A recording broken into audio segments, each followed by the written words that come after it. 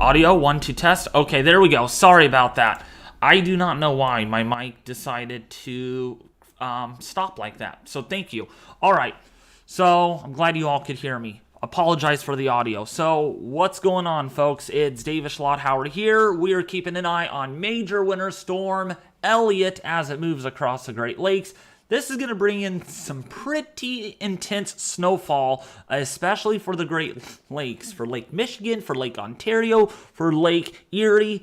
Going to be big-time snowfall producing. Even near Erie, Pennsylvania, could get some big-time snowfall totals with this winter storm as it moves across the area. We could be looking at some near-historic snowfall totals out of this. So this is a look at Lake Michigan right now. Grand Haven in Michigan.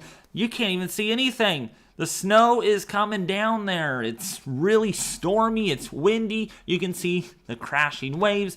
That's one of our live cameras that we have. We have another camera. Let's go actually over to the Silver Beach camera, because that's also going to show us some pretty hefty stormy-like conditions. And we can see that there. Look at the snowfall coming down. The visibility is really bad. Really, just don't be outside today, because it's definitely foggy, snowy, stormy, windy, cold. There's a lot to look at when it comes to a winter storm. So really just be careful outside if you're just doing anything, all right? So let's actually go right over to our live Doppler radar. This is what we are seeing actually at this moment. We got Chicago, we got Juliet, Portage in Indiana, getting quite a bit of snowfall out of this. So far, snowfall totals have been rather light over here, over Rockford, over the Chicago area, but there's going to be more, especially over Grand Rapids, and we can see that. So if we go further south here, this is where we are seeing some more lighter snowfall amounts. It's not very heavy at all. We're not seeing dark blue colors, but there's some snow coming down over Peoria. If you are in the Illinois, Springfield, Illinois, if you're in Decatur, if you're in Urbana, it's snowing a little bit there. So we're not seeing a whole lot of accumulation, but it's cold. Look at those temperatures. Temperatures are in the teens already. Up there towards Davenport there in Iowa, already down to 1 degree. So it's cold across the board because of Winter Storm Elliott, as it's bringing in a lot of that cold Arctic air. Now, the surface low is not really rapidly deepening yet. That will be happening this evening into the overnight hours, and this thing is just going to take off. It is going to be very intense when it does so. And when we go into St. Louis, we are also seeing snow that is coming down in that area. In fact, if we bring up a live camera out of that area, we could see that there is definitely a lot of snow. The St. Louis Arch camera, hopefully there's no ads, and the camera is it even working? No, it's not. The camera is actually out. So we don't have any live camera out of St. Louis, Missouri. Let's see if we can get the Mark Twain camera, if that one even works. And we can see, yeah, there is some snow coming down there across the Mark Twain camera in Hannibal in Missouri. Yeah, not a lot. Probably about 2 to 4 inches of snowfall accumulation so far out of that. Out of this winter storm in that particular area. Never was going to be a big, nasty, ugly snowfall producer, but nevertheless, it's bringing a lot of cold air and some blowing and drifting snow. Oh man, just in time for Christmas. That's beautiful. Very nice to see snow in that area. We also have another live camera, Port Jefferson camera in New York. We're also watching this one because there's going to be a lot of snow in this area as that winter storm rolls through. We can see some gusty winds in the area. Take note of those fast-moving clouds across the region. That indicates we have some pretty intense low-level winds that are brushing over the area.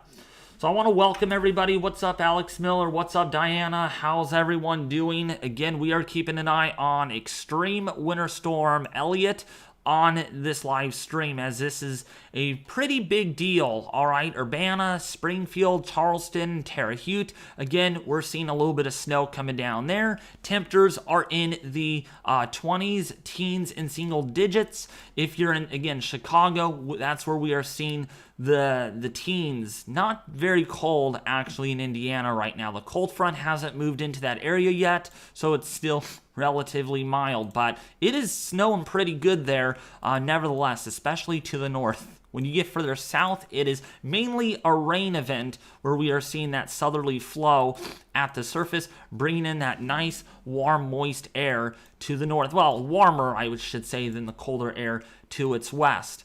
All right, let's go over to the Grand Haven area. That's where we are seeing some pretty intense snowfall rates. Like Grand Rapids, if you're in Muskegon, that's where we're seeing more intense snowfall. Mount Pleasant, if you're in Crystal, if you're in Midland, Greenville, Cannon Township, that's where we're seeing moderate to heavy snowfall accumulations as this winter storm brushes its way through the area. So that's what we're dealing with right now. Pretty big situation, and it's only going to get worse as soon as this winter storm really gets going late tonight, especially over the Great Lakes. We're not seeing a whole lot of any activity yet over the western portion of Lake Erie, but nevertheless, we are trying to squeeze out a little bit of snow, especially over these cooler lake waters for the time being. And then, of course, for Buffalo, where we do have live cameras that we will be using as soon as the cold front arrives in that area, especially for tomorrow. That's where we have temperatures right now in the upper 30s to low 40s, and southeasterly winds are gusting up to 15 miles an hour. And then, of course, we do got some lake effect, not really lake effect, but we do got some pretty intense snowfall over Syracuse at this time. If you're in Watertown, not much going on there yet. In fact, let's pull up a live camera out of Watertown. This is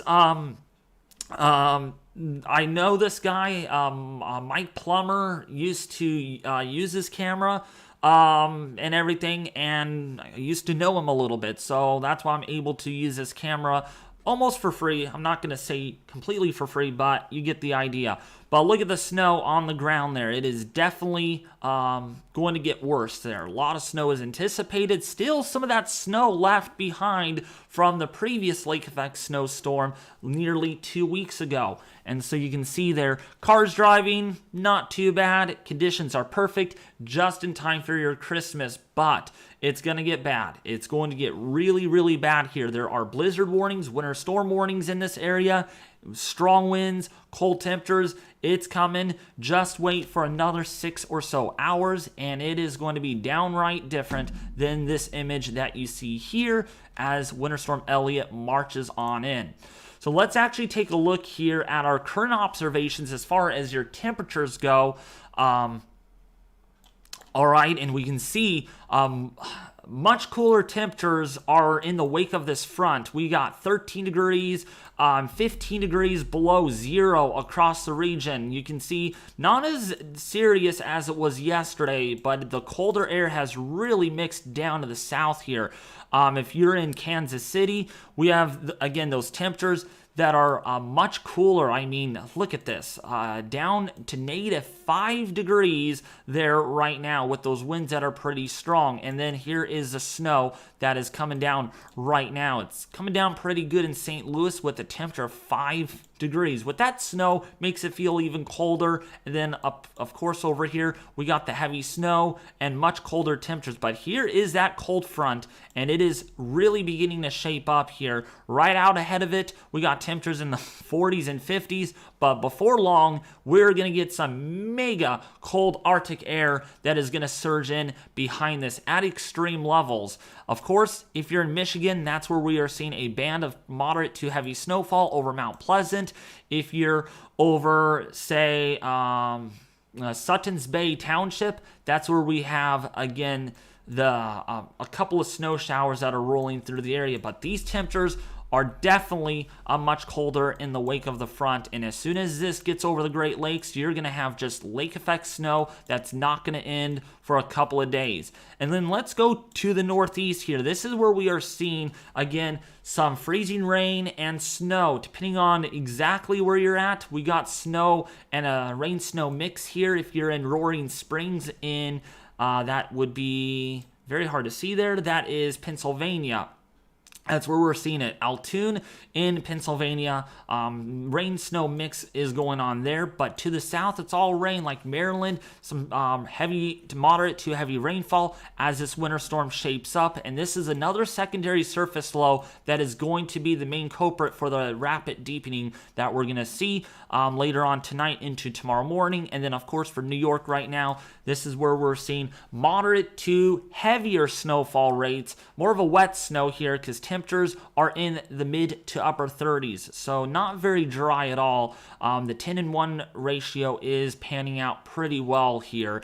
And then, like I said, the cold air is really being felt. Even down to the south here, look at this. You got temperatures right now, 66 degrees in Port Lavaca in Texas. 67 there. Not so bad, right? It's almost 70 degrees. But once this cold front rolls through, you're gonna notice the change. Big time cold Arctic air is coming. I mean, to the north, temperatures are in the 20s and 30s. And then in Dallas, you're in the teens. It's cold. And then if you want to find some single digits, go to northern Texas, where it is currently 3 degrees. No negative territory temperatures here in Oklahoma, but that could be a sight tonight as that cooler air moves further south and continues to do so. -2 in Sharon Springs Airport with wind gusts that are at least over 47 miles an hour. So big time cold temperatures out of this. And then right now in Davenport, like I said, -7, -4 degrees there right now. And it's going to get colder there for a couple of viewers that watch me in that area. Possibly going to have temperatures down to as low as -15 to -20 degrees tonight with wind chills that will make it feel like -40, maybe close to -45 degrees. The cold air is just getting started, folks. It's not going to end at all.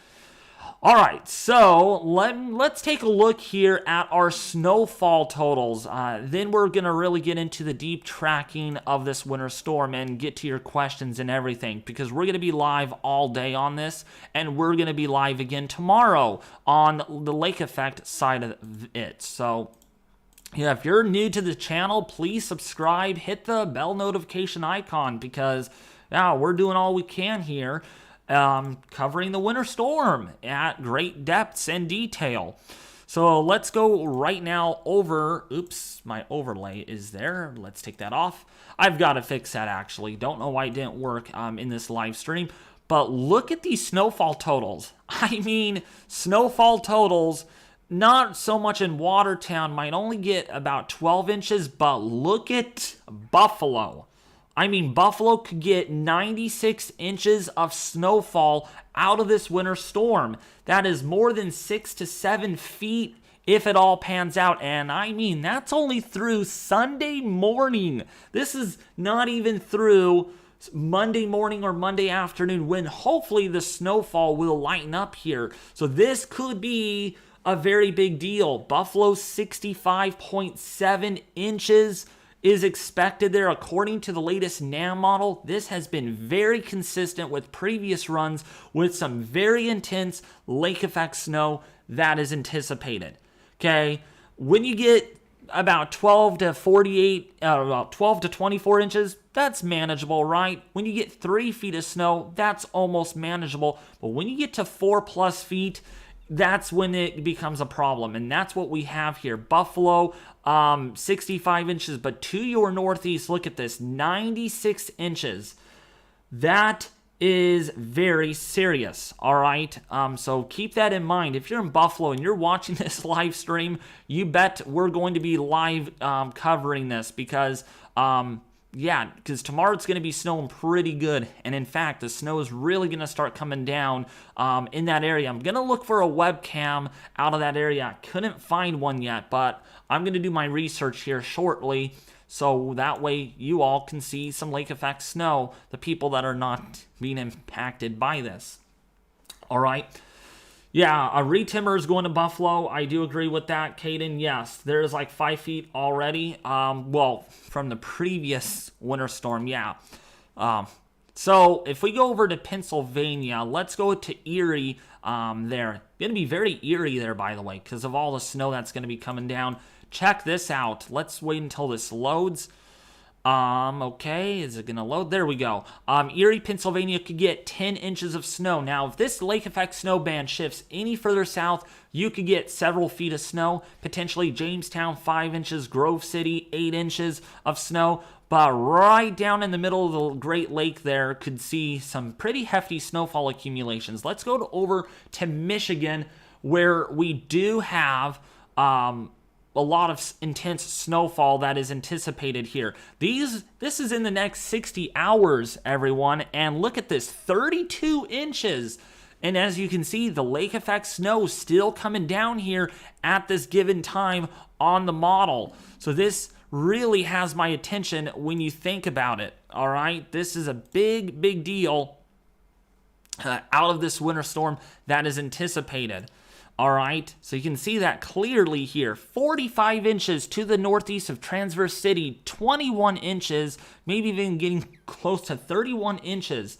All right, again, this is pivotal weather. Sorry, folks, that was cropped out. Let me fix that really quick because people were wondering what website am I using. It is Pivotal Weather. One of the better websites out there for snowfall totals because you could actually do statewide zoom in, and they have state, they actually have city plots here that make it really helpful. So big time snowfall. Chicago could get additional 3 inches. Green Bay right around 8 inches. Now let's go into Wisconsin because there's another Great Lake that we're concerned about as far as lake effect snow goes. And so as this loads in, you can see here, look at these snowfall totals over here near Ironwood. 50 inches. Some areas here could get 70 inches. Marquette, 14 inches. So while it might not be snowing much more in Wausau in Wisconsin, you go to the north with that lake effect snow prone area like Ironwood, you're going to be getting a lot more snow. But again, this is going to change just a little bit. If this is a little further east or a little more over you, this could end up being a lot more snow, right? So it's all about where the snow or lake effect snow bands actually move over. How long do they last? How intense do they actually get? Very unpredictable to have a forecast here, but trends are going towards a lot of snow in the upstate Michigan area and northern Wisconsin out of this winter storm. Now, for my Pennsylvania viewers, such as Alex Miller, Reading may only get like an inch of snow out of this. So not really a big deal as far as snow goes. Much colder temperatures will be expected in the wake of that cold front. So a lot of the moisture is going to be starved as soon as the colder air comes through. So very little snowfall totals are expected. Now, let's go down here to Kentucky. Let's see with what is going to happen here as the front rolls through. Excuse me. What's up, Brotato Weather? So as we do take a look at the snowfall totals here, Cookeville, 7 inches. If you're in Somerset, 7 inches. So that's what the models are indicating right now. Nashville, 2.6 inches out of this winter storm. Paducah, 4 inches. If you're in Lexington area of Kentucky, 4 to 5 inches. So again, not a big snow producer storm if you're in the Kentucky, Tennessee area. It is going to be that assurance of cold Arctic air that is going to be that's going to make all the difference. In fact, the deep south, not going to see as much as what we first thought because right now it's in progress, but only an additional inch or so of snowfall is anticipated. It is going to be all about that cold Arctic air that is going to really just hamper or patter the region in a big way. In fact, if we get our actual air temperatures here, can we bring those up? Let's see if we can. Okay, we can. So our air temperature forecast here, let's ring this up here. We can see native territory temperatures throughout the day. In fact, again, you can see there's the front. As soon as that blows through, lake effect snow is game on. For Indiana to the north there, you can see -5 temperatures. And I'll tell you, this lake effect snow is so substantial that it keeps the area warm. Look at this. Temperatures are only going to get down into the teens if you're in Michigan. Actually, not going to be too bad as far as temperatures go. It's going to be cold, but look at this. To the south, it's going to be much colder. -6, -8 degrees in the Wisconsin area. So that lake effect snow machine, you bet you can place your bets. It's going to be very significant. All right, it's going to be very heavy snowfall because, again, you got the cold air aloft that is going to roar. It's going to go right over those Great Lakes. And when that happens, cold air aloft, warm air at the surface, what do we get? Well, we get instability because we get very steep mid-level and low-level lapse rates. So when you get that cold air that kind of drifts over these Great Lakes, the lake effect snow machine is game on. All right, so that's what we're going to be live streaming on tomorrow. And if you're specifically asking, what about the snow to the south, like the main front? Well, that's going to be probably out of the area tomorrow. Tomorrow's live stream is going to be really focused on the Great Lakes because that's where we're going to see possibly feet of snowfall in some areas. All right, so for your Friday morning, very cold temperatures, but when you factor in the wind chill index, this is how it will feel like out there. Yeah, it's going to feel really cold, more colder than you could ever imagine. We are talking about, if this could even load on me, come on, don't be a slowpoke, Pivotal Weather.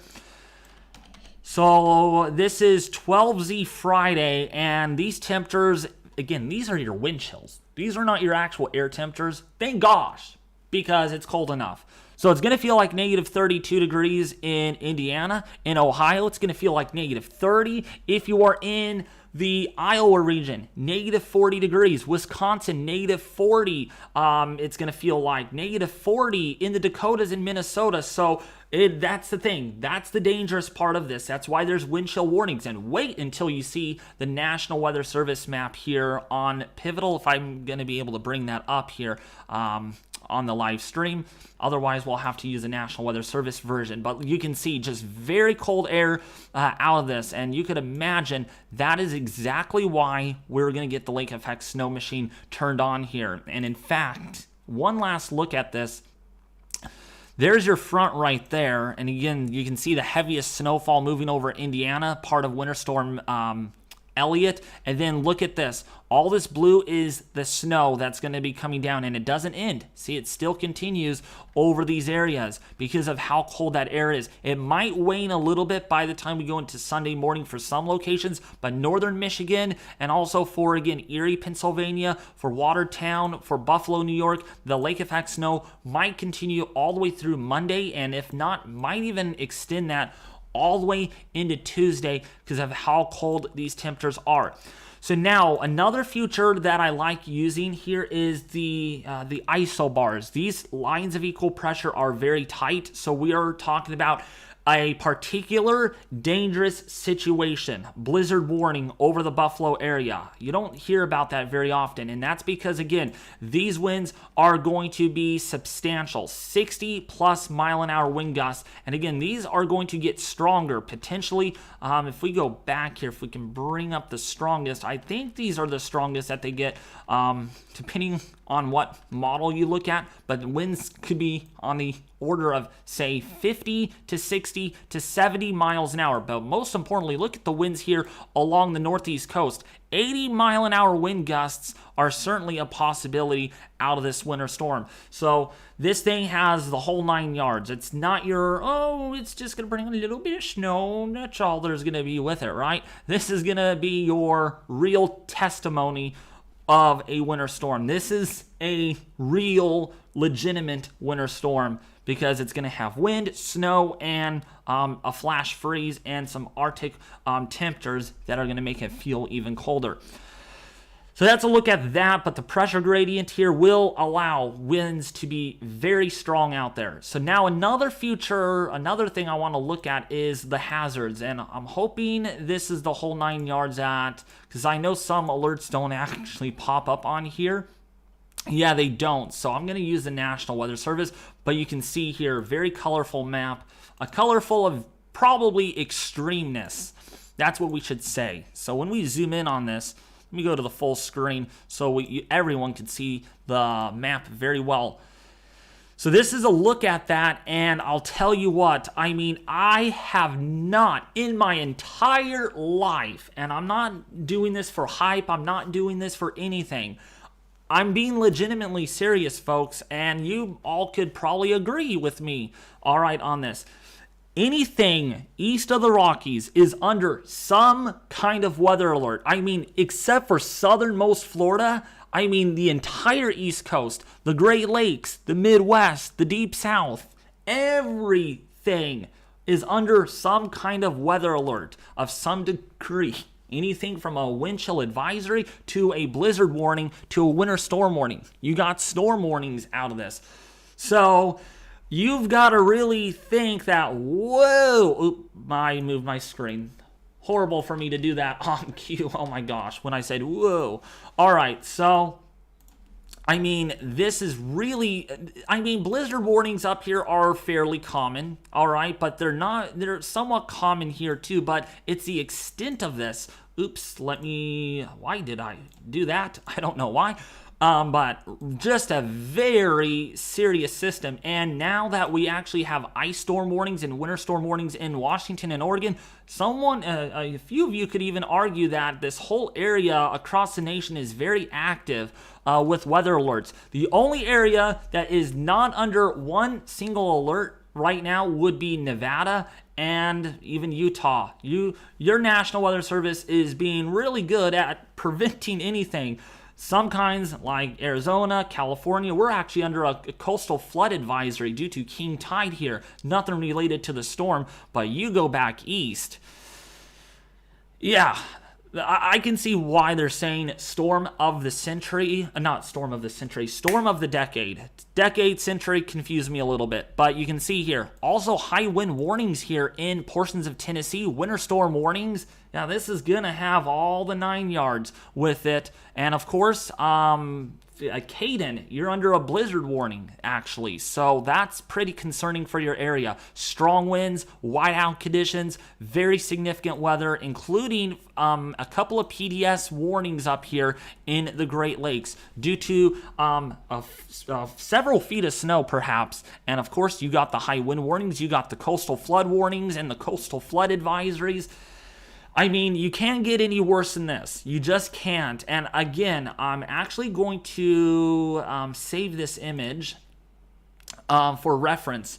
And I'm actually going to post on it literally possibly by tonight when I go to church and stuff. Because, I mean, look at this.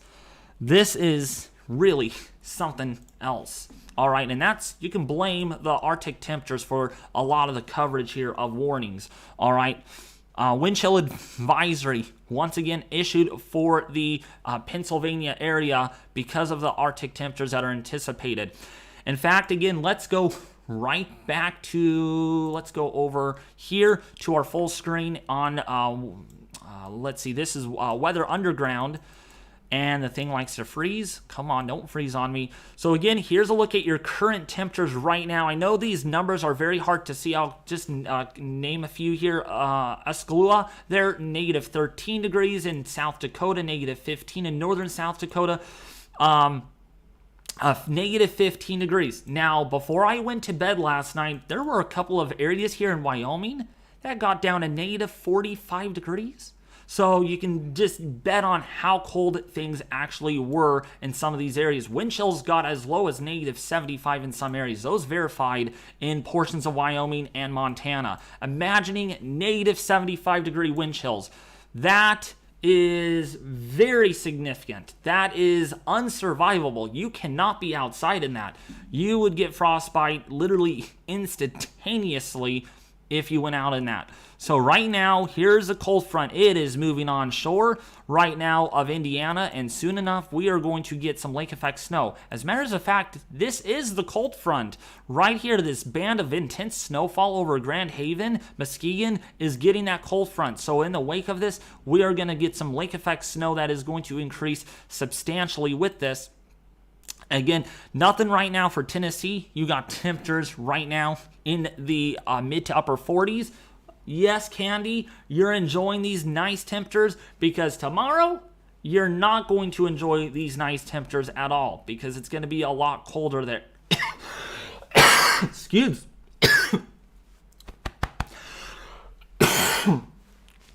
me, my goodness. I guess I stressed my throat out there for a little bit. All right, so let's go back to the NAM model.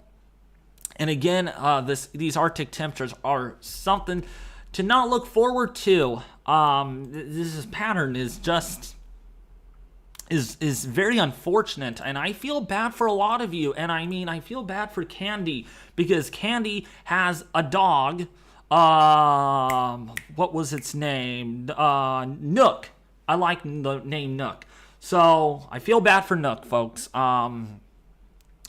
For these cold temperatures, because Nook is not gonna like these temperatures, and Candy's doing all she can to protect her animals, right? So let's be like Candy and make sure our animals are inside with this event, especially when you're further south, because this could catch you off guard, because these temperatures, along with the snow, are going to lead to problems. And I mean, these are your air temperatures, Candy, between 5 degrees to as low as -2 degrees for your Friday morning. I mean, this is pretty bad. I mean, this far south, some of the higher elevations here, -8 degrees to start your morning. Wind chill indexes down here in the southeast. I mean, you don't see these. I mean, it's like Canada has come to you. You didn't go to Canada. You're in Canada temporarily with these temperatures, right? Like British Columbia kind of weather. So we can see here wind chill values in Tennessee, Kentucky, -25, -30 degrees. Wow, it's going to feel that cold. And yet, get this, some portions of the deep south could have wind chills as low as 0 degrees. Like Baton Rouge, central Mississippi, central Alabama. I mean, that is really far south.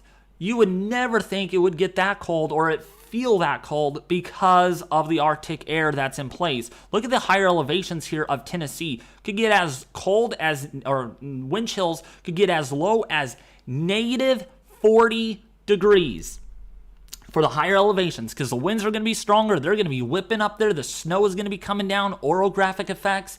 It's going to be downright nasty there. But big time wind chill values here for the deep south. Never experienced in for a while.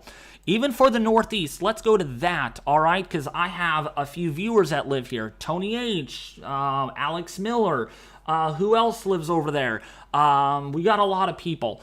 The wind chills are going to be very significant here too. I mean, this happens, but it happens like in February. This is too early. It's literally the day after winter, and these temperatures are going to be this magnitude. This is how it's going to feel outside. So it might feel like -15, close to -20 degrees in New Jersey.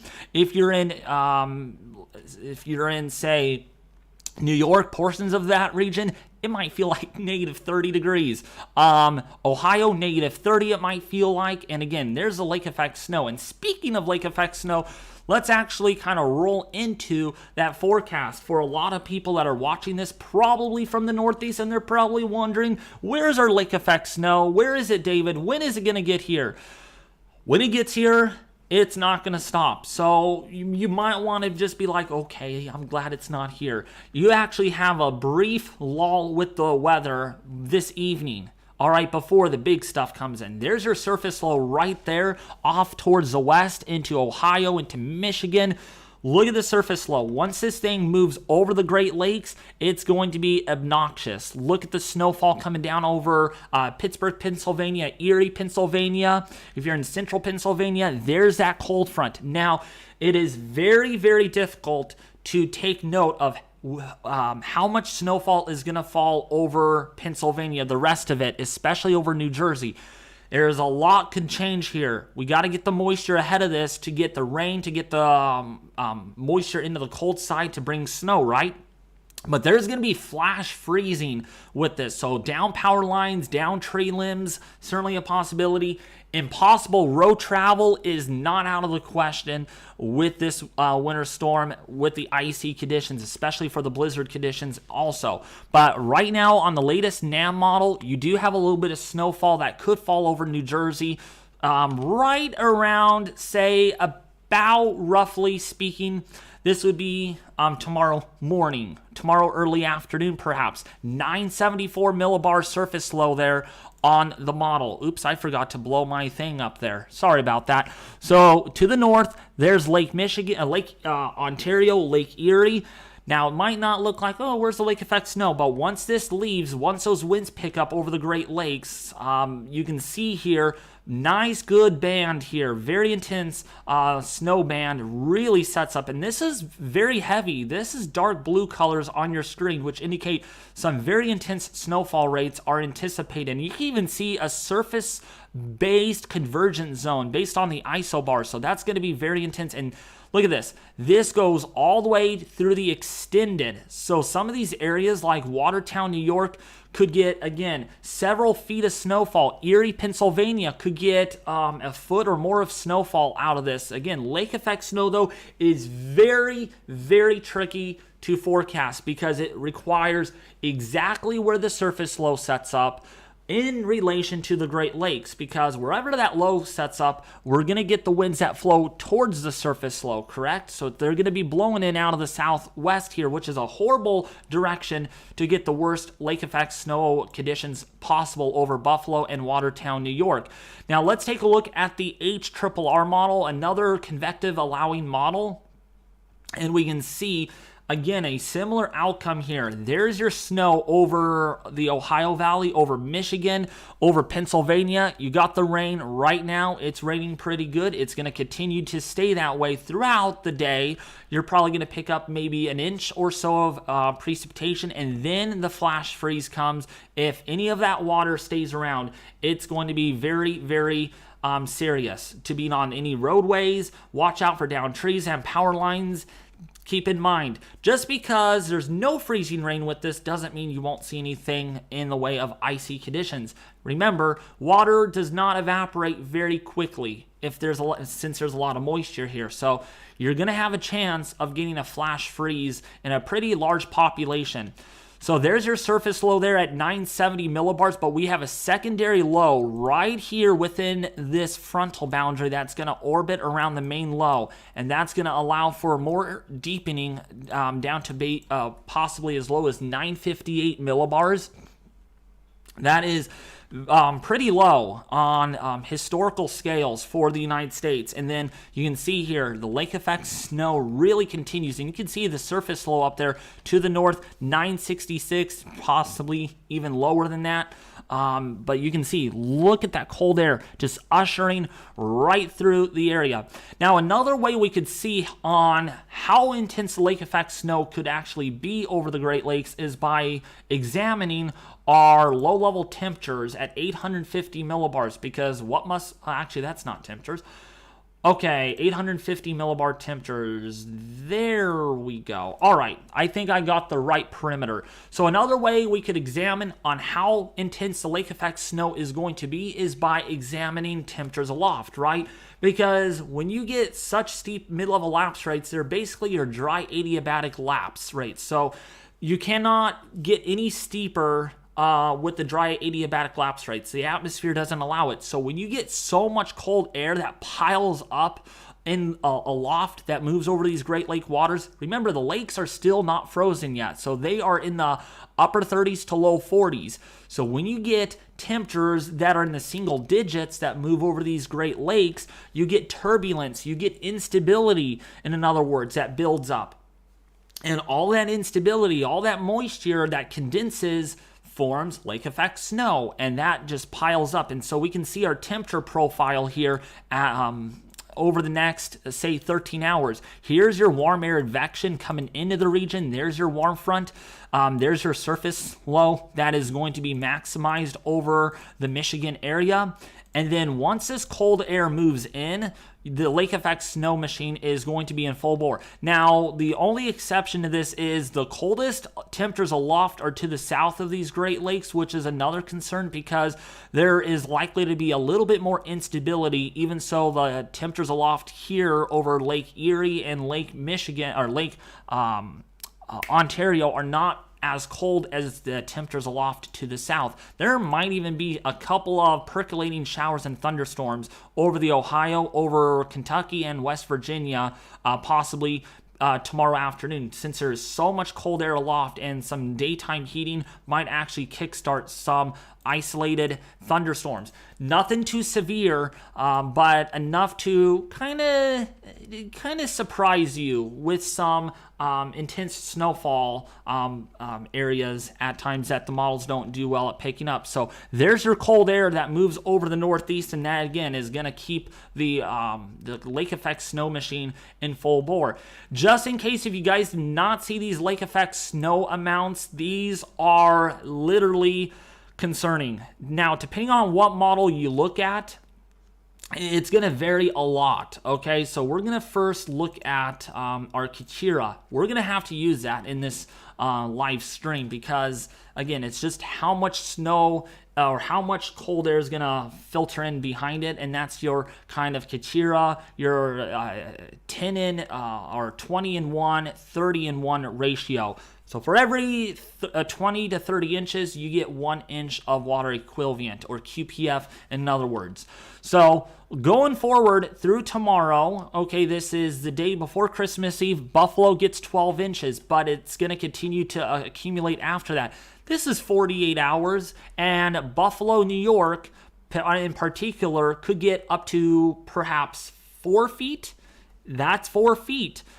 In that area. That's a lot of snow, maybe even getting close to 5 feet. And again, that's what the NAM is showing. That's what the HRRR is also showing. Okay, so some pretty hefty lake effect snow amounts. Watertown, possibly 2 feet. We got live cameras in these areas that we will be using tomorrow, because tomorrow is going to be one of those days. You're going to want to tune into my live stream also, because we will be live on that too. So that's a look at that. Pittsburgh, Pennsylvania, not Pittsburgh, what am I thinking? Erie, Pennsylvania. On the HRRR model, could get 14 and a half, maybe 15 inches of snow. Now, again, depending on what model you use, these snowfall totals are going to vary between model runs and model types. Here's a look at the European model. This is the complete run, and we can see, well, it estimates that Erie, Pennsylvania, actually, let's go to 60 hours, actually does pretty good with the lake effect snow. It does show potentially as much as, say, this is hour. I wish they listed the hour here, but you can see here 17 to 18 inches. And if this is all said and done correctly, you might get 2 feet of snow in that area. Now, it doesn't do very well at showing the snowfall totals very well for Buffalo, New York, because it's a high-res models. It's not the convective allowing model, so it's not going to show as much. Now, that is a possibility that the European model only indicates that you might get 33 inches, maybe 34 inches, but still in all, that's 3+ feet of snow. That's going to cause a lot of problems. Watertown, 40 inches of snow. But when you look and drill down to the high-res model kind of standpoint, that's when we typically see the higher totals, because the models are able to resolve these equations a little bit, temperature equations and everything. Now, the GFS model is almost on board with the high-res models. Look at this, 63 inches just to the south of Buffalo. Possibly Erie, Pennsylvania could get 48 inches of snowfall in the next 5 days. Again, this is the GFS, the U.S. model that we're looking at south of Buffalo, 36 inches there. And south of Watertown might get 73 inches of snowfall out of this. Again, depending on what model you look at, where this exactly sets up will be a variable kind of thing. All right, if you're in Peterborough, there in Canada, 23 to 25 inches of snowfall is anticipated. Again, that's on the US GFS model. Now let's take a look at Michigan with snowfall totals on this particular model. Again, not as much because, again, it's a global model. When you look at the higher res model, European or ECMWF, also not very aggressive, but that's when you get your high-res models in mind. Let's go to that, the NAM 3 kilometer model, and we can see definitely a lot more high resolution and a lot more accurate depending on how this pans out. Detroit, 4 to 7 inches of snowfall is anticipated. All right, well, for the people that are watching this, if you guys are liking the content, please consider subscribing and also becoming a member on the YouTube channel. It's awesome if we get a lot of members, because I'm thinking about doing special live streams, exclusive coverage with our local weather here by next week. Yeah, next week we are going to get pummeled with a lot of atmospheric rivers. Actually, we might talk about that really quickly, and then we'll get back to the winter side of things. So if you have not become a member yet of the YouTube channel, I would really highly recommend doing so, because it is very helpful for the work that I do. And also, share this, like, and subscribe if you all can. And also, most importantly, check out our Weather Force Discord server. There is a link to the Discord server in the it's a pinned chat. So please look for that on the very top of your chat on a smartphone, on a tablet, or on a computer, or on the TV. You can't miss it. If you want to be part of the weather community that I have, it's free to join Weather Force Discord today, the server. All right.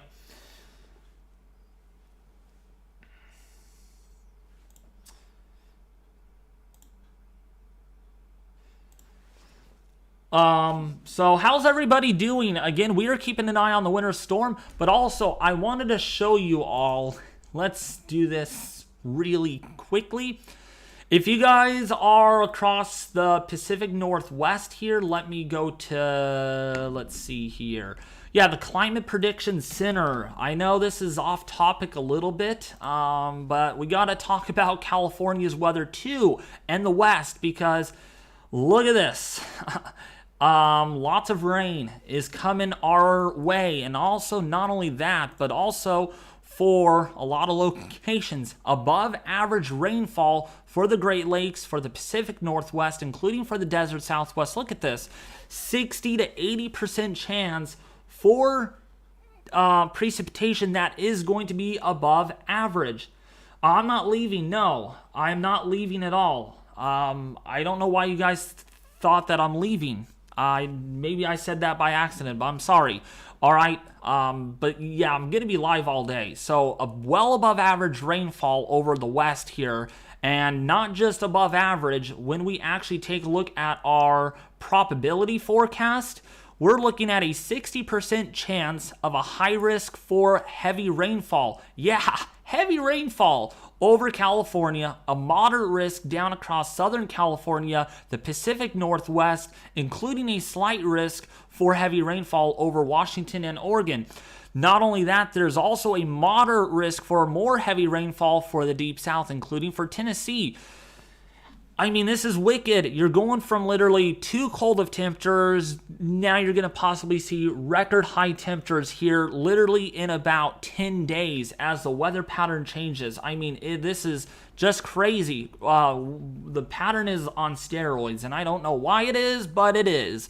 All right, so very heavy rainfall is anticipated for California. That topped with heavy snowfall, a high risk for pretty heavy snow in the Sierras are likely, including a slight risk for heavy snowfall in Washington, and more coming to the Rockies. So very active pattern, and most importantly, there's going to be some wind. A lot of stormy weather here, a moderate risk, and they only go moderate on this. A 40% chance, that is, for a moderate risk for strong winds in California, Nevada, and also for the Pacific Northwest. So we're going to be looking at a risk for flooding. So when we take a look at our composite forecast, there is a flash flood and flood threat possible for our area, for my area in particular. So we are looking at some very active weather, more heavy rainfall again for the Deep South. So if this wasn't enough rain for the West, well, there's more coming. All right, so keep that in mind. Your New Year's travel could be severely impacted because of how much rainfall is yet to come. Quiet now, but it might be our turn to get all the warnings, like the East is getting. Hopefully we don't get storm warnings like over the waters or something like that, but it won't matter. It's going to be downright ugly for the West eventually, starting Monday next week. In fact, I will tell you what right now. Let's go to the Weather Channel. All right. Let's go there really quickly. I wanted to show you that. Yeah, there it is. Breaking headlines right now. Let's actually go over to Sacramento. I'm not going to give out my exact location. That's why I changed the location here for specific reasons. So when we take a look here at our 10-day forecast, there's a lot of rain clouds out there. I mean, all the way from Monday, all the way through the first full week, perhaps, of January. Rain. It just goes on. And I mean, Tuesday's storm next week, folks, could bring us 2 to 5 inches of rainfall. Yeah, one big, nasty, ugly atmospheric river could really hit our area. So, yeah, I might be live streaming on that for more likely, again, trying to do something for members only on the YouTube channel for people that really want to watch that. But if you want to become a member in general, that would really help out a lot. So let's go back here and look at our snowfall right now on Doppler radar. This is pretty significant over Watertown right now. We are getting moderate to heavy snowfall right now. In fact, we do have a live camera in Watertown. Let's bring that up, and we can see already getting dark there. Yeah, it's already kind of nighttime. Very early for it to get dark there, but it's winter time. What do you expect? Doesn't look like it's snowing. Maybe a little bit of snow coming down, but it's not enough to really impact the road travel. But look at all the people on the roadways. This is a big deal. A winter storm event. Everyone's driving out there. Hopefully they realize with what they're about to experience. Maybe they're going shopping for food before the winter storm really settles in. But you can see a little bit of snowflakes flying there. Not very heavy indeed, but there's a band of snow that's coming into the area that's going to really increase the snowfall rates in that area. And we can see that if we kind of play through the radar here. Yeah, this is a look at it, and more snow is coming. You can really see it moving in from the southwest. Syracuse getting a little break of snow at this time, but if you are in, say, wow, this is weird. Why is it showing snow on this one, but it's showing rain on this? So probably a rain-snow mix at this time if you are in the Cortland area of New York. All right, if we go further west, though, this is where we are seeing a lot of our snowfall coming down, especially over portions of Indiana. That's where we have light to moderate snowfall come down over Chicago, Gary, Indiana. Temperatures are falling like a rock right now in northwestern Indiana, like Michigan City. LaPorte, South Bend getting the brunt of this snow right now as the cold front swings through. And speaking of cold front, this is it right here. It's very hard to make out, but there, oh wait, no. This is your cold front right here. Maybe some snow squalls and some thunder snow right along that boundary. I don't think there is any lightning, but wouldn't surprise you if there is a clap or two of thunder. All right, Grand Haven, if you're in Muskegon, that's where we're seeing the moderate to heaviest snowfall moving over the area. Grand Rapids on I-96, you're getting the best chances for snow right now over Kentwood as the winter storm swings through. Down to the south of Kalamazoo, you're getting some more moderate to heavy snowfall. Radar just updated. And again, Galesburg, Battle Creek, you're about to get hit here really soon. Marshall in Michigan, you're about to get it. 34 degrees there. Snow is going to be coming down soon for your area as The moisture to the south really streams northward. Look at all this snow down here. Kokomo, Indiana, getting hit pretty good right now. Loganport. See, now, I don't understand that radar. Some of these radars are literally terrible at actually pinpointing exactly where it's snowing. But you can kind of get the idea. Rain-snow mix probably in the Kokomo, Indiana area right now. Lafayette, Indiana, getting a little bit of snowfall coming down right now, depending on what radar you actually look at. But a little bit of snow in the backside of this over Bloomington. But look at these temperatures. 2 degrees right now being reported at KBMI at this time. What radar name or what station name is that actually? That is Notable Weather. That's what it's called right now. Or wait, no. Okay, no, that's just the sky conditions. Never mind. But yeah, you get the idea how cold that it actually is as the cold front rolls through. And then more snow is coming down over St. Louis. Right now, Solvan, right now on I-44, you're getting some light to moderate snowfall coming down at this given time. Actually, we do have some weather stations, 11 degrees in advance, and actually, I'm glad I found this. You can see right now on Radar Omega, those winds, that's blizzard conditions, almost a blizzard. You might be even calling that a blizzard there. And look at the snowfall. It's not really coming down very heavy at all. Depending on, let's look at this radar. It's coming down pretty good, but it could come down a lot harder than this. But look at that. This blizzard conditions, by me looking at this, it's probably like 5 degrees. It feels like possibly even negative 15 degrees. Not any sunshine. No, not any sunshine at all. Look at the snow drifts on the roadways. I don't know why someone would keep a flag out there in those cold temperatures. That's just insanity. All right, Essex, Missouri, it's snowing pretty good. Look at the blowing snow here. The winds are blowing. Look at the snow blowing off the roof here. So we're looking at a lot of blizzard conditions, or in some sense, moderate to heavy snowfall coming down at this location. Good thing is the snowfall is dry, so it's not going to really be able to cause a lot of problems. But it's going to be the blizzard conditions. The winds are gusty out there. It's cold. Yeah, this is definitely something. All right, further south we go into Harrieville here. Look at the blizzard conditions here. It's like being in Canada. It's like being in Alaska. Look at these winds blowing the snow about. And again, doesn't take a whole lot of snow to cause blizzard conditions here with snowfall rates that are fairly light to moderate. But look at that. Visibility is definitely poor in this area. And that's because we are seeing the winds whipping up the snow. This is a dry snow, not a lot of moisture content in it. So it's going to be able to get picked up by the wind and be able to blow around like this of what we're seeing. So that is definitely a scene you do not want to actually see at all. It is definitely a lot different than it has been in days past with those winds, again, that are pretty strong at this time. Okay, let's check out another weather station near Poplar Bluff in Missouri. This is even worse. Look at the visibilities here. Really poor visibilities. The winds are strong.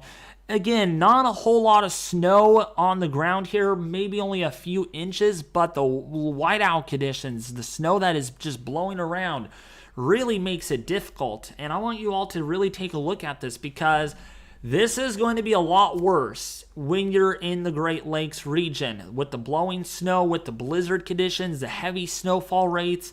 I mean, this is kind of a taste of what's to come to the Great Lakes. And those winds are pretty strong there. Really intense winds. And yeah, you can't even see much at all. That's really poor visibility. Very poor. And it's 13 degrees there right now. In fact, in the last hour, it has dropped quite a bit as that cooler air has moved in. In fact, winds in that area are gusting up to over 40 miles an hour. Let's see if we can bring another live camera up here. Let's pick up this one. Not as bad here. Yeah, not much snow drifts going on, but the visibility is definitely kind of low there in the distance because of all the snow that's coming down. And then let's take a look at another one. Barney, Yes, look at this. In Missouri, a lot of white. Maybe this is one of your guys' houses here. Barney, Missouri. It looks beautiful, doesn't it? At least, not right now, it doesn't look beautiful, but it will look beautiful once the snow ends here. Once the sun comes out, the blue skies are there, it's going to look nice. But you can see here right now, all across the Barney, Missouri area, snow is coming down pretty good.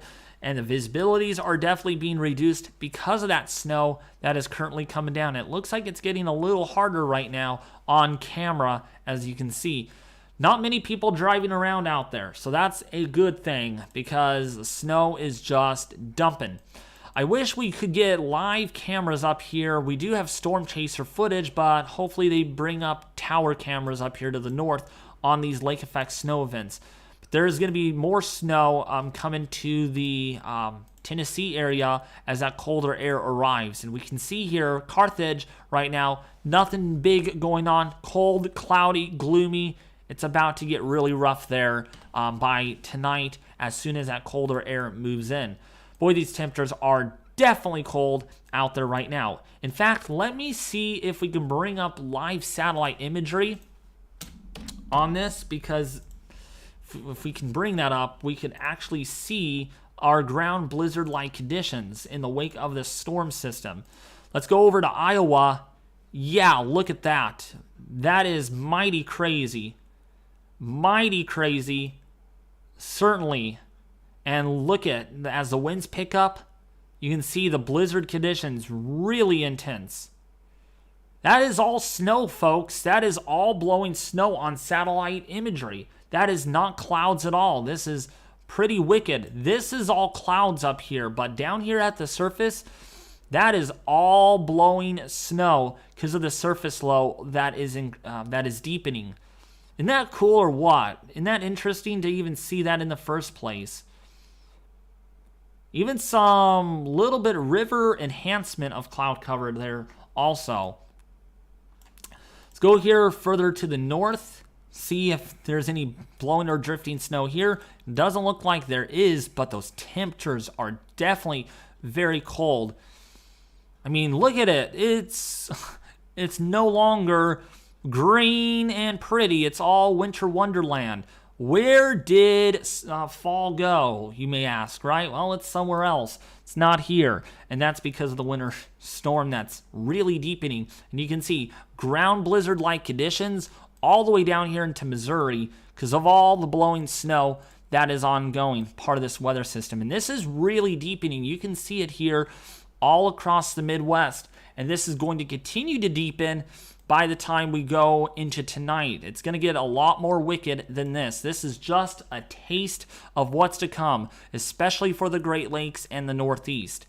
The ground blizzard-like conditions are pretty significant. That is actually pretty cool. I wonder if that is actually being recorded on Doppler radar. Not a lot of it is being picked up at all. Yeah, not a lot of it, but there is some. If we actually look at this, yeah, there is a little bit of blowing snow and some blizzard-like conditions here over Omaha, Nebraska. Look at those temperatures. -7, -8 degrees right now. In Des Moines, you got a little bit of banding going on there. In Cedar Rapids, already -9, -10 degrees. Earlier it was just 1 degree, so temperatures have dropped there as that colder air moves in. And then a couple of more snow bands that are going across Sioux Falls. And again, that is part of the lake effect, or not lake effect, ground blizzard-like conditions that are going on. So not particular is the snow heavy in the northern plains, but the blizzard conditions, the ground blizzards, is why we are seeing all of these red colors here. And this is expanding actually on the National Weather Service. I mean, look at all the blizzard warnings. This is just insanity that you don't typically see very often. So here's a look at our live camera in Missouri right now. And again, we can clearly see that the flag is moving around. The snow not coming down very hard. Looks like it took a little bit of a breather in that area. And then, of course, in Port Jefferson, now that it's getting dark, it's very hard to tell what the sky conditions are, but it's cloudy, and the winds are going to be soon picking up there as the storm gets closer. Let's take a look at our air pressure analysis here, because there is your surface high there at 1,046 millibars. That's a strong surface high. And here comes your surface low here over Michigan. This thing is explosively deepening. In fact, this morning it was 1,014 millibars. Now we're down to 1,008 millibars. So the pressure is beginning to really fall quickly with this winter storm right now. And this is going to literally bomb out very quickly. It's going to be serious when it does so. But how's everybody doing? I want to say hi to you all. I hope you guys are enjoying the live stream. I hope you're enjoying the live coverage here, as I'm enjoying it myself. I'm excited for the rain for my area. I have not been any more excited for it because we definitely need it. And everything like that. So I'm glad you guys are here watching the live coverage on this winter storm, because I am one in many that are keeping an eye on the wicked weather that is going on across Chicago, the Great Lakes. We're going to keep you updated on the snowfall totals, because my area might get 4.5 inches of rain. Look at, oh yeah, you guys can't see it. You guys can't see it. All right, there it is. Lots of rain coming our way. Wow, I'm excited. I'm not excited to, I guess, clean the basement, because the basement will likely flood. More work for me, I guess, right? But I like doing it.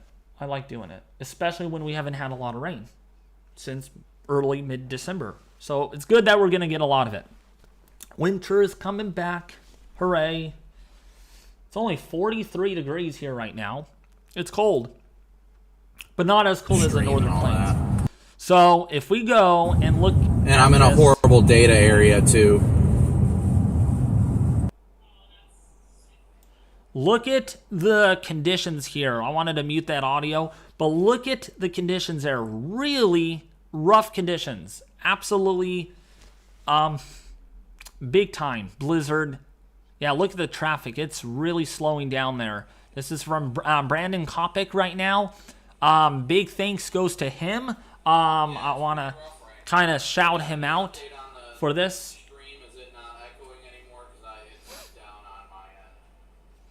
But look at these conditions. I mean, this is really, really bad. Really, I mean, you can only see a quarter of a mile in front of you, and we lost signal from him. Oh wait, there we go. But look at these conditions. Wow, this is really bad.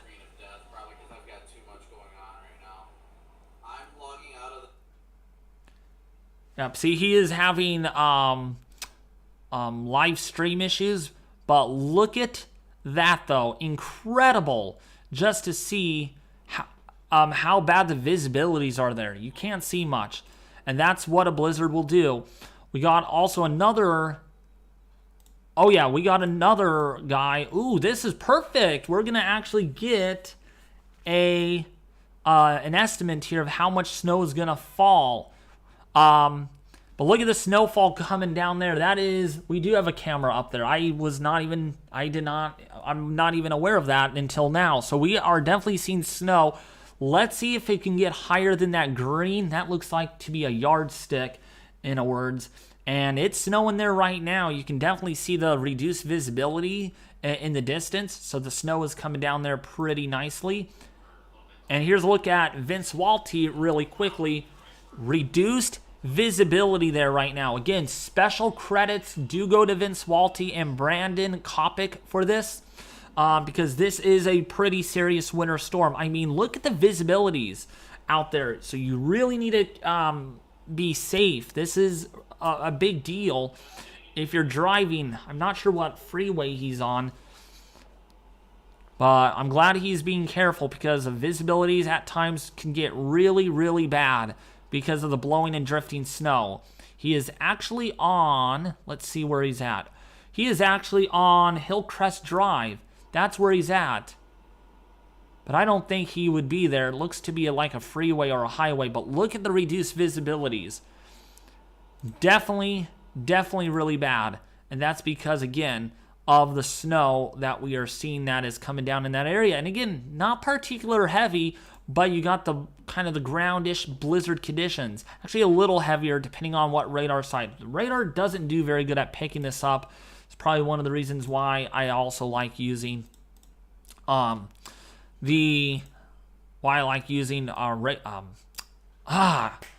Map, Weather Underground, in other words, because we're able to bring this up.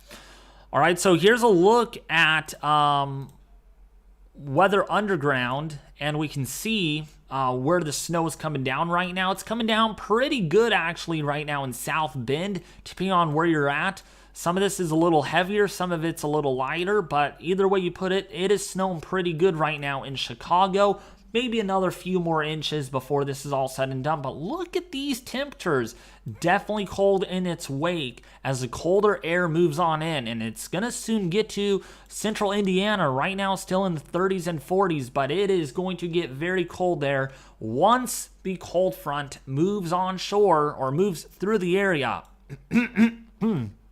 And then down here, this is where we are seeing the more heavier rainfall. This is a very wet snow, as matters of fact, in the southern New York region. So some of this might not even be snow at all, and it might just be a rain-snow mix, but it's coming down pretty good there over Berkshire in New York. If you're in the Lansing in New York, it's coming down pretty good. Moderate to heavy rainfall. The winds are also pretty strong. They're gusting of over 25 to 30 miles an hour. So that's what we're talking about.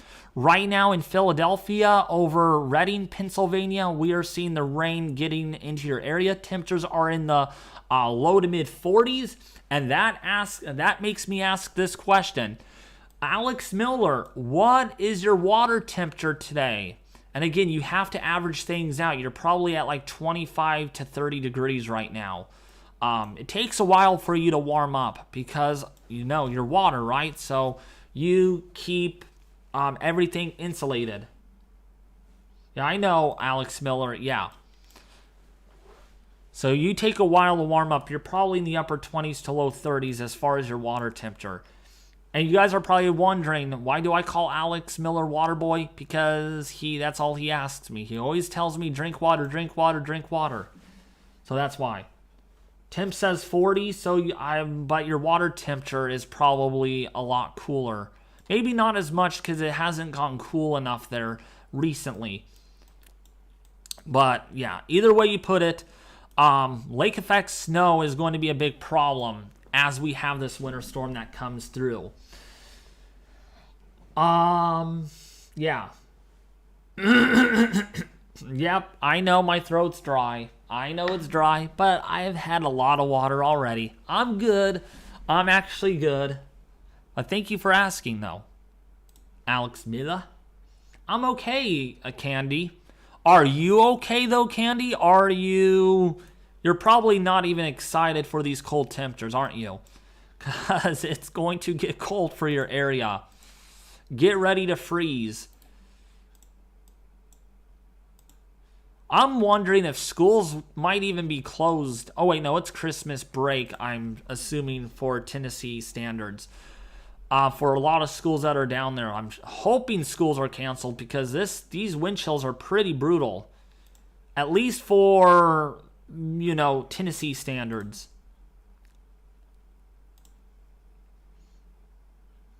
I'm just gonna get rain. It's going to freeze in under an hour. Yep, you're gonna get the flash freeze. That's going to be a big problem. And these wind chills, like I said, are going to be a big problem also. I mean, another look at these, folks. I mean, this is for tomorrow morning when you guys start waking up. It's going to be cold. Look at these wind chills. -19 in Cookeville, Knoxville, -10, Johnson City, 12 degrees below zero. It might feel like Cincinnati, -24. If you're in Evansville, -24, and O'Fallon, -28 degrees it might feel like out there because of how cold it's going to be. Now, if that's not cold enough, let's go actually into Iowa. This is where it will feel even colder. Look at these wind chills throughout the day and tomorrow morning. Might feel like negative 35, negative 40 degrees to start your morning. My goodness, negative 40 up here in Worthington. I don't know if Caden is watching, but I know you're out of Davenport, so it's very cold for you, and it's going to remain cold for you for a while as this Arctic air mass stays in place. Not going to really warm up very much thanks to the weather system. Yeah, Cookeville, negative 19. Yeah, you saw that right. Yeah, it's cold. It's cold. But you know what? I wonder, let's see what the wind chills up here are. I bet they're even colder. Oh, yeah, look at this. Bismarck could feel like negative, it could feel like negative 45 to negative 50 tonight. Look at that. How's that for you guys? I mean, some of these wind chills, negative 55 it might feel like. Look at this. Dickinson in North Dakota, negative 48, negative 50 degrees. Yeah, that is pretty downright serious. But most seriously, look at the wind chills down here in Louisiana. For our deep south viewers that are watching this, look at how cold it might feel like. Look at this. Monroe, negative 0. Alexandria, 4 degrees. Lafayette, 6 degrees. It might feel like Shreveport, negative 2 degrees. I mean, you got some single-digit numbers. Even on the Gulf Coast, I mean, you're not going to feel very warm at all tomorrow morning, and then it should warm up a little bit, but still pretty cold as that Arctic air comes in. Let's go to southern Texas, like our very populated areas.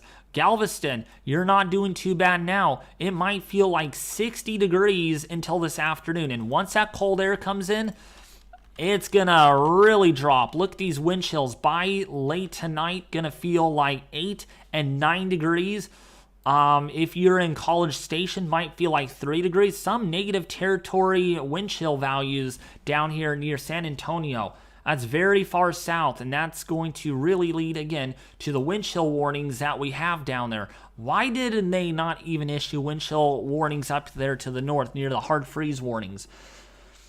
Guess that's the National Weather Service for you.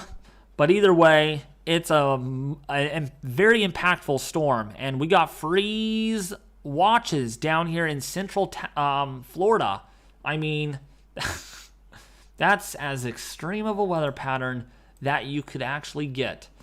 Let's go down there to Florida, speaking of that, and we can see clearly that your wind chills, once that cold front rolls through, come on, let's go, let's load. It might feel like 20 degrees outside. Might feel like 19 degrees near Orlando. Your actual air temperature down there, once that colder air moves in, very significant. Look at this. Might even get down to as low as, let's see.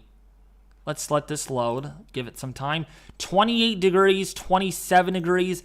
I mean, you got 20s all the way down to near Sarasota, Florida in the morning hours on the NAM 3-kilometer model. I mean, that's pretty far south. You got 40s in Cape Coral in West Palm Beach, or Cape Coral, I should say. Miami, even cold. Look at this. Down to as low as 48 degrees. You cannot find even a 60-degree temperature at all in southern Florida out of this Arctic air mass to start your morning, and then it should warm up nicely into the low to mid 60s in Miami, but still cold for Florida, Floridians. I got that right. Little tongue twister for me, but really cold in the wake of that Arctic air mass. Let's see what I was going to think. What was I going to think of? Darn it. The HRRR model. There we go. HRRR model, as far as your air temperatures go, a little more serious, actually, potentially. I mean, West Palm Beach could get down to 32 degrees. Not as serious if you're in Sarasota, but look at these temperatures. Wind chill factors out of these are probably even more serious. If you think that was serious enough, look at these wind chills. Might feel literally in West Palm Beach, might feel like 21 degrees. I mean, 21 degrees. It might feel like in Port St. Lucie. If you're in Palm Bay, Florida, might feel like 23. And even Miami, Florida, might feel like 32 degrees for your Saturday morning. That's as cold as it actually gets for Florida standards. Tallahassee might feel like 7 degrees. Panama City, Florida. I mean, talk about Arctic cold. This is it. I mean, you cannot find even, look at the wind chills, even in this, like the Key West area, might feel like 40 degrees for the morning hours of Saturday. That far south, that's, I mean, this is near historic for that area. I mean, you don't get that cold very often in the Florida standard kind of thing. So, yeah, that's going to really lead to a lot of problems. And it's going to be a big thing. Speaking of temperatures, temperatures are also going to be well above average. Let's take a look at the GFS model. Let's look at the GFS really quickly here.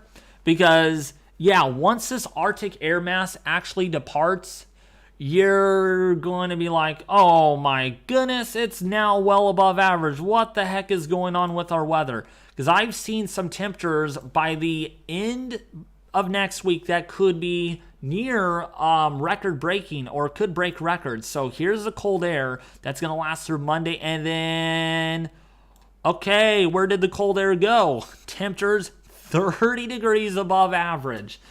I mean, like, what the heck? What the heck is going on with the GFS model?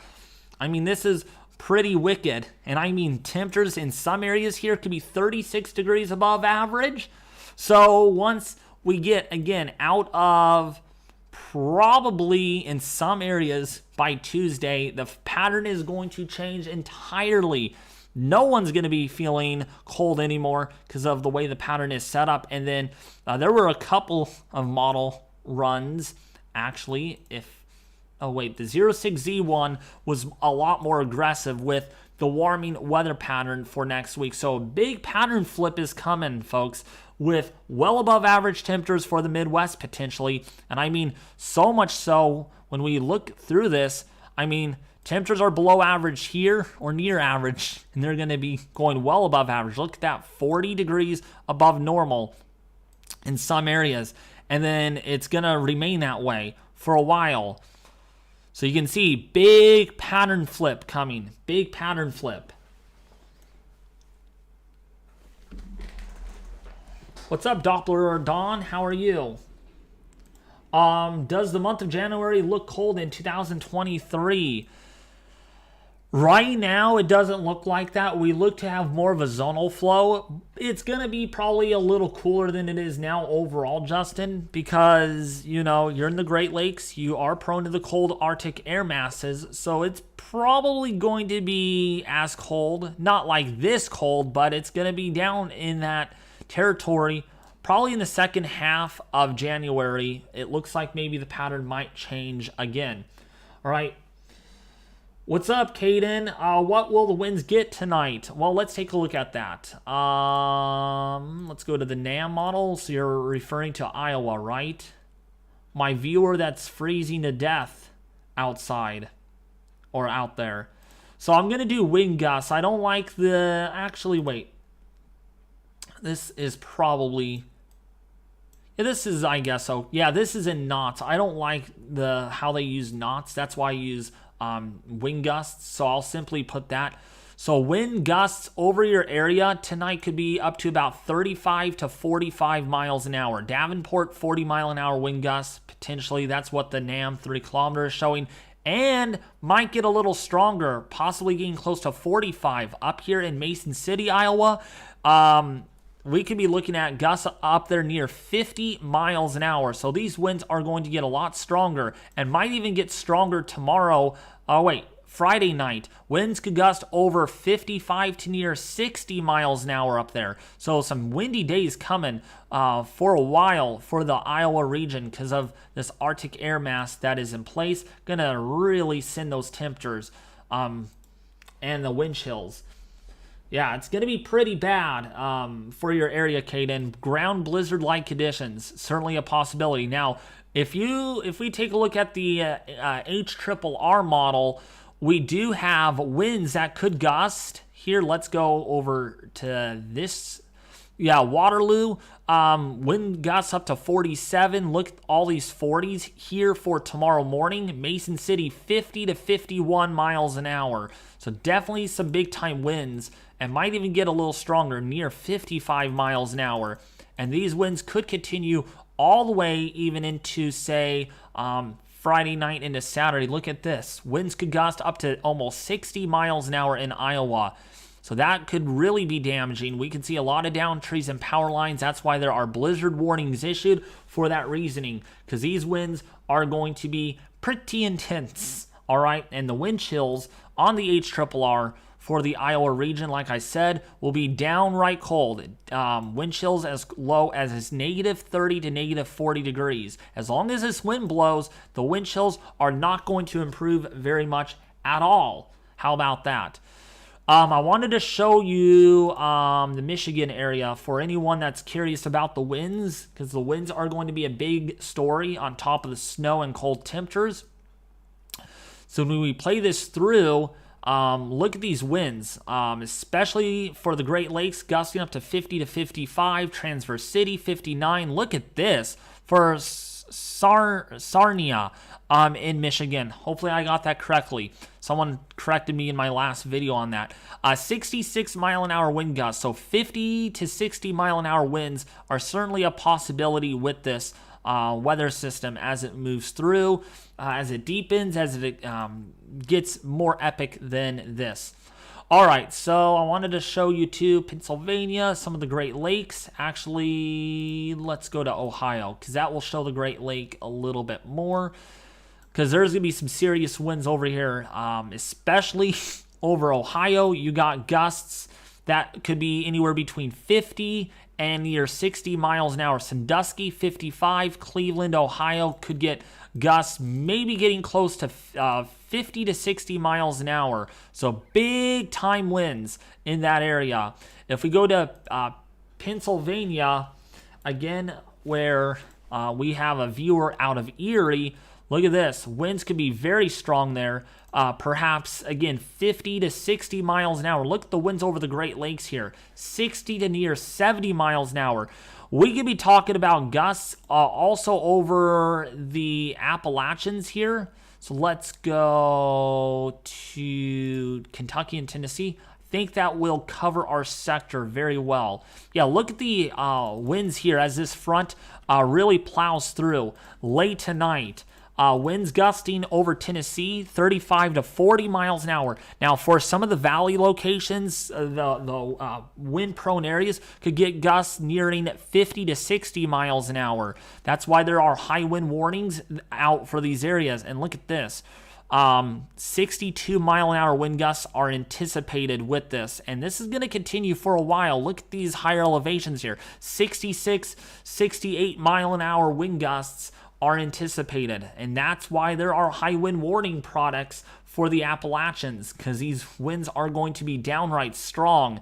50 to 60 miles an hour. Raleigh, 51. Charlotte, Harrisonburg there, 39 to 40 mile an hour wind gusts are anticipated, and it looks like our cloud cover finally burned off for the first time in a couple of days. So it's looking nice out there, but still on the chillier side.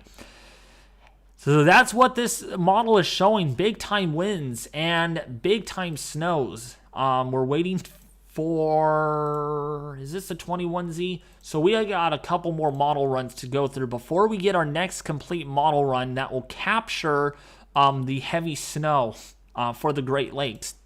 And that will be in a couple of hours when the 0Z run comes out.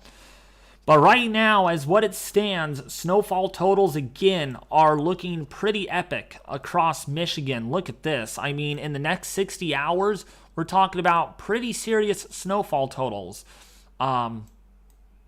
Yeah, look at this. I mean, 32 inches, maybe 28 inches, Muskegon and Traverse City, 31 inches, 45 inches just to the northeast of that.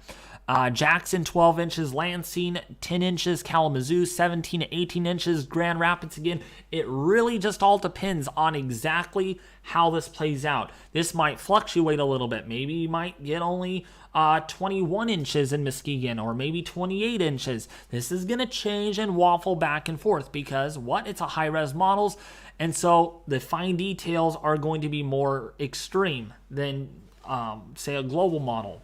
All right.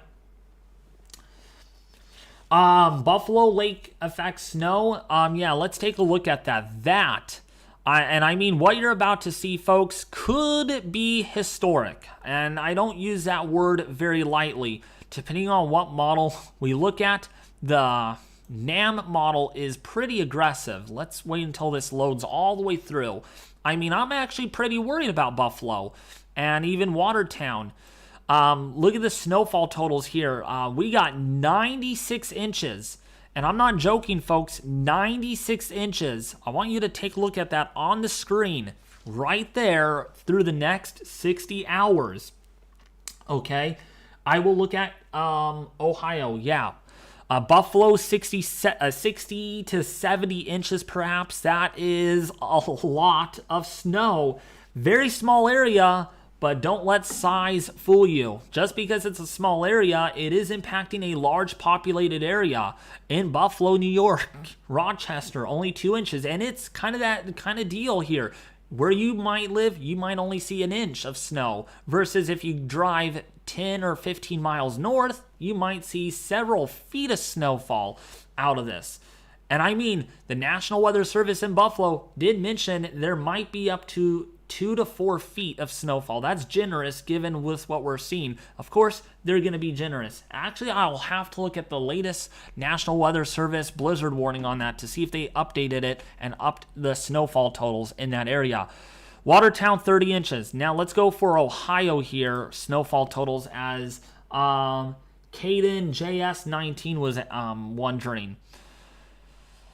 So snowfall totals, depending on, again, where you're exactly at, okay? So name down a city that you're closest to, Caden JS19, and then I'll give you your snowfall totals. But right now, it looks roughly about 4 to 8 inches. Toledo, 3 inches. Bowling Green, 3.5 inches. If you're in Mansfield, 7 inches. Cleveland, if you are there, about 6 inches. Akron there, 7 inches. Canton there at 7 inches. Youngstown, Ohio at 5 inches. Lancaster coming in at 7 inches. If you're in Dayton, Ohio, 5 inches. If you're in Cincinnati, 4 inches. And if you're in Sturgis, there about 12 to 15 inches of snowfall is possible. Yeah, 8 feet. Yeah, that would be bad. That would break historic records ever. All right. All right, see you in a little bit, Diana. Have fun, okay? Wherever you're going. Go skiing. I want to see you go skiing. No, I'm just kidding. All right. Well, enjoy your day. I'll see you in a little bit. All right, Diana? Thank you for tuning in. I'm still here, folks. Still here. I want to correct myself there. Still here. It's just Diana has to go for a bit. So, again, that's a look at snowfall totals in this general area.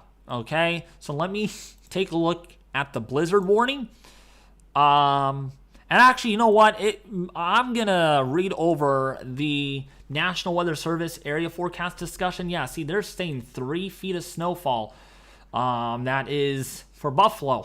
Now, this could go up a little higher depending on how it all pans out. Oh, wait, no. Hold on. Watertown, they're saying up to 4 feet of snowfall there. So that could be pretty serious. This is, again, probably generous given the fact that the models are actually uptrending on this. But if we go to the forecaster's discussion here, I wanted to show you all this. This is what I like to look at and see if there's any serious wording here if I can find. The other day, there was, like, they were saying a paralyzing blizzard event would be really bad. So let's see here. If they have any more details.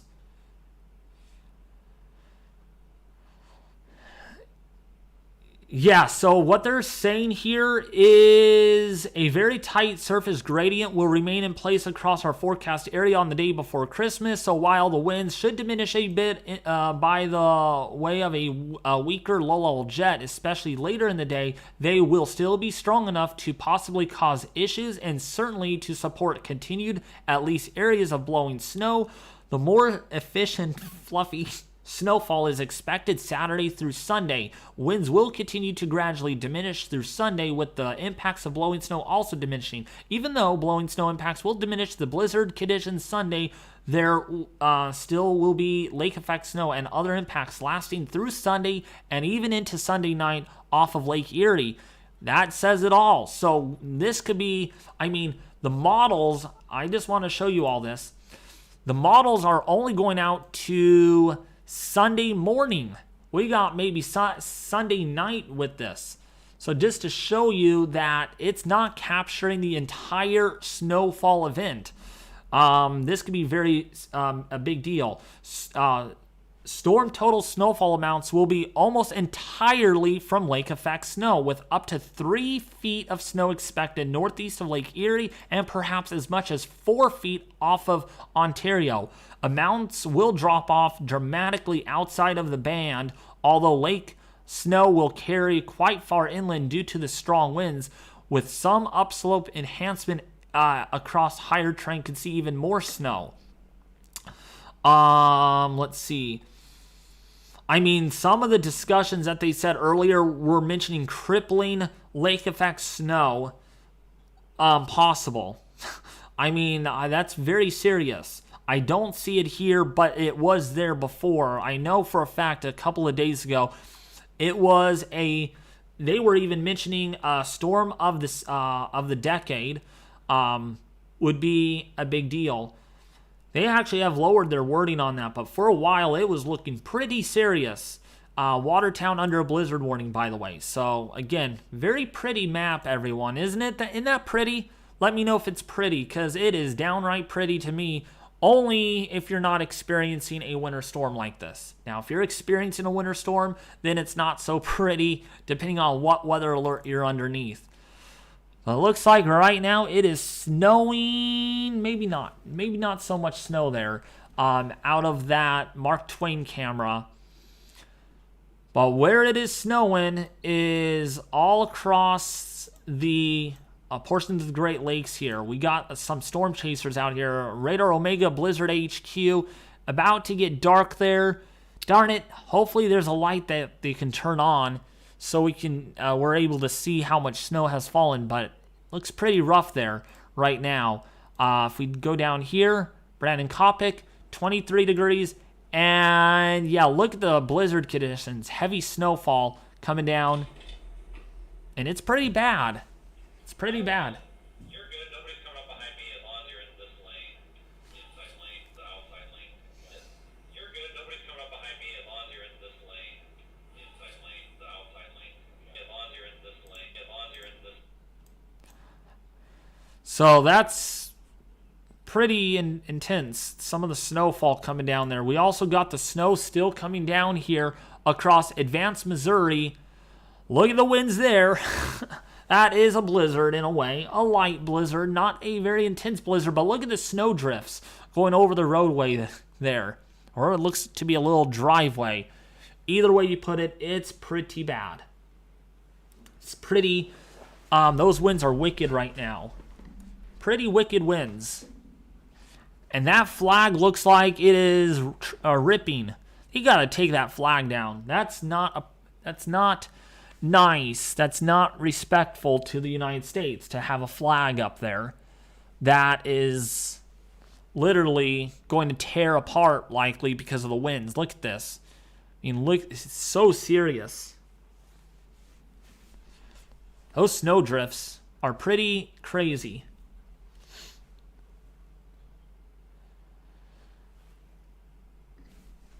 But how's everybody enjoying this live coverage on Winter Storm Elliott, or I would say Extreme Winter Storm Elliott at this time? It almost could be like a hurricane. It almost could be. And that flag is literally just ready to tear off the pole because the winds are absolutely so strong. My goodness, that big snowdrift there.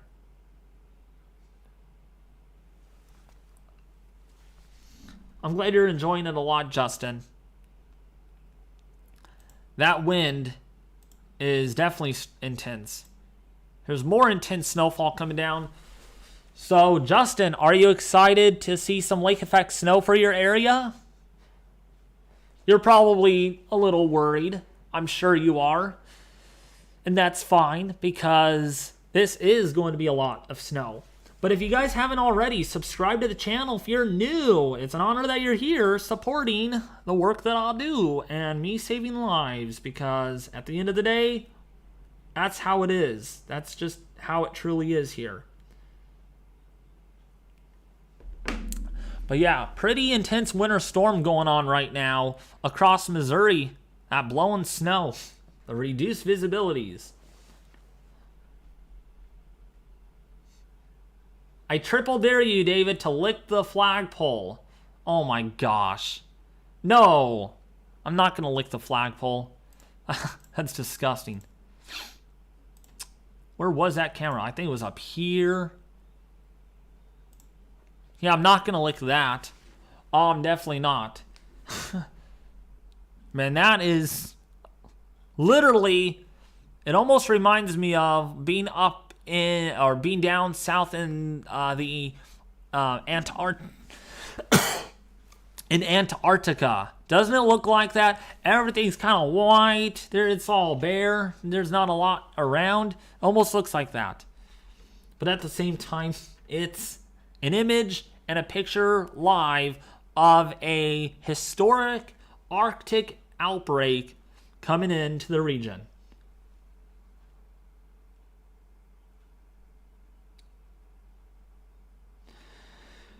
Oh yeah, any body part could freeze to death after 30 minutes. Oh yeah, ooga booga baby for sure. Now again, that's depending on where you're at.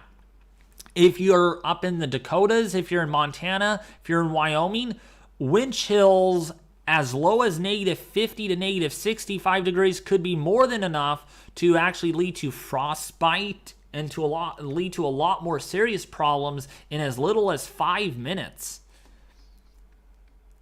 I'll be right back. I need to get some water. My throat is a little tickly. It's tickling a little bit. Maybe the flag is tickling it.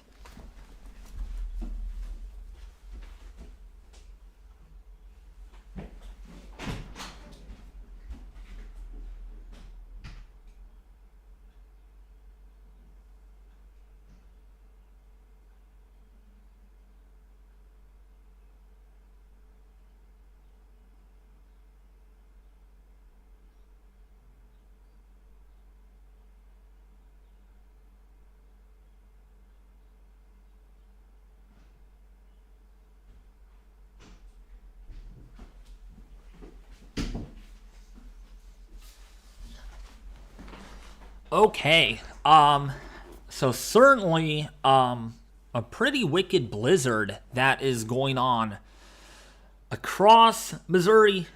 I mean, doesn't look to be snowing super duper hard, but it's the ground blizzards you gotta be aware of. And that flag is just being torn, just being pulled out, just like the bottom flag doesn't even exist anymore. But wow, that wind is definitely strong. I'm back, Caden JS19. I'm here, brother. By the way, if you guys want to join the Weather Force Discord server, I would highly recommend tuning into that. It's a nice server. We got good staff. It's a lot of fun. So if you haven't already, join it. I invite you to join it.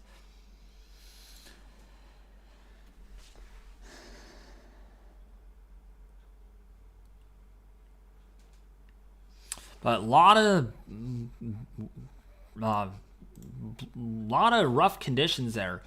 Let's go to Essex, Missouri right now. There is a look at the snow, and that's definitely accumulating. That's coming down pretty good right now in Missouri. Essex, Missouri.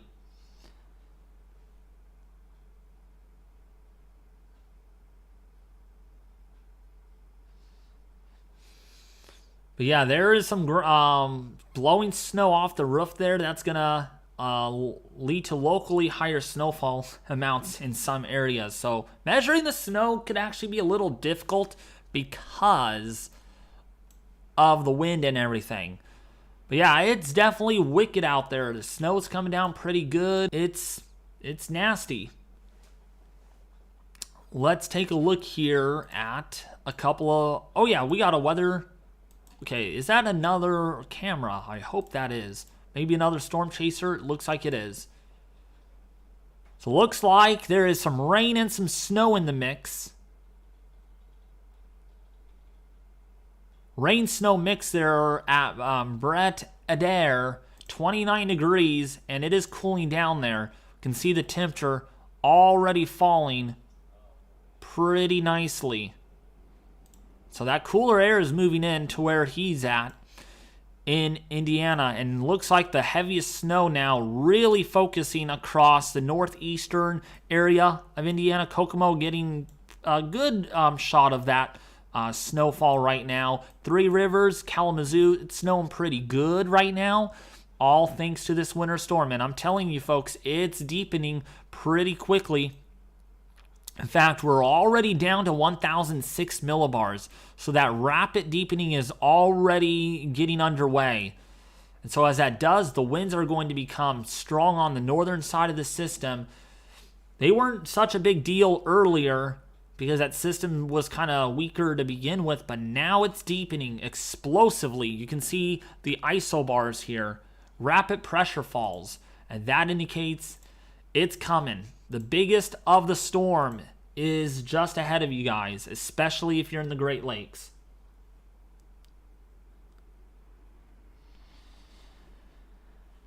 So we're going to watch this for a while as we are keeping an eye on this winter storm.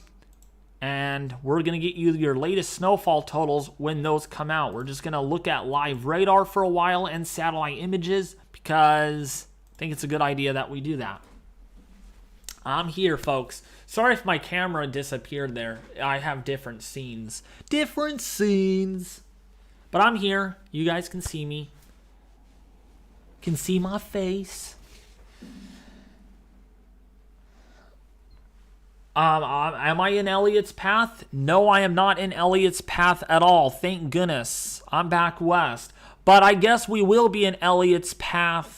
Well, I'm not technically speaking, but the rain is going to be pretty intense.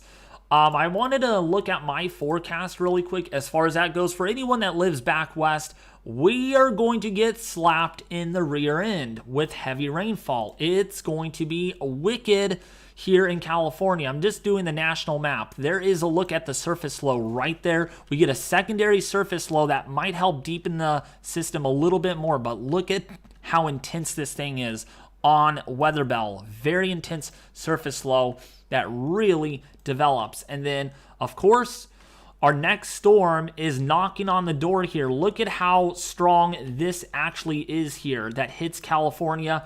Very intense rainfall that is all anticipated. I mean, this is a big deal. Atmospheric river event that's going to slap our area, and then that moves through. And then another storm comes in on its heels by Thursday. And then another storm after that by Friday into Saturday. And then maybe another one thereafter. So it's a very active weather pattern that is coming through our area. And I mean, the first storm system that we get here back across the west could deliver 3 inches of rainfall in one single storm system. Excuse me. So this is going to lead to a lot of problems as far as power outages. Oh my goodness, and our winds actually did uptrend on this. I got to see this actually. Oh yeah, winds have Oh, wow. This could be a monster. This could actually be a big deal now. Winds look to be a lot stronger with this storm as it moves on shore. And look at our rainfall totals really quick. 2 to 4 inches of rainfall just alone. And then we got additional storms coming. Look at some of the rainfall totals up there in Northern California. That is a lot of moisture. So yeah, still looking ugly. I did not get a spanking, Alex.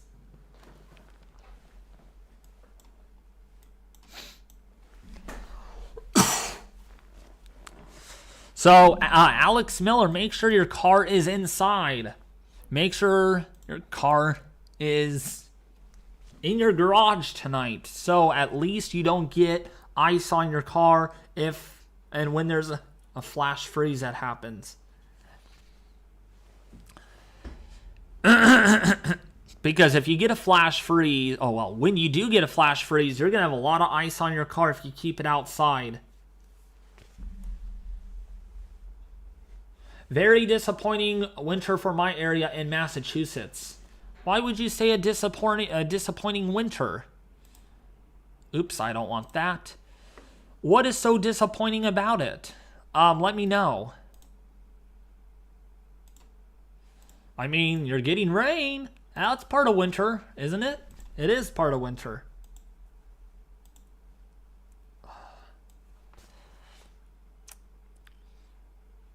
Actually, never mind. You're not going to get a lot at all until since you are in Massachusetts, your next storm is beyond 10 days out. So that could be unfortunate for your area. And then another storm, look at this, hits California. Looking promising for our area. Well above average rainfall. We can deal with that. This is the 18Z run, so it's an intermediate run, so it might be a faulty run, if anything. That's how I look at 18Z runs. Oh my gosh, that first storm, though, that is a nasty atmospheric river. Whew. Actually, speaking of that, they were actually saying that this atmospheric river could be very substantial. I mean, we are looking at an exceptional event, and look at that moisture. Boom, it just hits California right in the face, and then another storm, and then another storm, and another one comes right in on its heels. Wow, this is probably going to be one of the worst model runs I have actually seen in a while for the West. I'm actually concerned for flooding. We do need the rain, but wow, we're going to get a lot of it very quickly. And look at the eastern sea, or the Midwest, going to at least have some quiet weather, including for the Northeast. Might see another storm, but wow, the weather pattern is going to change in a heartbeat. And I mean, the West is going to have all the weather madness, while the East is going to breathe and take a break from all of it. Weather for Atlanta. Let's see. Weather for Atlanta. You're probably going to refer to our storm system, or your storm system that you're getting. So for the Atlanta area, I'm just going to use Georgia and South Carolina here. Come on. There you go. So as far as snowfall goes with this winter storm, you're not going to see hardly anything. I mean, maybe a dusting, maybe a couple of flakes, but yeah, nothing to worry about. What you're going to have to worry about is the wind chills. That's what you're going to have to worry about. Yeah, way too much rain for California, I agree. By the way, who lives in California? Who is a local that's watching this live stream?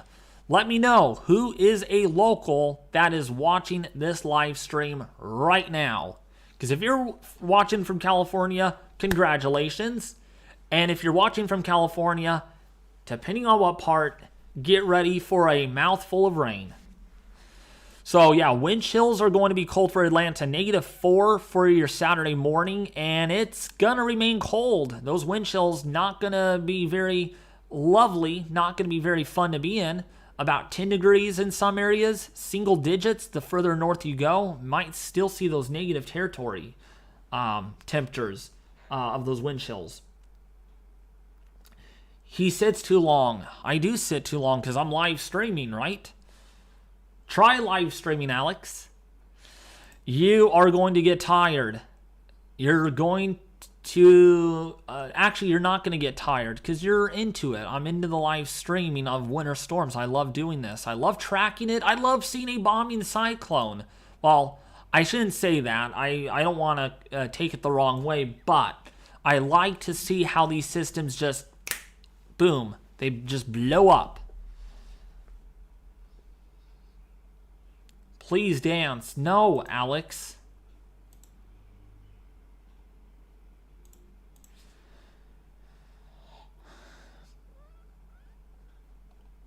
By the way, Alex, so I don't think I answered the question. So are you actually going to park your car in the garage? I hope so, because if not, your car is screwed. Your car is not going to like the freezing temperatures at all. It's not going to like it at all. It's going to be... You're probably not going to even be able to get into your car depending on how much water has accumulated.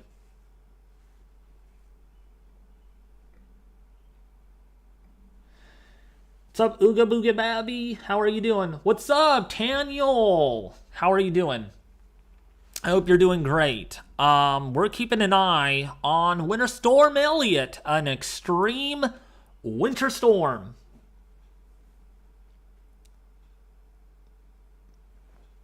I dare you guys to leave your car out. Oh my gosh. Well, depending on where you're at, you can, but you may not get into it tomorrow morning. Category 1 hurricane has entered the chat. Well, that's a member. It's a member thing. Yeah, if you want to become a member, you get a special badge next to your name, and you get recognition. Not only that, exclusive live coverage of local weather here is certainly expected. Probably next week sometime, depending on how many we get, actually. What's up, Terry Oates? How are you doing? Hey, David, your favorite Canadian firefighter. Keep up the great weather reports. Thank you so much. Yeah, I'll tell you, at least you're taking a break from the wildfire season up there, Terry. At least you're like, man, it's cold. Definitely not favorable for fires. I'll tell you that right now. Actually, it's so windy and cold that the fire would just kind of get blown out. So... yeah, definitely not favorable for any wildfire behavior, but usually in the late summer, early fall, that's when that happens, because you get a lot of dry lightning, monsoonal activity. That's what becomes a problem. But yeah, definitely a lot of snow coming down right now in LaGrange, in Three Rivers, in Michigan, Kalamazoo right now. It's snowing pretty good. This is actually amplifying a little bit more since our system is beginning to draw in more moisture, right? Because... we're starting to get the pressure dropping with the surface low. How is it going to affect northwestern and western Pennsylvania? Actually, let's use snowfall totals on here. These colors are going to be sickening to look at, but it is going to be... that way I don't have to backtrack towards and switch between different locations on pivotal weather. It makes it hard a little bit. So actually, let's take a look at our snowfall totals. Here we go. All right, snowfall totals. This is going to be the 10-1 ratio, and that's what Radar Omega likes to do. So unfortunately, we're not going to be able to show you the Kachira, but take these snowfall totals with a grain of salt. If we go to the next 48 hours, here's a look at those snowfall totals. You were asking northwestern and western Pennsylvania. So northwestern and western Pennsylvania could get 6 inches. Erie, Pennsylvania could get 8 or 9 inches of snow. Pittsburgh, maybe 1 inch of snow is expected with that. Actually, these colors are not too bad. I thought they looked horrible before. So the good thing that's not the case.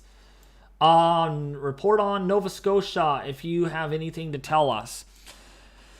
Yeah, I'll do that in just a bit. We're looking at snowfall totals here because look at these. This is on the HRRR model. So if you're in Buffalo right here, snowfall totals 25 to 26 inches. Williamsville, Buffalo, New York. I mean, this is a very populated area that could end up getting 25 inches of snowfall. Now, of course, it's not going to show it over the Great Lakes because this is kind of a overlay mask. So just because, it only shows here, wait, hold on. Yeah, see, it won't even give me a snowfall report. So it might be lower in some areas like here, but still is going to be a lot of snow, enough to cause a lot of problems. On the NAM model, which is cool here as I can switch between these, the NAM 3-kilometer model has a lot more intense snowfall accumulations. Let's go to the 60-hour time frame. And yeah, there is your 71 inches. This is not plotted to the exact, but it's 70 inches out there with the snowfall forecast. And this goes over the Great Lakes. So, I mean, it's going to be a matter of where does this snow band actually set up at. If it's north of East Aurora, you're only going to get 10 inches. If you're in the Clarence area, 69 inches of snowfall. That's a lot of snow in these very narrow locations.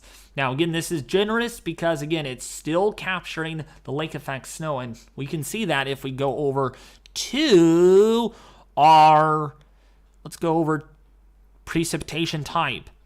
So we can see still it's snowing. Actually, it's not over that area, but it has moved further south. But still, lake effect snow is going to be the biggest deal once this system really bombs out and it causes a lot of problems.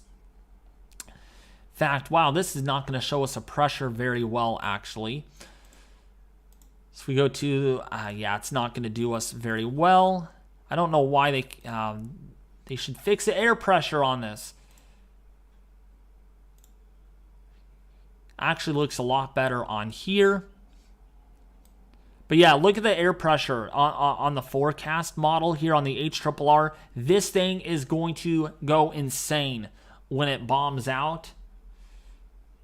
So after this loads, we will show you the air pressure.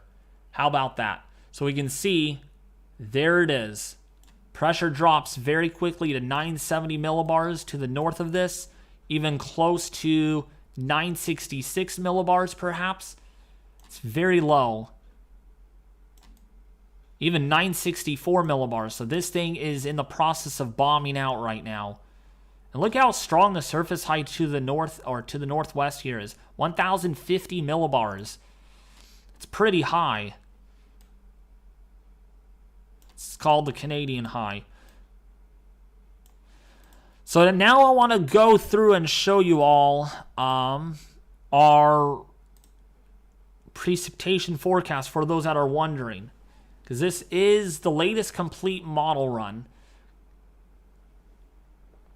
So if we go forward, this is where we... Oh boy, oh my goodness.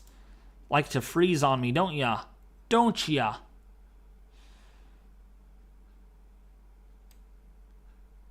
Hold on a second. This is giving me problems. There we go.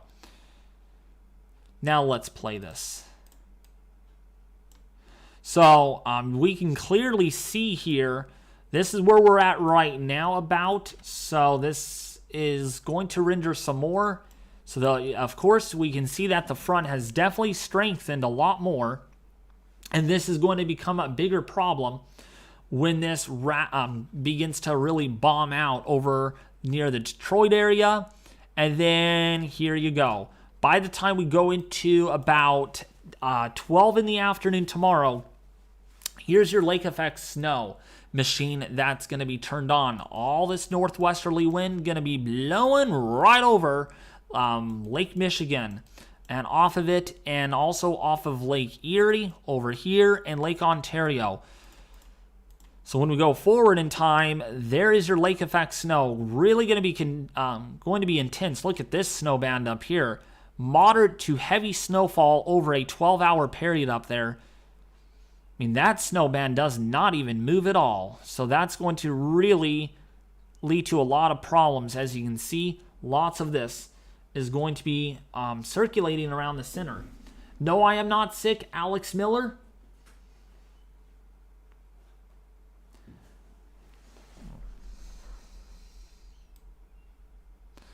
But yeah, that's a look at the upper level that winter storm that we're tracking. Very intense.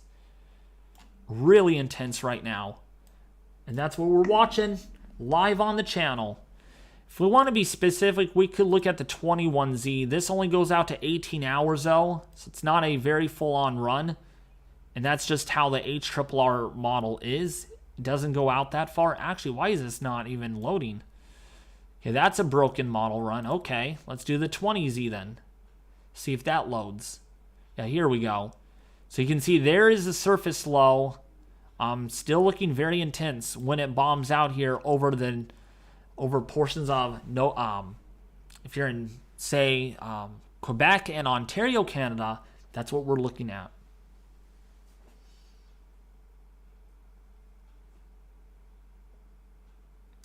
I'm here, Alex. I'm here, everyone. My tongue did not get stuck. I don't know what you guys are talking about. I don't know what...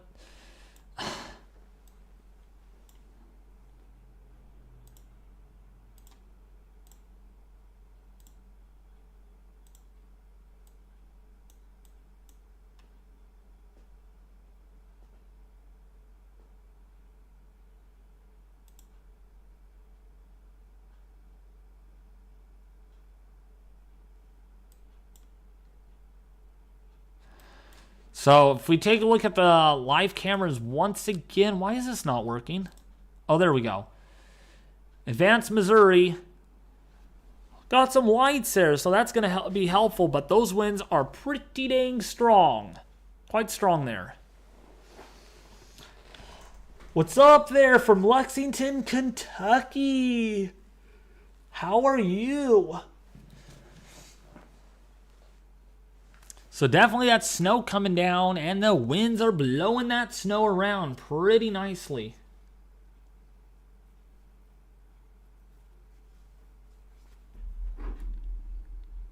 Go get a blanket? Come on, Alex Miller.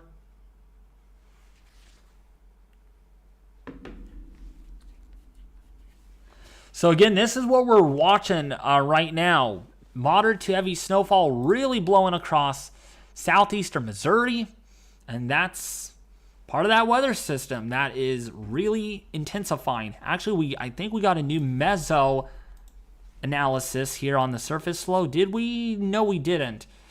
Still 1,006 millibars, but that is definitely tightening up a lot more than it was earlier today. A much tighter surface flow, and it's intensifying. You can see the upper level jet here really strengthening. And that strengthening surface jet or upper level jet is going to translate to a lot of this energy that we're seeing.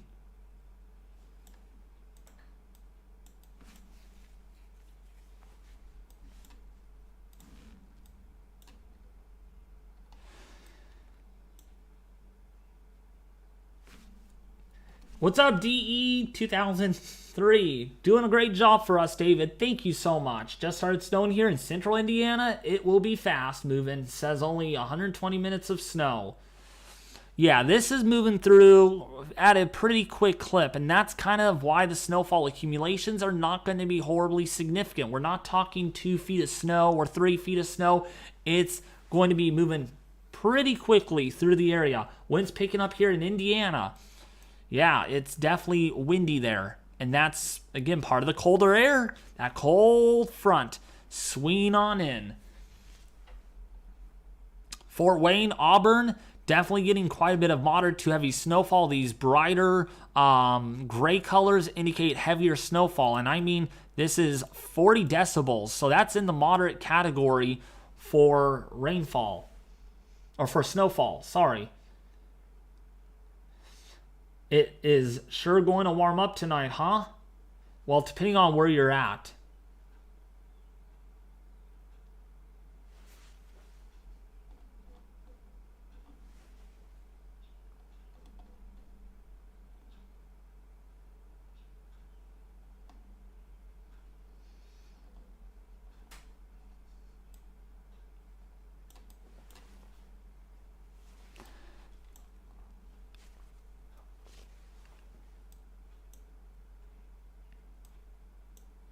All right, see you all later, the Joshuan Empire. Thank you for tuning in. Thank you so much.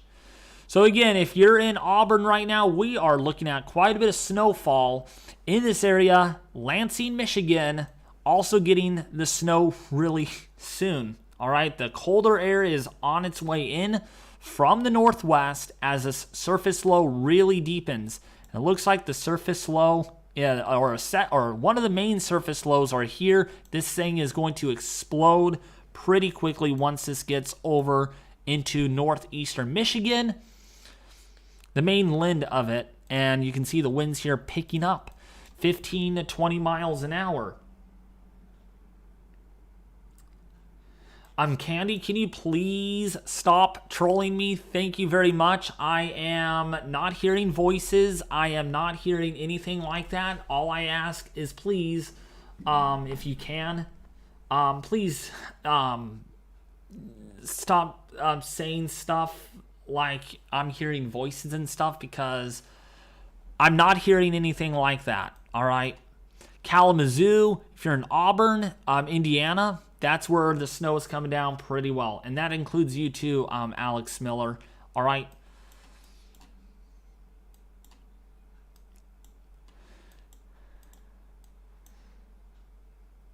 Oh, yes, the pool, no. So if you're in Detroit, northern portions there, that's where you're seeing moderate to heavy rainfall, maybe a rain-snow mix at this time as the winter storm gets going.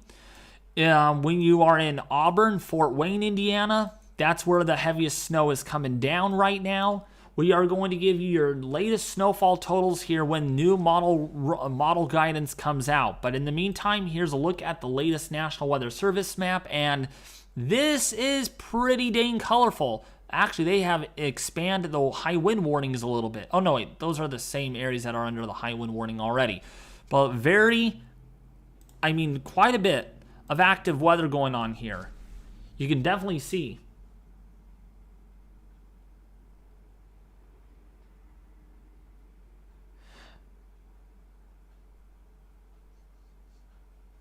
So blizzard warnings are issued for the Dakotas, southern Minnesota, Iowa, as well as Wisconsin. Very, very colorful map. That's what we're seeing. Lots of blizzard warnings, winter storm warnings, wind chill warnings. Actually, they did extend the wind chill warnings a little further south, it looks like, part of this Arctic air mass. And then, of course, all the wind chill advisories across the eastern seaboard. My goodness. Very, very colorful map. This is going to be a very memorable winter storm. Thank you, Diane, so much. I'm glad I'm doing a great job, hun. I'm glad I'm doing great. I'm glad you like the content. Can I help with the stream when you have dinner? I'm not sure yet. We'll see about that, all right? We will actually see. Because dinner's not for another 3 hours for my area. So, thank you so much, serious commenter. I'm glad you like the weather reporting, my detailed coverage a lot. On Winter Storm Elliott, it's going to get even better tomorrow because we are going to be live streaming on the lake effect snow tomorrow for the Great Lakes. Live cameras, live coverage, live radar coverage. It's going to be pretty extensive detailed coverage that starts probably at about 9 in the morning. I'm going to try to wake up a little earlier tomorrow to get this going, and we're going to stream probably all day on it. So blizzard warnings up here, winter storm warnings in the Great Lakes, storm warnings, high wind warnings, hard freeze warnings, watches. Just doesn't get any more extensive than this. Imagining if California was getting a big storm and all of these areas were covered. Just the whole entire United States would be bathed and smothered in weather alerts.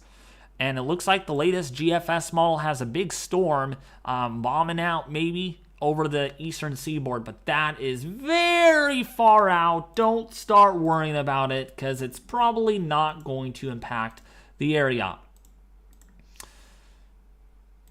It's very far out. You know how weather models are. It's called the numerical guidance, and sometimes the numerical guidance can be faulty that far out. Could go berserk on everything. What's up, Ryan Teasdale? How are you doing?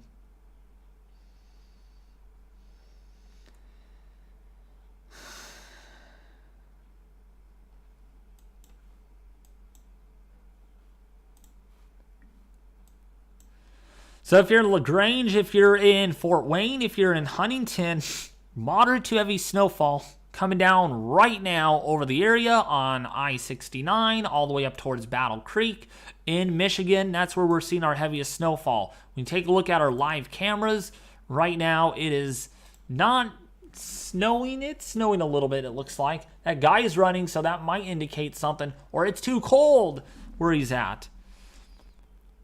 Right now it's 5 degrees there, so that explains it. 5 degrees. Oh, whoa, look at that Christmas tree. That Christmas tree is really moving a lot there.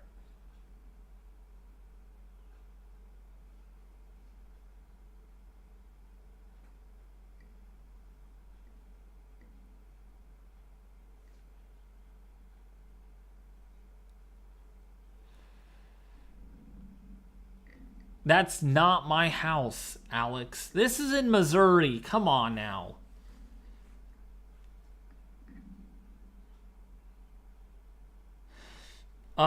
Should the National Weather Service be sending out alerts for this? I haven't gotten any.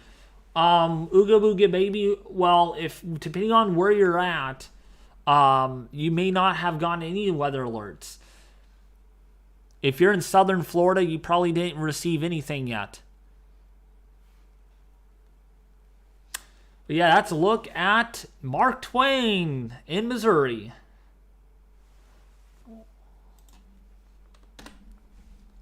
Here's another camera. This is actually in Port Jefferson. We don't have any craziness weather going on there. Just a little bit of rain and drizzle, and that's about it. But it's going to get rough there once the colder air arrives into the area.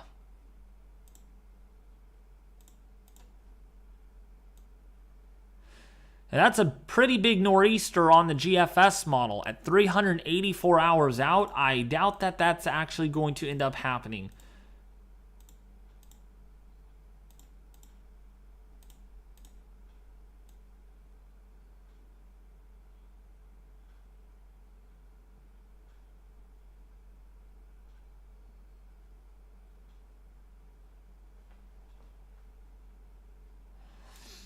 It does not look like we're going to get anything extreme. No Arctic air outbreaks at all for the next couple of weeks. Hopefully it stays that way. Can I get a foot of snow possibly by Cleveland? Absolutely. There is a possibility. If you're in Cleveland, actually no, in Cleveland, you're probably not going to get a foot of snow, but you're definitely going to see snow anywhere between maybe 6 to 12 inches. 12 inches on the very high end is what I'm forecasting. Cleveland right now, in the next 60 hours, about 6 inches in that area. Akron, 7 inches. Canton, 7 inches. Newark, 5 inches. Mansfield, 7 inches. If you're in Lancaster, 6.5 to 7 inches. What will the wind gusts be in Erie, Pennsylvania tonight? Erie, Pennsylvania, winds could gust over 50 to near 60 miles an hour, Justin.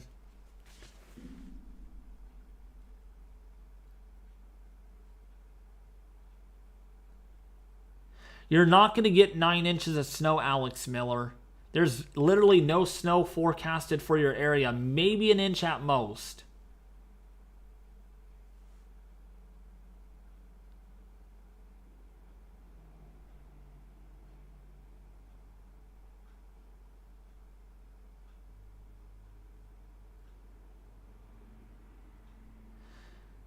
How much snow will I get? Candy, you're only going to get like a few inches at most with this. Actually, you might get a little more than that. You could get as much as possibly, Yeah, you might get as much as I don't want to say the exact area, but you might get as much as 3 to 8 inches of snow. 3 to 8 inches of snow is the max I think you're going to get out of this winter storm in your area. Again, we are keeping an eye on this monster today on my YouTube channel.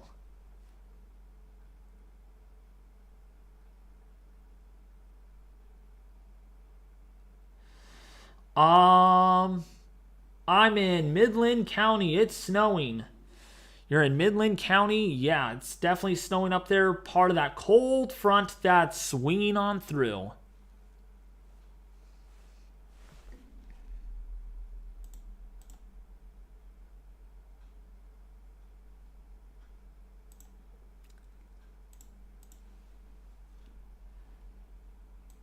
Well, this is a monster winter storm, Alex. What's up, Brian Track Hurricanes? How are you doing? So yeah, we are keeping an eye on this winter storm as it is pretty impressive. It has a lot of upper level wind energy.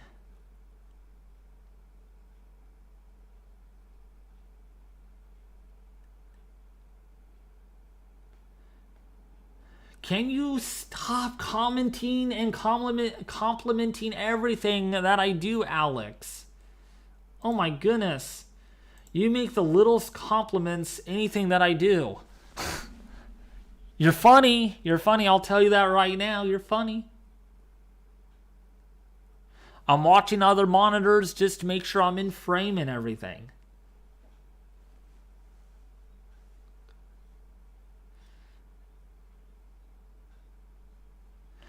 I think they have greatly over-predicted the snow. Well, it's not done for your area yet, DD 2003. It's all right, Alex. So, yeah, that's the snowfall. That's the snowfall forecast. But if you're in New York, there's be a lot more. I mean,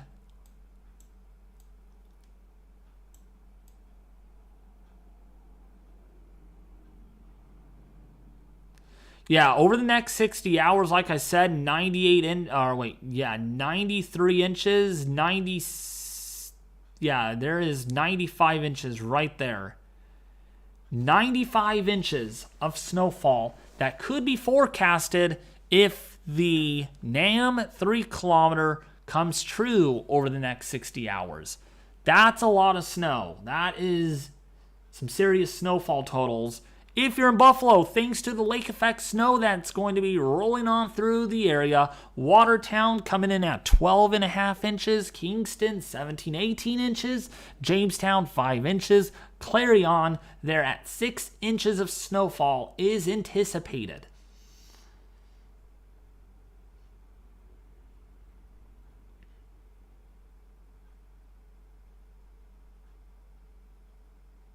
The bigger the bust, the more hype.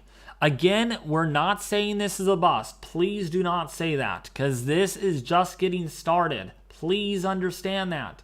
Remember, I literally mentioned this very clearly in my video yesterday, all right, that the snowfall totals were not going to be overly impressive for these areas, okay? Please understand that, all right? You can see it here. We were not ever expecting snowfall totals of at least over a foot. Early on, we were thinking maybe a foot, but that has been backed off on latest global models, and now the high-res models are latching onto that. So this is really not going to be anything significant for Kentucky, for Tennessee, for Indiana, for Ohio, for West Virginia, but it's the Great Lakes that are likely to see the biggest impacts. This is now more of a Great Lakes event because where the surface low is, a lot of the impacts are going to be felt over there. Remember, the positioning of the surface low has changed in model guidance. Remember, we were thinking that maybe the surface low will be over here and it's going to bomb out over here. Well, that has since changed. The surface low now could bomb out over here or even over here. So the impacts are felt a lot further east. And we can see that right here on the models. Not as significant as what we were first thinking. All right, so please understand that this is not a bust. Models change. Things on a micro scale could change.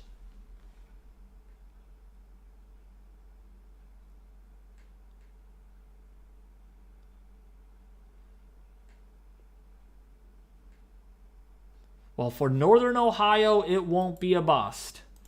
Yeah, see, because Northern Ohio has not gotten any of the snow yet. So we got to kind of think about that, right? For Northern Ohio, for the next 60 hours, maybe the majority of the snow comes through Saturday morning, perhaps, right? Oh, actually, no, the majority of it will come through early tomorrow morning, and then maybe a little bit more as a second piece of energy rolls through. But the thing here is, again, we're not looking at a foot. The feet of snow is there in the Great Lakes. That's where a lot of this mess will actually end up happening. And it's because, again, the surface low is in a different location. It bombs out later, not earlier. And so it's not going to drag around a lot of moisture if it hasn't bombed out in time. Okay? What's up, Coleman? Oh, wait, no, not Coleman. What's up, Bob? How are you? It isn't even snowing here. This is a DD bust. All right, if you say so. Not gonna argue.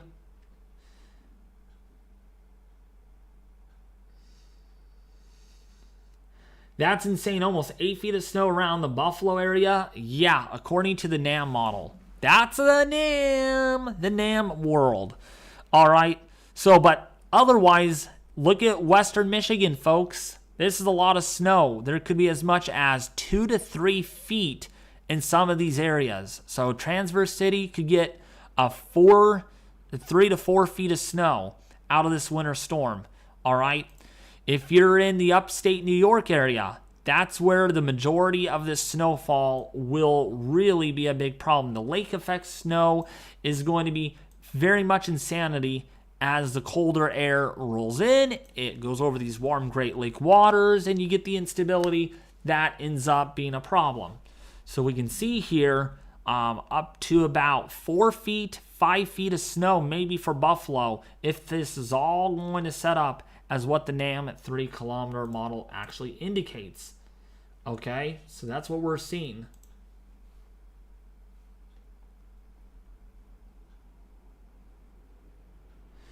Well, how much snow will Sentoba, Mississippi get? So that's for the Mississippi area. So let's go over there. Hold on a second.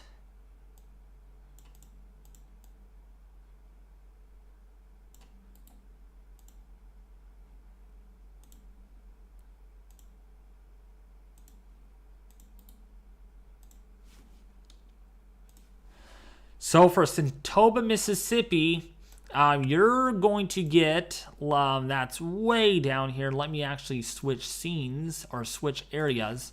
It's way down there to the south. You're probably only going to get about a dusting to maybe 3 inches at most. And that's moving through your area probably right about now. So you're really not going to get a whole lot of snow out of this winter storm, unfortunately, but at least it's a little bit. A little bit means a lot for the deep south like this, right? For this time of the year.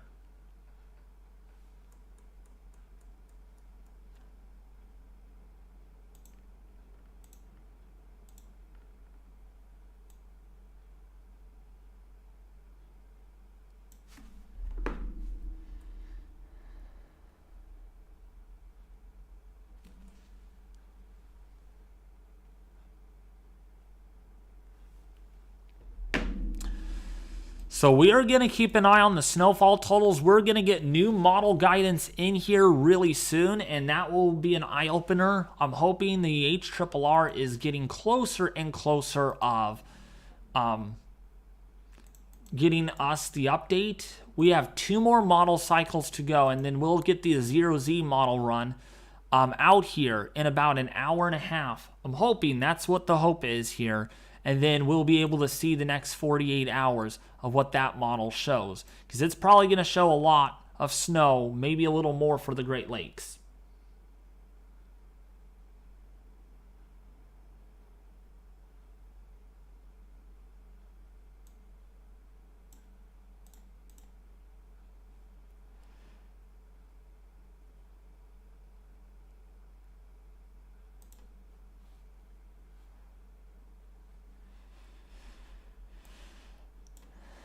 So, yeah, this is what we're watching right now. Blizzard warnings definitely issued for a huge population.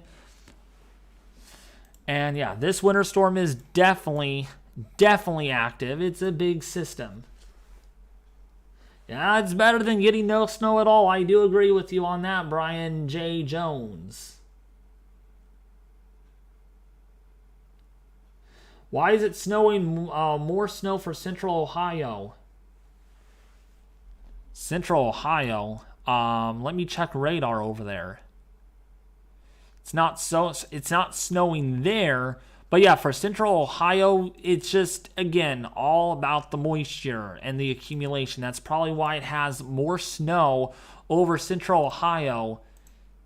It's all about the accumulation in the front. Some portions of the front have more moisture with it than other portions.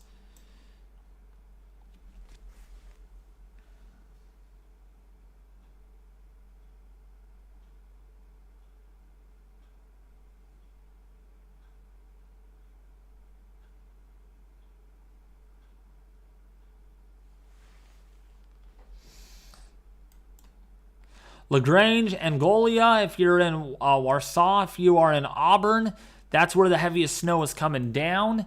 If you are in, again, Lansing, Holt, Jackson, Marshall, moderate to heavy snowfall there. It's accumulating quite a bit. It's coming in. That cold air is really rushing in.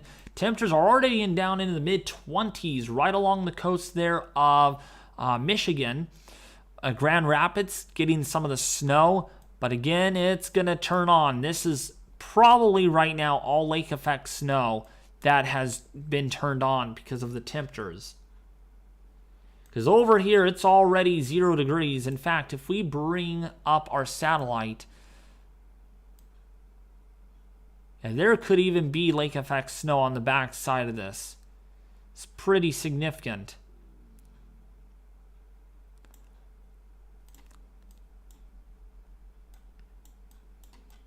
How's everybody enjoying the stream so far?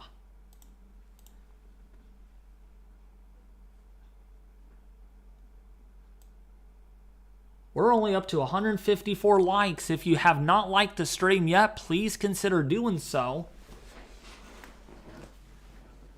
Because, yeah, we're here live streaming this winter storm right now. And also, share this and subscribe if you're new to get latest updates.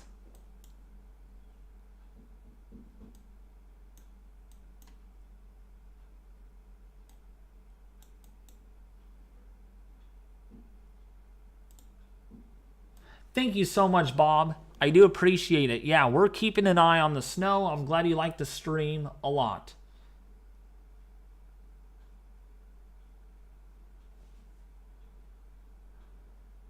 Do you think Ohio could get upgraded to a blizzard warning with the winds?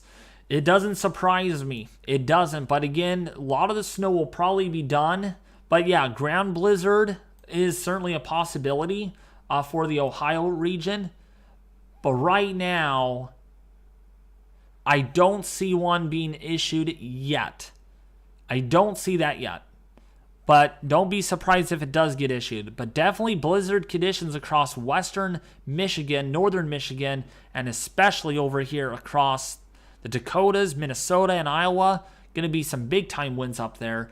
that are going to lead to serious ground blizzard-like conditions, especially from about now through all the way through tomorrow and even into Saturday.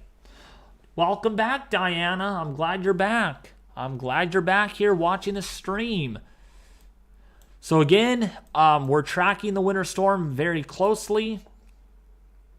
See if they have a spotlight on this. Oh my gosh. So we can't even see how much snow is going to fall there because it's dark. It's nighttime.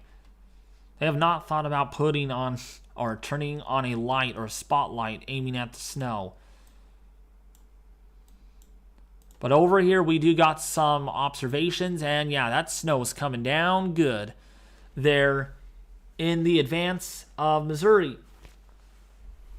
Coming down good. That flag is blowing. Cars are out there driving in it. I would not be if I was that guy driving out there in the snow. What's up, MW? Welcome, welcome. I live in Ohio, and I have gotten messages from the electric company that the internet service provider saying they expect outages, and I have never gotten anything like that before. Oh my goodness. Yeah, you're definitely going to have power outages and internet outages, service disruptions because, well, the wind. The wind is going to be your problem. Let's take a look at the Great Lakes sector here, and we can see the sustained winds here are going to be pretty intense. Once this deepens explosively, look at these winds really increase over Ohio, over Indiana. This is a very strong signal from the HRRR model that there is going to be some pretty intense winds out of this winter storm. And also for Lake Ontario, Lake Michigan, Lake Huron, you could have winds even more damaging. Look at this. I mean, this is very intense. Perhaps 71 knot winds at the surface. That coupled with a low-level jet that is going to be well in excess of 70 knots. That is going to really lead to a lot of problems. Look at this. 80 knots of low-level winds at 5,000 feet with this. Going to lead to some serious lake effect snow that's going to come down.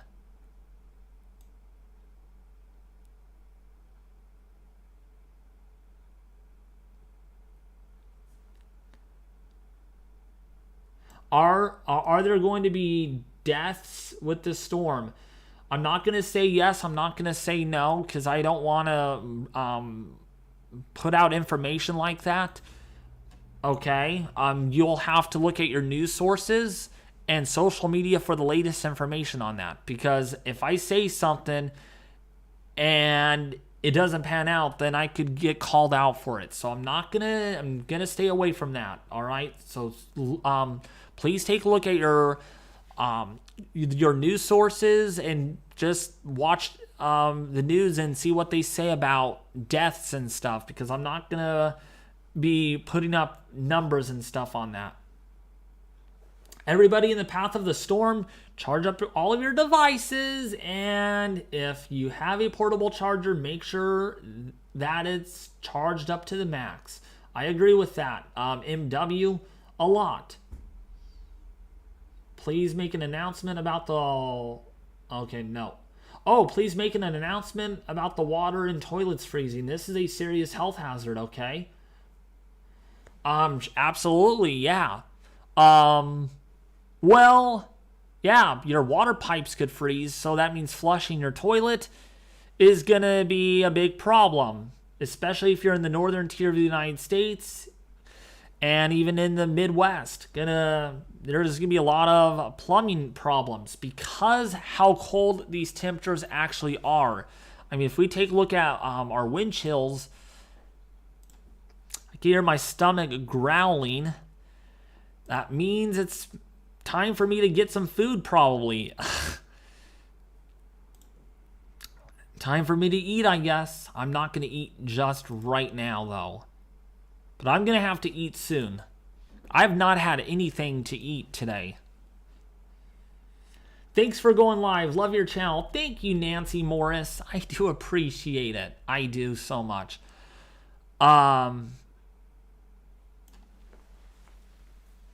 That means a lot. Thank you. Yeah, keep your water dripping may not even be enough because water will freeze instantly almost with these temperatures. These wind chills are really significant. I mean, look at this. Negative 41 degrees, negative 44. The wind chills are going to be out there tomorrow morning. So you thought it was cold? No, you haven't seen the full brunt of this yet. It's going to feel very cold tomorrow morning. Negative 40, negative 41 degrees from Indiana, Ohio, into Wisconsin, into Iowa, Minnesota, into the Dakotas, Nebraska. Gonna feel the chill out there. Gonna be really cold. All right. And then that continues. This is the 18Z. Oh, wait, no. This is a 22Z model run of the HRRR. If we look at the NAM 3 kilometer model, it's probably going to have a little bit more of a concerning output of Arctic temperatures. About the same. Actually, not as bad as what the HRRR model showed, but still serious enough. Negative 35, negative 40 degree wind chills certainly out there, and that's going to lead to a lot of bursting pipes. The temperatures are going to be more than cold enough to lead to frostbite as little as 5 to 10 minutes. Actually, more like 15 minutes in many areas, but with the wind chills, can make it sooner, as much as about 5 to 10 minutes because of how cold these temperatures are. But look at the lake effect snow and the lake warming. Look at this. The lake is cooling off here still, right? But look at downstream. Temperatures are actually not going to be all that bad. Temperatures probably going to be only down into the 20s and mid to upper teens. Now, that is cold, not going to lie, but it's a lot better than being in Indiana and Ohio, where it's going to be negative 3, negative 5 degrees, all thanks to this Arctic air that is going to be racing in out of the northwest and moving into and over the Great Lakes.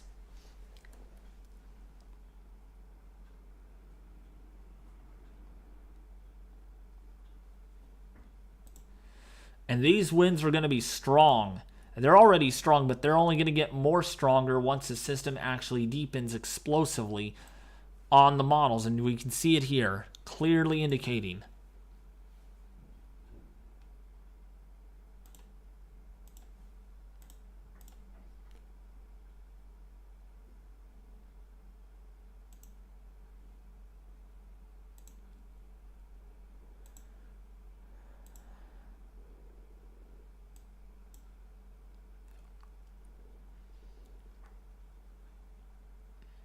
David, you need an admin to get these trolls under control. I'm going to work on it. I'm literally going to work on it because, I mean, that's probably why no one likes watching my streams very much, because I have a lot of trolls, and I'm trying to fix that issue and everything. And yeah, that's coming from a viewer, so I'm trying to fix it. I'm going to open up staff applications on that, or may not. I might just choose people who I trust a lot.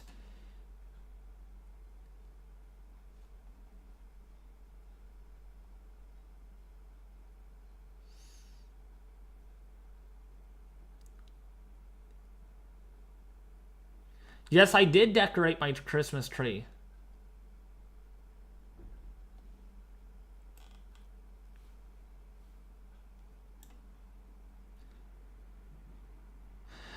Catch my cue about snowfalls for West Virginia. Okay, let's go. Oh, catch my question. Yeah, let's go over there. Sorry if I missed some of these questions. There's a lot of people at the same time here. Let's see. For West Virginia. West Virginia is not going to get a lot, but let's take a look at it anyways. West Virginia is in that tough spot on the sector here. I don't think there's a sector for it, so we're going to have to use a mid-Atlantic sector. I don't know why they won't give that out. Okay.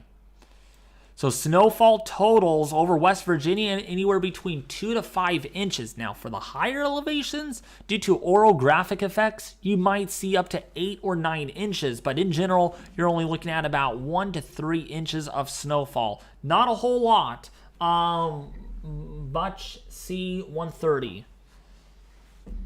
That was your question, right? For West Virginia, the snowfall total's really not looking very substantial at all.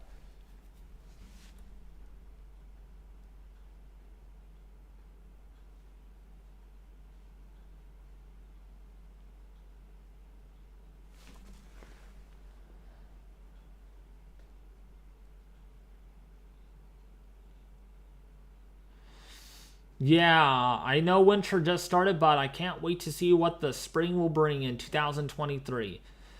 Yeah, it'll be interesting about severe weather season, how active it's actually going to get.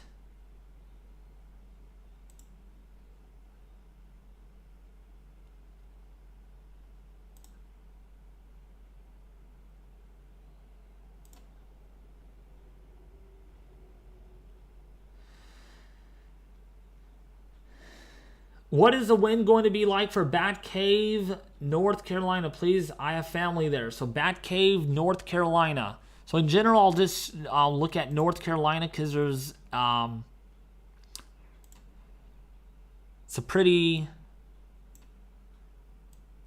So in general, wind gusts for North Carolina. If this could actually load, hold on a second. It needs to load.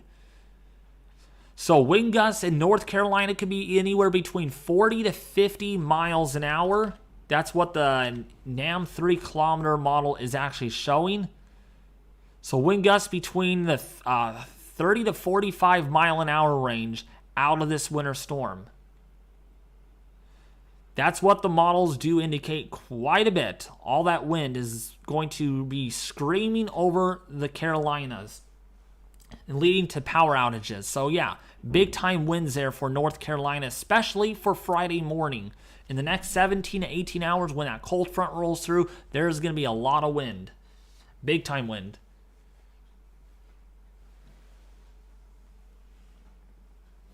Looks like our clouds came in. Fog is back.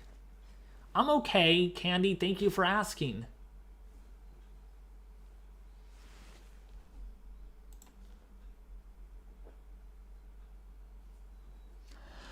All right, well, folks, I'm going to get something to eat. I will be back in a little bit. Do not go anywhere because winter weather tracking is going to continue here on the YouTube channel. Yeah, I'm not going anywhere. I'll be back after I get a little bit of a meal break. I got to get some food in my stomach or else my stomach is going to scream at me. It's going to literally scream. So I'll turn on some music, but I'll be right back in probably about 15 or so minutes, unless we got someone that is willing to help out and cover for me. Otherwise, I will be back in a little bit. Also, if you haven't joined the Weather Force Discord server, I would really highly recommend doing so. It is a great server. It's a lot of fun. I would really highly encourage you all to join the server if you have Discord on your computer or on the web. It's a very fun server. All right, so I'll be right back. Okay.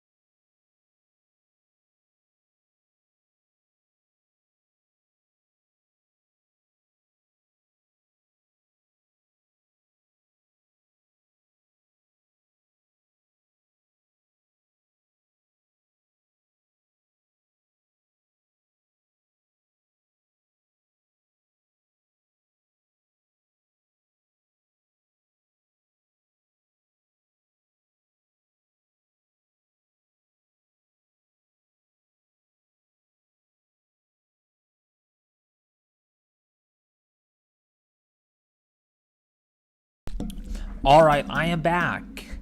How's everyone?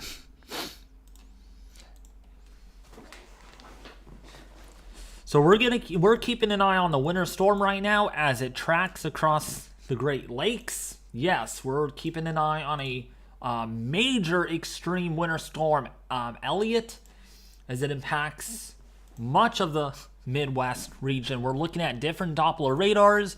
The first one is in Michigan, where we have moderate to heavy snowfall coming down across the region with temperatures that are cold.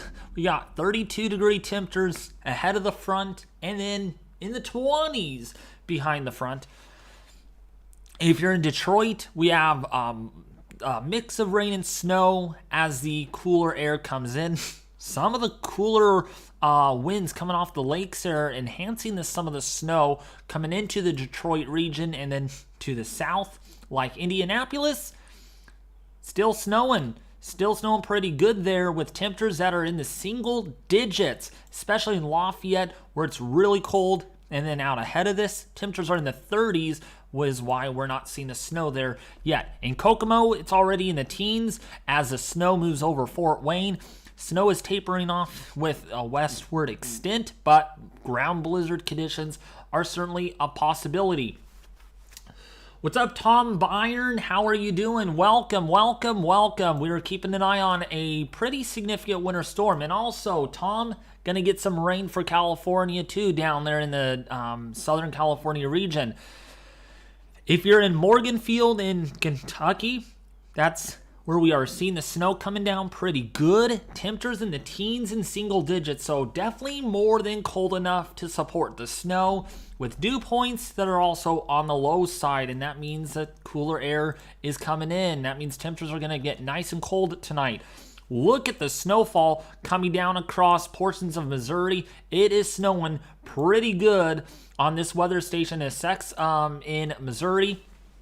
Right now, that is literally definitely some heavy snowfall that is coming down on this live camera. And you can see it really just snowing pretty good there, and the wind is making the camera actually freeze up sometimes. Advanced Missouri, let's take a look at this. It's also snowing pretty hard here with the winds that are intense coming in out of the northwesterly direction, as you can see. Yeah, definitely looks like a ground blizzard out there in a way. And also take note of the roadways. There is some snowfall accumulation on there. It's like sand dunes, but snow dunes. We're getting that ripply effect, and that's because the snow is coming down pretty hard. And yeah, it also accumulates on the ground, and that's what we have there. So some ground blizzard-like conditions with the winter storm that is moving through the region. Okay, so that's what we're watching. If you are in Poplar Bluff, that's where we're also seeing some snow. Heartland Express, the snow is coming down pretty hard there with reduced visibilities in Missouri. If you are in, this one, right? Yep, let's take a look. It's 10 degrees, by the way, there. And it's also snowing pretty good. So, yeah, it's cold, it's snowing, it's windy. 8 degrees on the White Oak camera. And the wind is blowing away from the camera, as you can see. And that's a lot of snow. That is pretty powdery.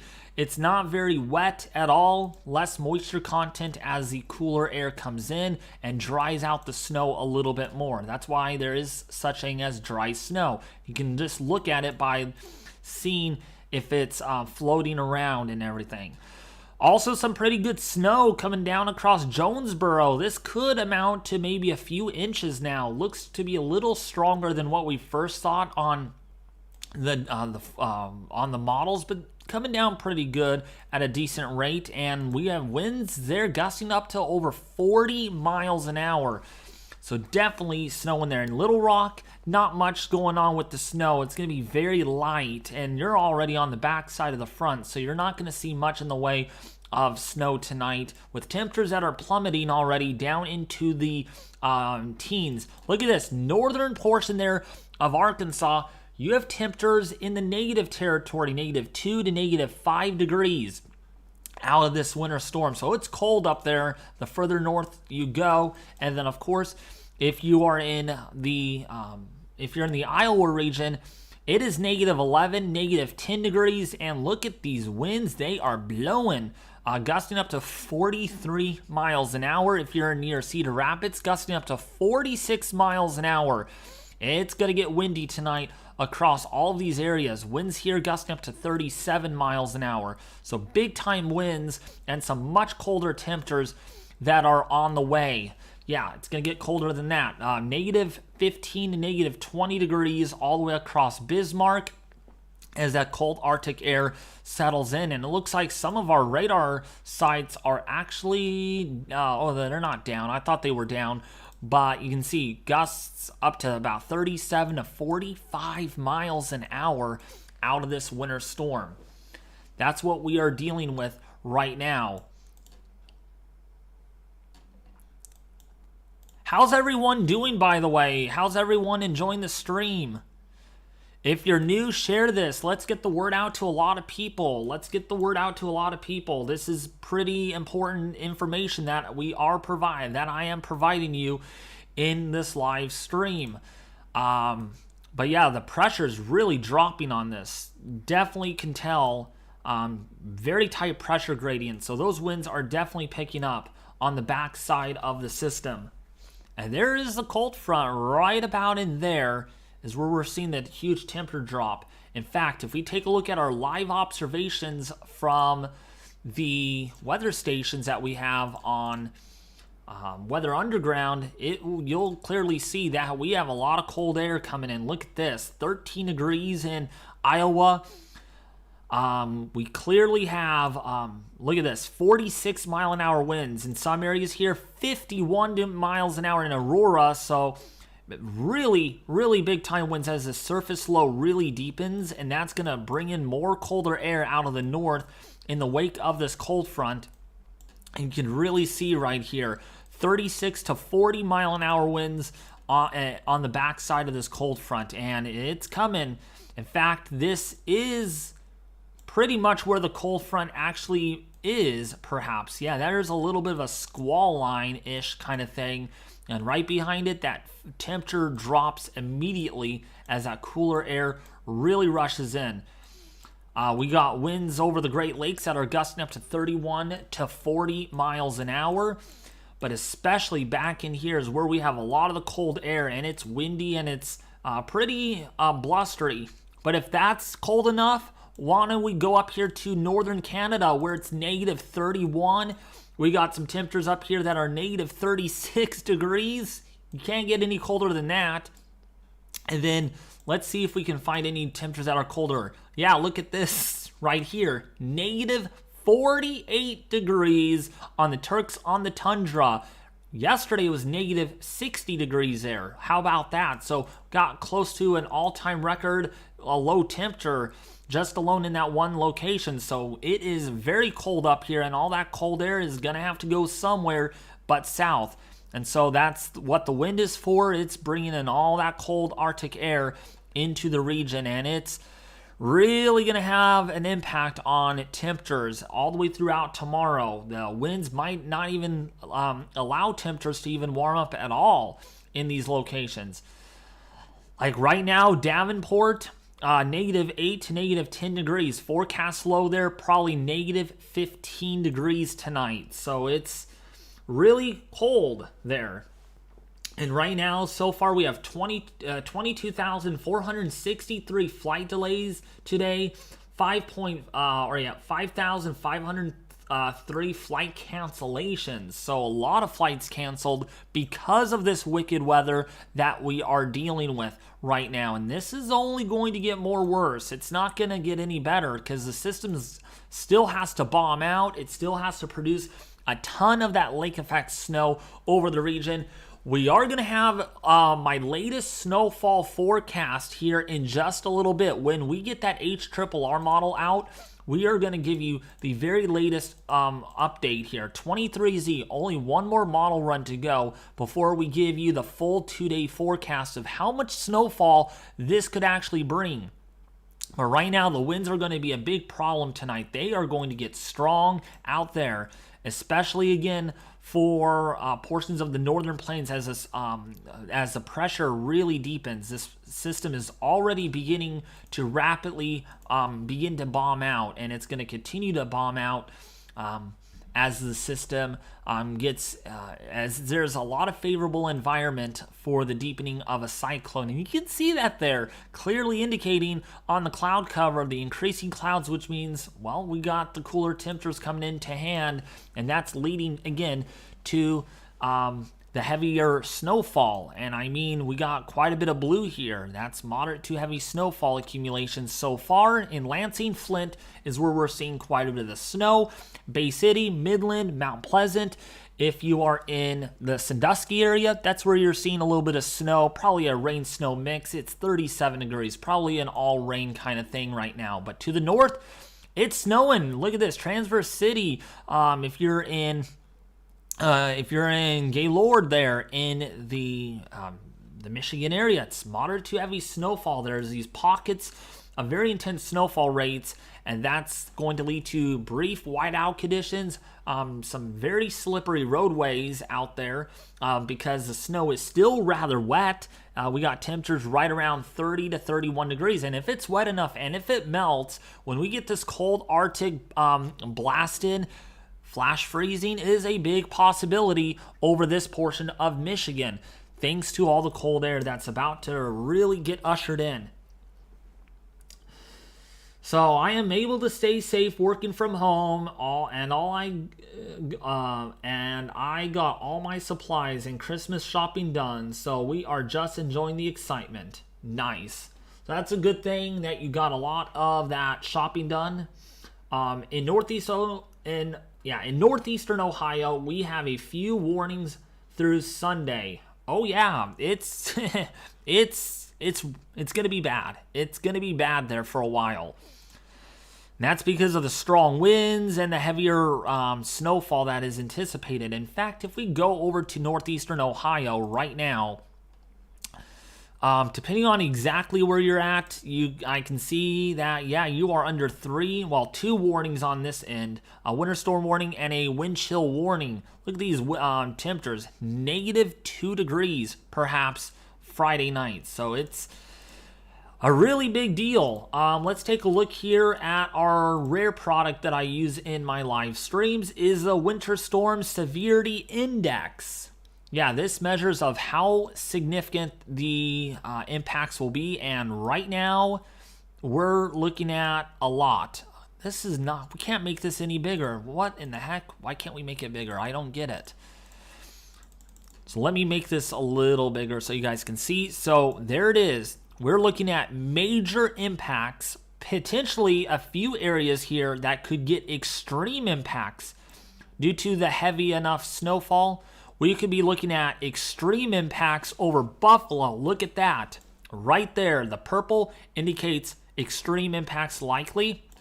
And then over Watertown, New York, extreme impacts also likely. This means expect substantial disruptions to daily life, extremely dangerous or impossible driving conditions, travel is not advised, extensive and widespread closures and disruptions to infrastructure may occur.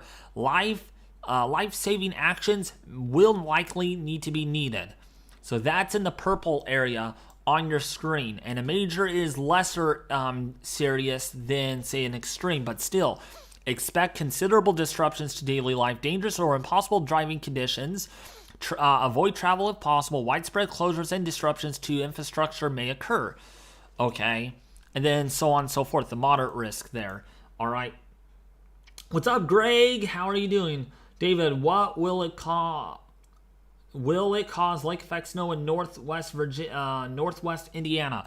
So northwestern Indiana, you could get some lake effect snow. Depending on that wind direction, you might get a little bit, but the further northeast you get, you're going to get a lot more, and that's because the larger fetch of water that the winds are able to pass over. So when we take a closer look at this, let me just close that out. Let's go over here. Let's go over to Michigan. Let's go over to the snowfall total. We can see that the snow fall total will be highly dependent on location. Actually, you know what? That's Michigan. I need Indiana.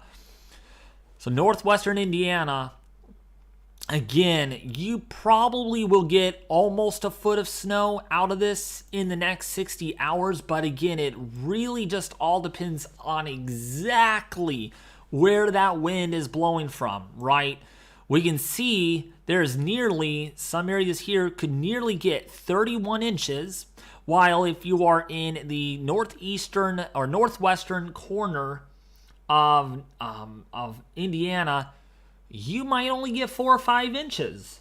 So it really just all depends on exactly where you're at. All right. Wow, your subscribers are growing fast. Over 4,000 already? Yeah, I know. Blowing up. I'm actually pretty surprised my channel has taken off this quick since last week, where I only had 2,500 subs. So thank you guys for the support. It really means a lot. Could we get to 5,000 before the end of the year? Who knows what, right? So lake effect snow in northwestern Indiana, yes, certainly a possibility. Like I said, anywhere between possibly 8 to 35 inches. And I mean that 8 inches is because, again, there's so much uncertainty exactly how this is going to pan out. I'll let you know a little bit more in a little bit when we get the HRRR model, which will go out to 48 hours, so 2 days, and I'll better get these snowfall totals in for you. But right now, it looks a pretty big wild range between, again, 8 inches to as much as maybe 32 inches. Thank you so much, Tom Byrne, for subscribing, the SoCal subscriber. Awesome. It's serious. Okay.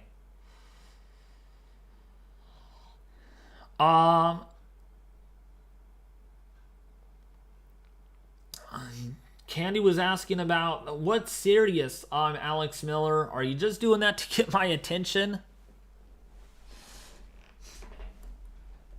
Just keep open for more wild weather. Well, for your area, probably, but also for my area, we're going to get some big time wild weather here in my localized region. Next week, every day, 12 days of rain. Yeah, 12 days of rain, no sunshine, just rain. 3-way in Tennessee, Alex. 3-way in Tennessee, Alex. Oh, wait, you're referring to him. Okay. So, but look at these snowfall totals here over Buffalo, New York. I am really curious what the next NAM 3 kilometers is going to show. Could it go higher? I mean, that's really high enough. 95 inches. I mean, that's a lot of snow. That is a lot of snow if you think about it. In that short amount of time, in that short amount of distance. Yeah, that's a big, big anomalous area. I need the 3-way in Tennessee near Route 45.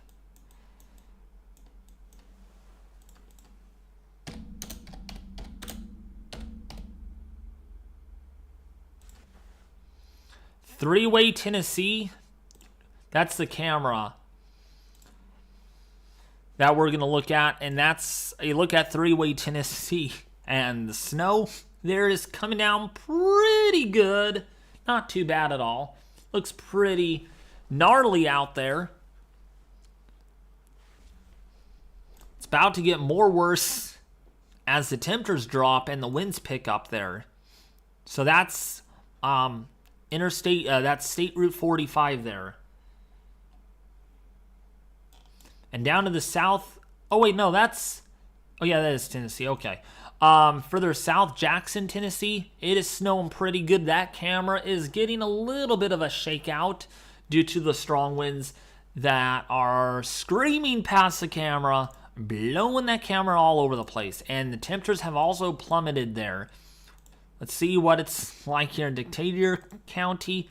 Seeing a little bit of snow hitting the camera, but it's about to flash freeze there once the colder temperatures arrive. Carthage, Not much going on there. 46 degrees. The temperatures are about to fall like crazy. Take a look here at Advanced Missouri. Still snowing hard. And yeah, this is really beginning to accumulate now. I mean, the road is almost gone there because of these mini snow dunes, we call it. I mean, earlier we were able to see most of the road. Now the road is kind of gone. It's pretty much non-existent almost because of all the snow that's just dumping over the region. That road might not be there after this is over, though, because there's so much snow moving into the region, into Tennessee. Also, over Indiana, that's getting hit pretty good with some snow. Here's another look at Indianapolis. Snowing pretty good on this guy's camera. Big shout out goes to Brett Adair.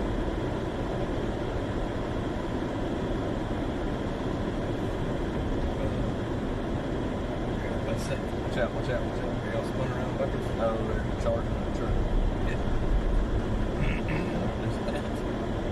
I think that's Mark Sedif that I hear.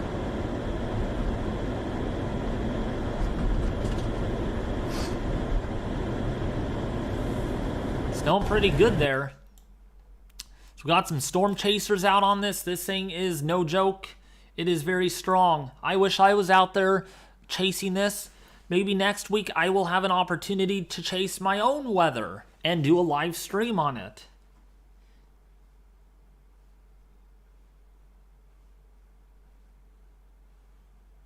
So yeah, right now in Michigan it's snowing pretty good, and on the backside it's coming through pretty nicely. But look at the temperature difference. 23 degrees in Holland. If you're down to the south, temperatures are already 5 degrees. In some areas, look at Chicago, down to 1 degree. I mean, almost in the negative territory there. And this is all lake effect. It looks like it is starting to form. So this is no longer the system. This is all the beginnings of what is known as lake effect snow that is beginning to take over the accumulations that we're about to see. So that system is fast moving, not a lot of moisture with it, as you can see, but now it's time for the lake effect snow. And as we play through this, there's your cold front right there. Look at those temperatures as that drops, and then now the lake effect snow really picks up. Very pronounced. Chat is quiet. Yes, that's because we only have 90 people watching. Got to get this out to a lot of people so chat gets a lot more active. Ooh, Yad. Porridge for dinner. Nice. Weather reports and more. Thank you for the first donation of this live stream. Thank you. Hey, David, it's Shady from your Discord. Going to grab a few supplies. I live south of Columbus. Okay, yeah, that's right. You're in Ohio. I always think you're all the way across in the New York area. Why do I always think that?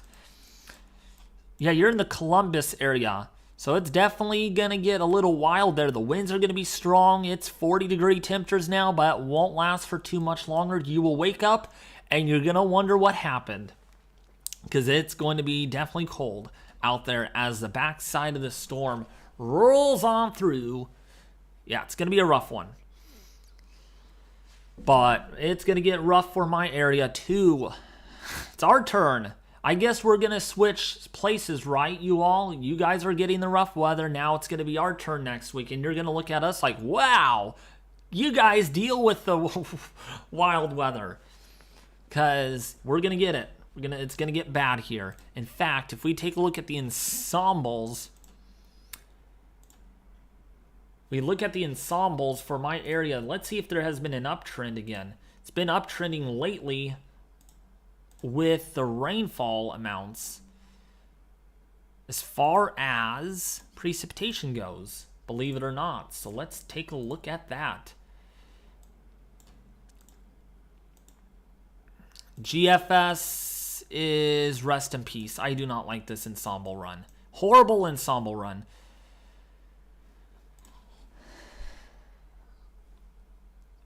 So, yeah, we're going to keep an eye on this winter storm for a while, as it is going to cause a lot of problems, as it is already. No surprise. And they extended a couple of areas under a blizzard warning for northern Michigan already. That's new. David, I hope everyone's car batteries can survive. Oh, yeah, me too, right? It's going to be cold.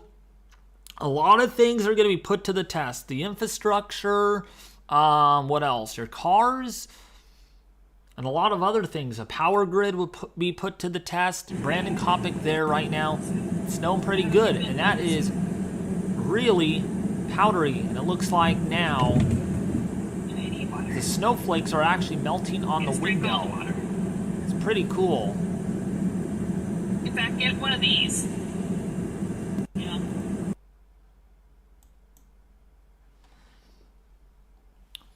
So that's what we're gonna keep an eye on for. The snow is going to be it's gonna be pretty bad.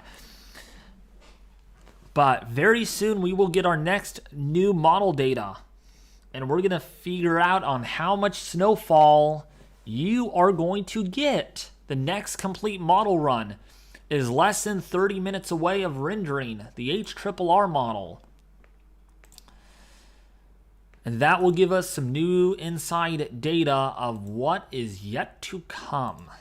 Because it's going to get bad. The 23Z is done rendering. And let's see how much snow that could end up bringing to Buffalo. Of course, not a lot, because this, again, is only up to 18 hours out. Michigan, though, let's take a look at that for the next 18 hours. You could get possibly almost a foot of snow by tomorrow afternoon.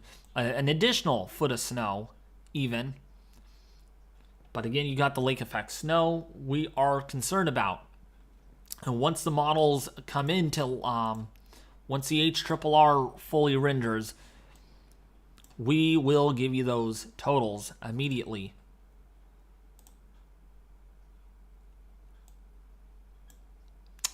Man, look at this location right up here. 18 hours. In 18 hours, it could snow up to up to about 30 inches.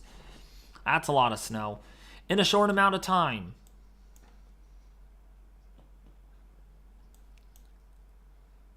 So if you're in Allendale, if you're in Grand Haven, Muskegon, it is cold and it's snowing. And yes, some of this is already lake effect snow that is beginning to pop up on Doppler radar.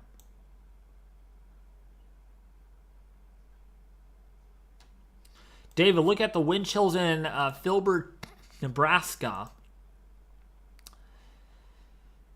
Okay. So let's go over there.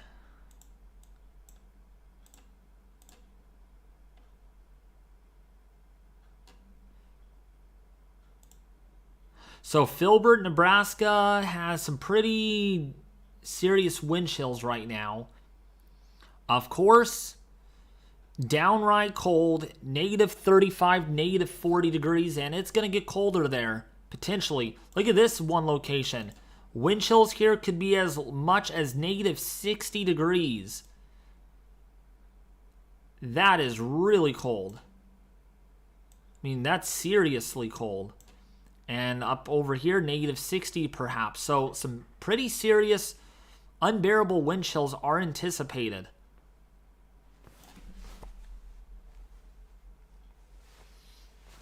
David, I'm going to get 60-mile-an-hour winds. Is that a hurricane? What do you think, Alex? I want you to answer your own question.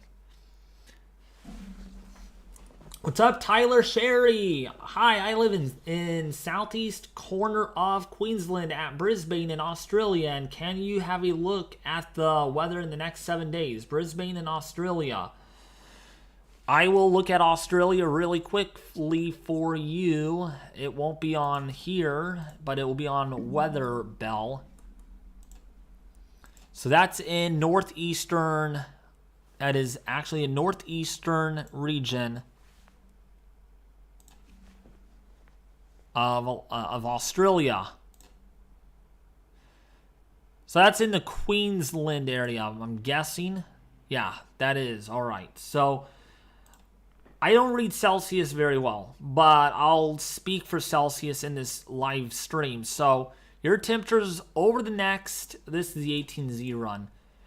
You could have temperatures in that area that range anywhere between, again, let's see here. So the next 7 days is right, left. Actually, you know what? Let me do...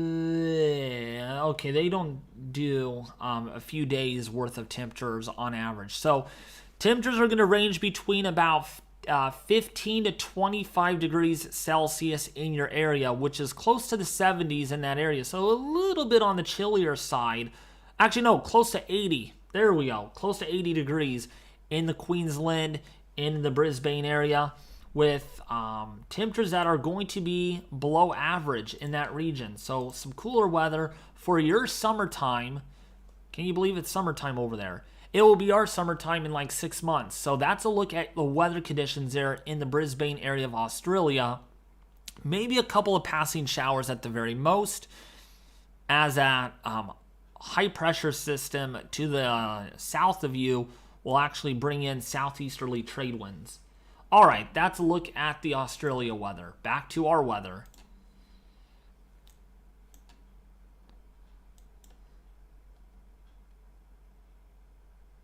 My Aunt Sophia is scared. Where does your aunt live? Candy, which state? Which state, Candy, does your aunt live? There are reports coming in that gasoline is freezing in the hoses at the gas stations. What? Are you serious? There's no gas freezing. I don't think gasoline even freezes at those temperatures. Let me look.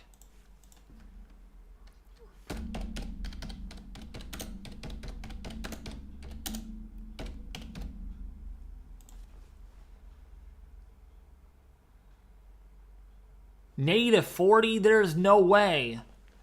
There is no way that gasoline is freezing. At Shady Pines. At Shady Pines. Let's see.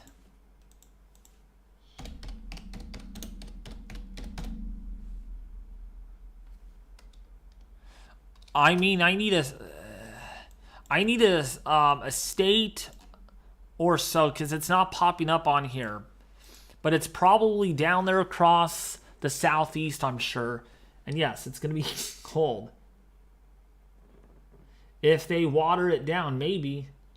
True. Okay, then it's possible. But I've never heard of gasoline freezing. I mean, it will freeze, but it freezes at a lower temperature. How much snow is Central Ohio going to get from this? Central Ohio, you're probably going to see anywhere between about 5 to 8 inches of snowfall. And this is in the next 18 hours. All right, additional snowfall is expected in the next day or so. So if we go through the 18Z run, which is nearly 6 hours ago, over 6 hours, you might see a little bit more, maybe up to 10 or 11 inches at the most in Central Ohio. Little to the north, 17 inches. What are all those circle icons down there? Oh, these are live cameras. That's what they are. Yeah, all of these are live cameras. Like there's a lot in Tennessee right now. There's a lot of cameras in Georgia.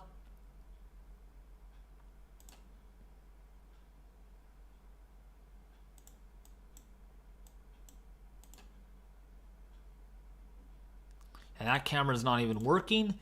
But yeah, there's some cameras here. Downville in Georgia. But they're not working. They're not loading for me. So, yeah, this one's loading up nicely.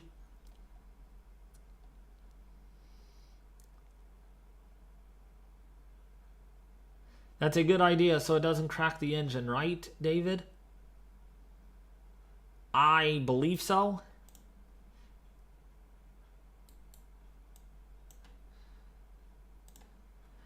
Thank you, Yoga, for the $5 donation. Thank you for the updates. Second donation of this live stream.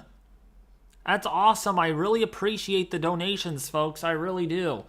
Also, if you want to become a member and be a monthly or even a lifetime supporter, we do have memberships for this YouTube channel.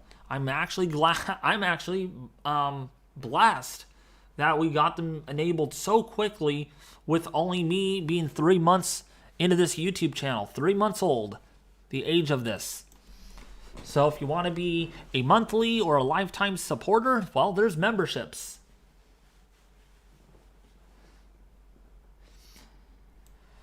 So yeah, these are all cameras. So Murfreesboro, that's where you're seeing the low clouds, dreary conditions, snow, wind, and maybe a little bit of rain from time to time before the colder air slams on in. But to the north here, in Advanced Missouri, that's where you got the strong winds coming in from that general direction. Looks like the winds have shifted a little bit more now. Probably more out of the westerly-ish direction. David, people should check their antifreeze water ratio density. They should.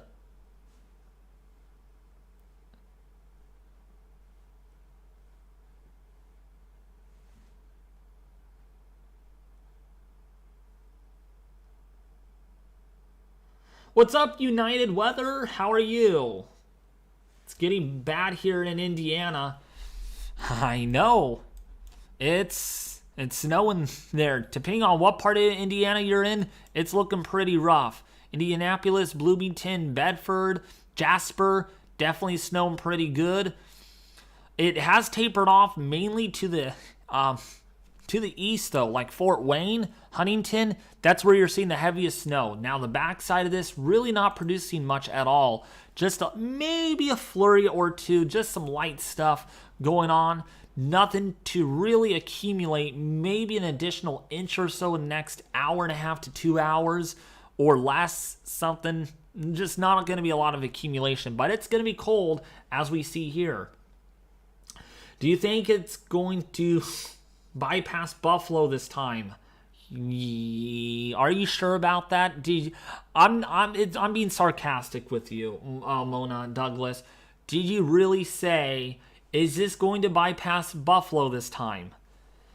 You're just asking for heavy snow, my dear. You could be looking at possibly 4 feet of snow. 4 feet of snowfall. Blizzard warnings. I don't think this is avoiding you. You're under blizzard warnings. Rusty gun there. Oh, wait, no. Hold on.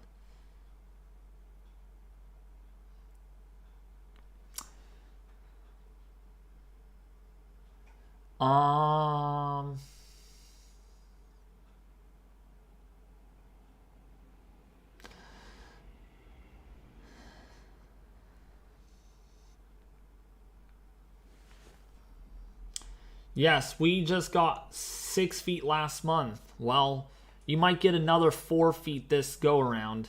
So have fun. It's going to be a lot of snow.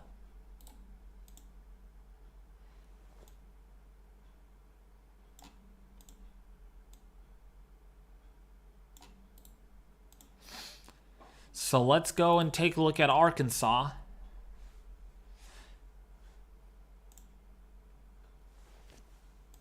There's a camera down there, Perry County. No snow. Looks like those are stars. Maybe some stars. So there's definitely nothing coming down there at all. Or maybe, yeah, that's the backside. So the skies could be clearing there.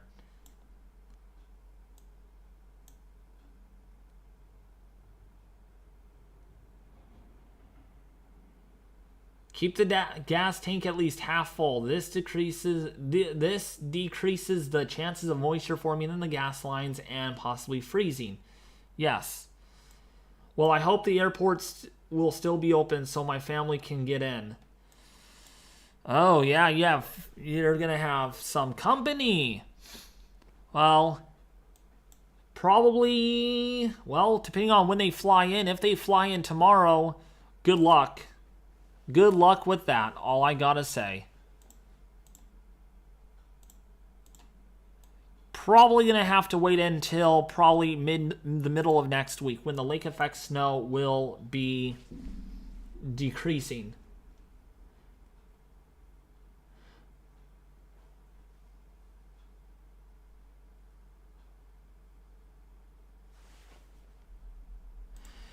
Rusty Gun, how are you doing?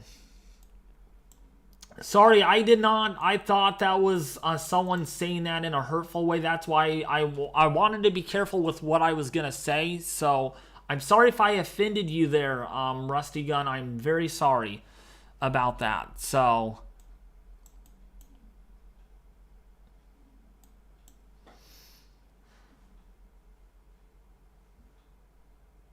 yeah, yes, that is when they are flying in tomorrow at 6:15 p.m.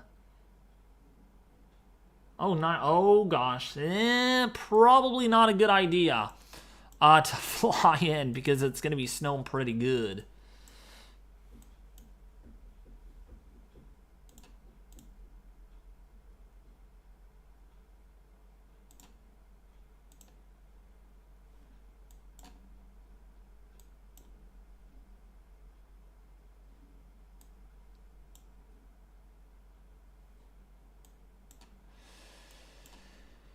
If you're in Jonesville, Hillsdale, Lansing, if you're in Battle Creek, if you're in Jackson, if you're in Adrian, if you're in Toledo, if you're in much of the Michigan area, definitely looking at a little bit of snow that is coming down right now. And again, that lake effect snow is forming over the Great Lakes as we speak. So that's what we are dealing with.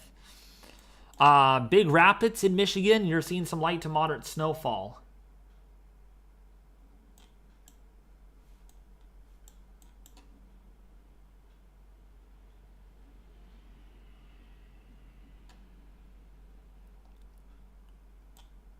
Kalamazoo, it's snowing pretty good. 30-degree temperatures. Definitely some dynamic cooling aloft for that snow.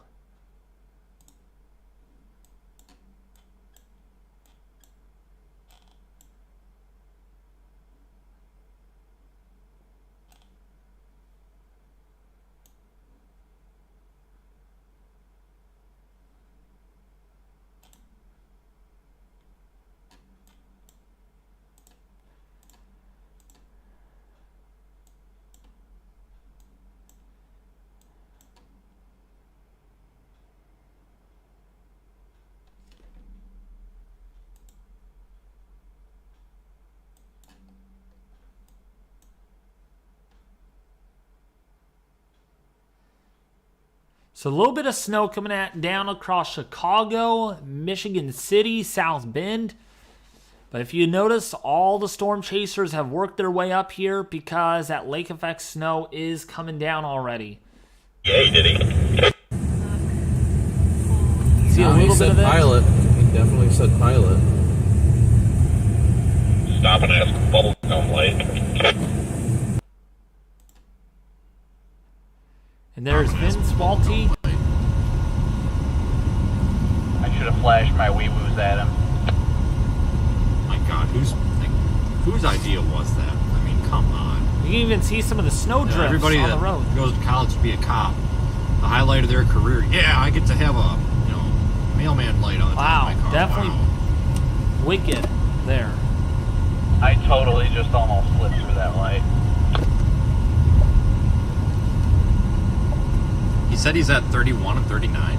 Good. Big 94. shout out goes to Vince Walton. Yeah, that's what he said, but I googled pilot and it's the next exit up. That's the only, because I even looked to our south and there's no real big truck stops to our south.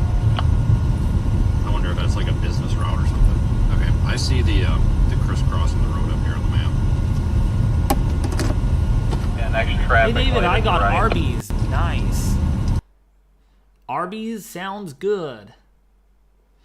So yeah, there's some snow coming down with that. And again, it doesn't look like there's a lot on the radar, right? But it's blowing around up there and it's being picked up on Doppler radar. So that's what we're seeing. All right. Let's see. Nothing much to talk about. We're just waiting for our next weather models to come out to see with how much snowfall you can expect.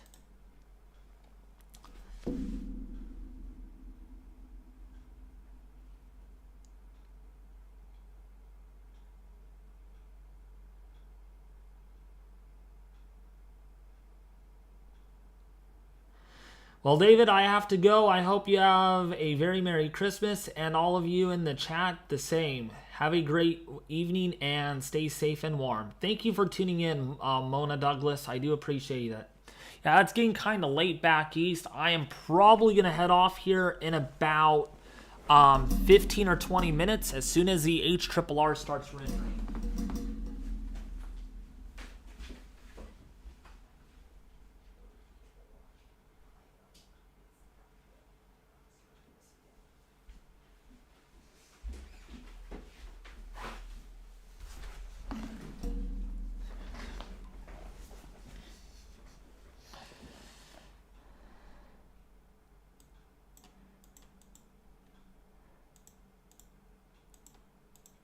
Oh, Zero Z is starting to render. We are starting to get the model. The new model's just beginning to render now. So we're going to give you the latest update on snowfall totals.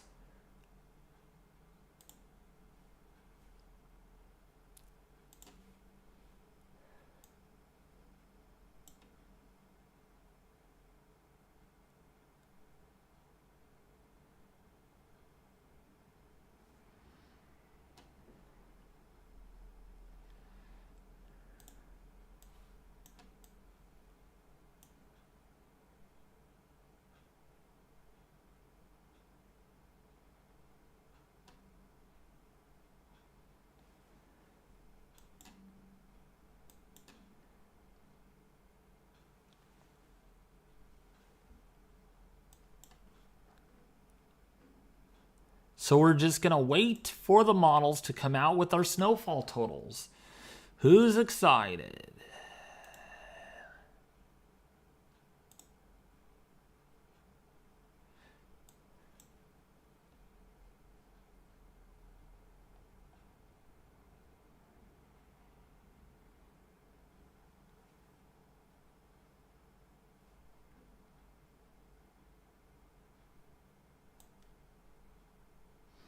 Could we get this stream up to 200 likes, folks? Hit the like button if you're new.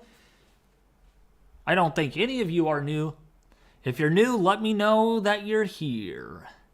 Welcome, welcome if you're new.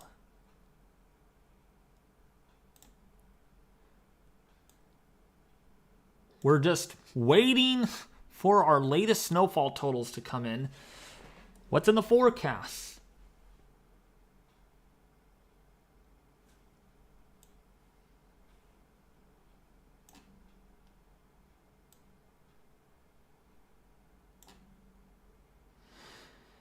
David, are you going to go live later tonight? If I do, I'm not going to be on because I need to get some sleep. I don't know. Maybe I will. Maybe I will. I'll surprise you guys. I will surprise you guys.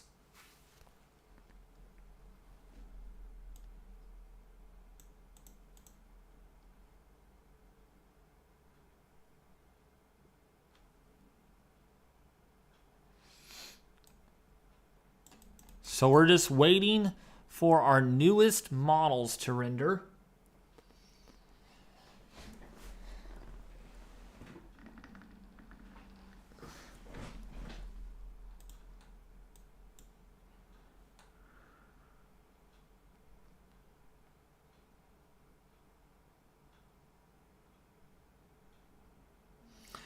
The roads are not prepped where I'm at. That could be bad. Well, maybe they're not expecting so much snow that it would cause problems. So that's probably why they're not prepping for it.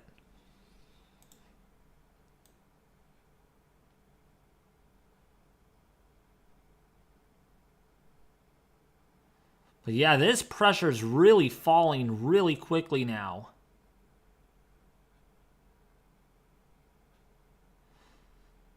It'll be a very strong cyclone. You can even see it here, beginning to really deepen. Really deepening quickly already.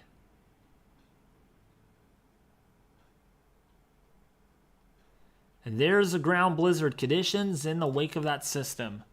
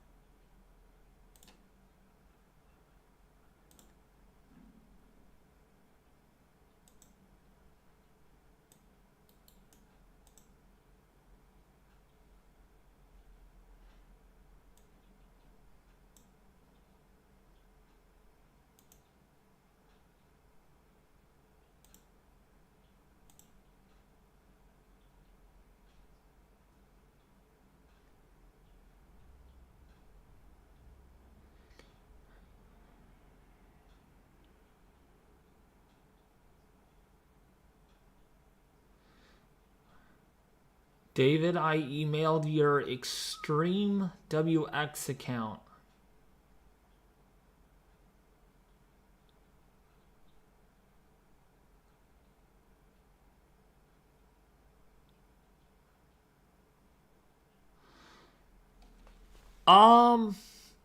You could try United Weather.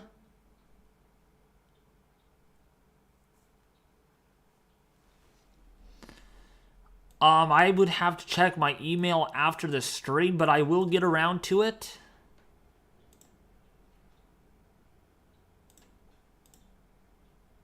But yeah, we're getting latest snowfall totals. David disappeared. Oh boy, what happened here? Oh, there we go.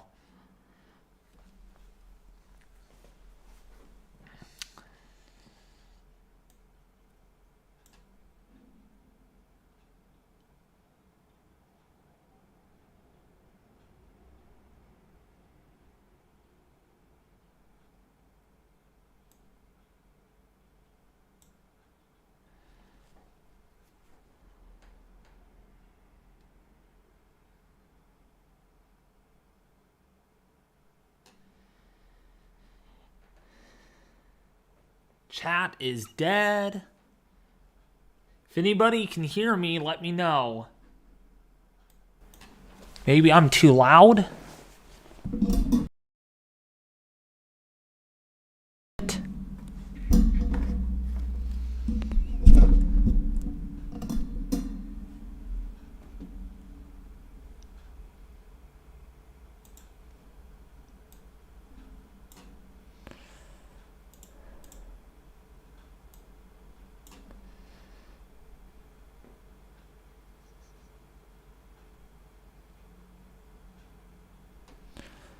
So again, here's a look at the snowfall totals for the next 4 hours. They are coming in right now. They're taking its own time to render those snowfall totals.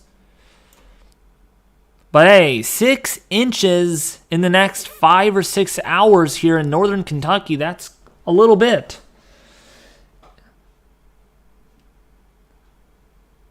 All right, good. I'm glad you guys could hear me just fine.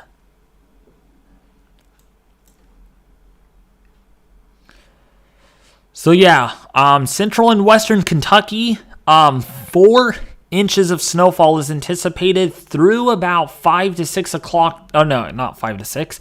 By about 1 or 2 in the morning for Kentucky. So quite a bit of snowfall is anticipated, but we will see and wait when this completely renders, because we got some lake effect snow to deal with over Lake Ontario and Lake Michigan, including for Lake Erie.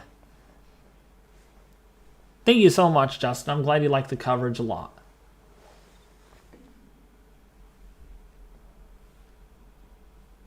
But yeah, we're watching the models.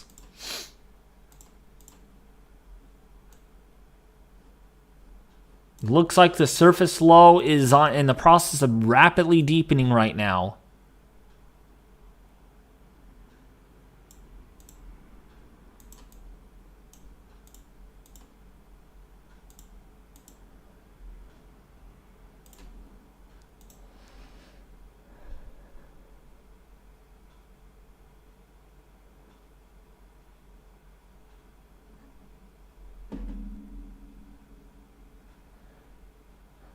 Oh my gosh. So my friend Ethan says I cannot make it to this stream.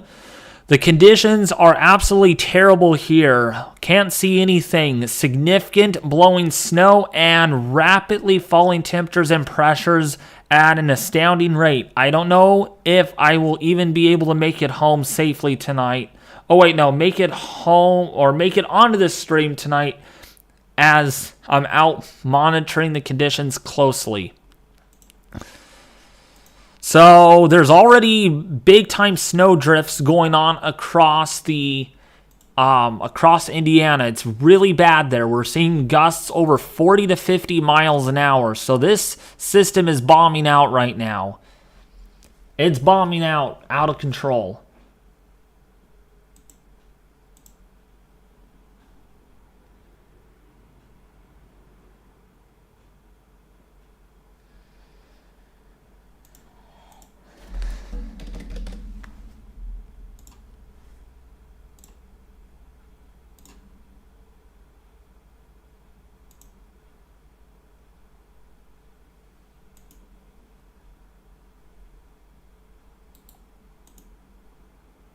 A couple of people say I am buffering, so let me check my internet connection to see why that is.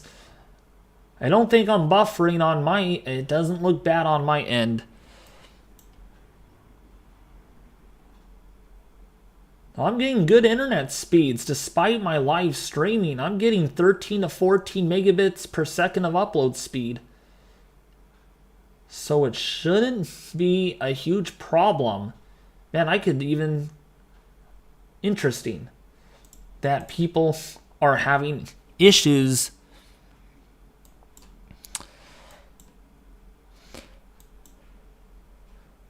Maybe it's their internet connection because the power and stuff. All right, you guys, I'll be right back.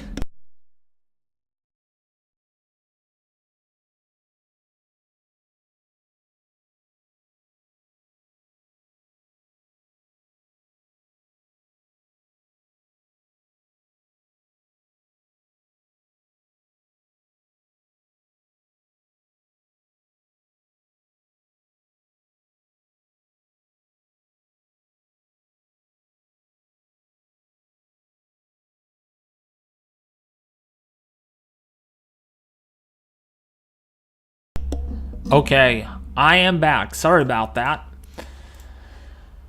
So again, over Kentucky, there could be an additional 8 inches of snow by the time the night ends. Over the Ohio area, there is a little bit of snow that is anticipated. But again, there is your front on the model. It's moving into Pennsylvania. So I am really curious to see how much snowfall is anticipated.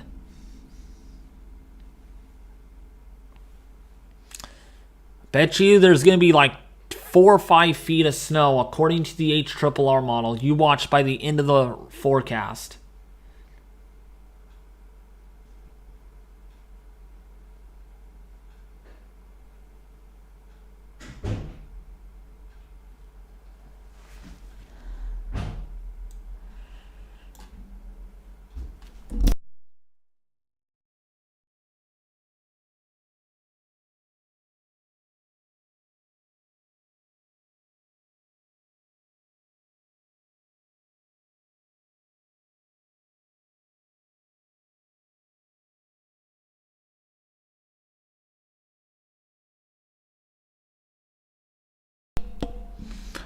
All right, I am back again. Sorry about that. So northern Kentucky, in southwestern Ohio and southeastern Indiana, there is going to be quite a bit of snow expected. But I've got some bad news for you all. And you guys are probably not going to like hearing the bad news. I'm back. David, there is not going to be 5 feet of snow. Well, really? Over Lake Erie? There might be. Over Buffalo. If you don't believe me, well, let's take a look at New York. Let's take a look at that. HRRR, friends. The 18Z run.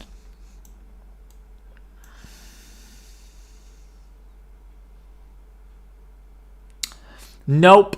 David's going to take a break of live streaming after 5:30 because David has to go and visit family. So I will not be on for a few hours after 5:30. I might start a new live stream up tonight. I'm not sure how that's going to work. Maybe I'll surprise you. I won't tell you guys whenever I start it. Hopefully you guys are there to join it if I do go live. But yeah, Buffalo, look at this. 40 inches of snowfall. If you look at the NAM 3-kilometer model, United Weather, look how much snowfall that could actually accumulate. Ooh, not that model. Hold on. Look at this. I don't think that really is 5 feet. That might be more. That's more than 5 feet.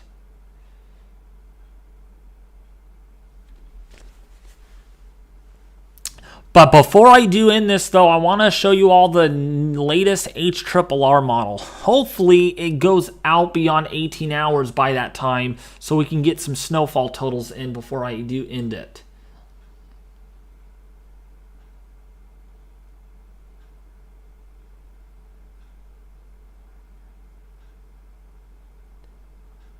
Bad news was nearest to. I'm back.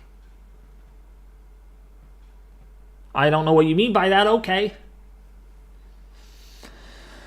But yeah, I'm going to end this at 5:30 because I have to eat dinner and then head out for a while. And then I'll be back hopefully by about 9 or 10 o'clock. Now, if I do end up live streaming tonight, I'm just going to let it run while I go to bed because I'm not staying up all night. It's too much.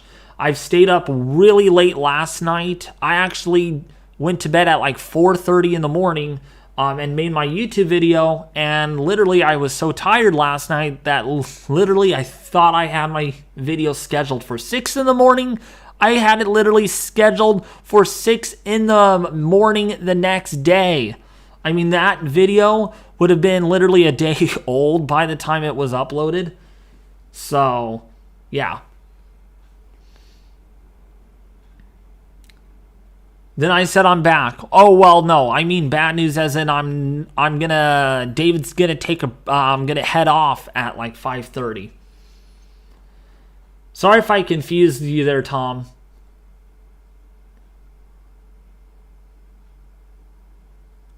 Yeah, that's the news, Uga. That's the news. The bad news is I'm gonna have to head off at about 5:30, maybe 5:40 or so. And then eat dinner and drink some water and then and visit my family. David needs 1 million subs. I'm not going to ever get to 1 million subs. You don't need to let me know that, Alex. That will take... no one but one YouTuber is at 1 million subs. So, there's no way I'm going to hit 1 million subs. There is no way I'm ever... I don't even think I'm going to hit 10,000 subs either. And I'm not worried about it, honestly. I love doing this because of you guys.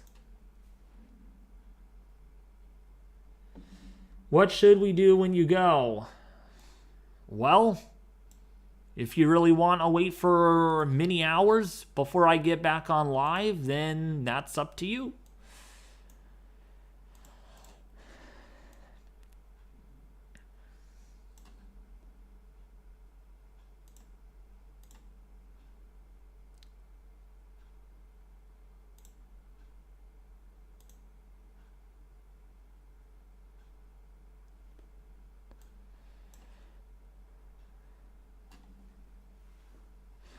Muskegon, Grand Rapids could see 2 to 5 inches of snow. Mount Pleasant, 3 inches. If you're in Flint, Lansing, Jackson, 2 to 4 inches of snowfall is anticipated. Kalamazoo, 2 inches.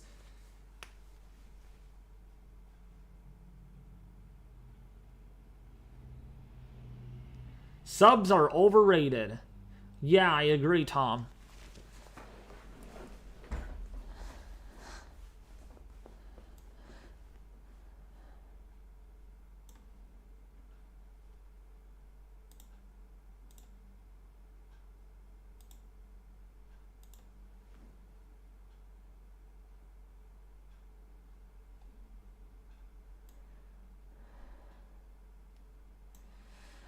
So Muskegon, if you're in Transverse City, if you're in Alpena, 5 inches. If you're in Sarnia, they're about 2 inches. Detroit coming up to almost 2 inches.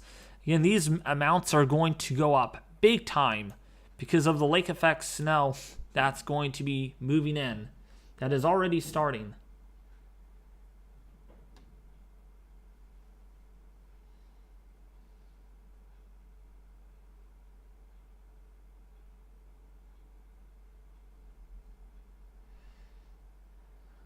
Wind's going to be 40 plus miles per hour at 2 in the morning.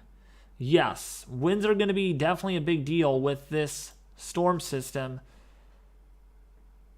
Wind gusts. Wind gusts between 40 and 50 miles an hour. So big time winds over Michigan. That's the big deal.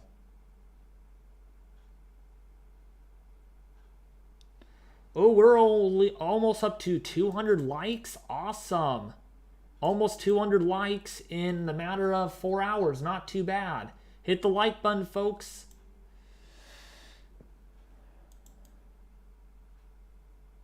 Well, that's a look at the storm system. Winds are going to be a big deal, are already a big deal, and they're going to be a more worser deal than they already are. We can even see that on this lake effect snow that is really picking up. See this? Already starting to get some convective-like snow off the Great Lakes.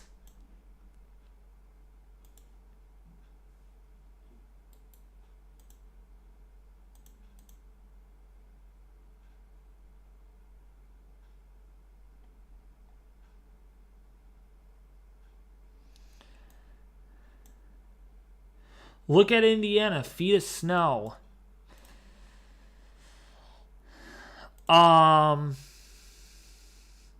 There's not a foot of snow for Indiana. Let me see, though.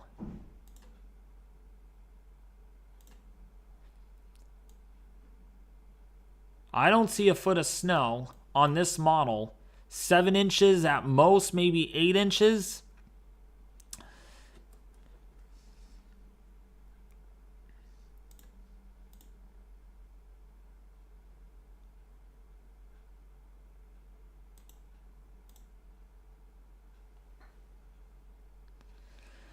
South Bend, if you're in Bloomington, about 1 to 2 inches of snowfall. If you're in Fort Wayne, 3 inches. We're waiting for more snow totals to come in.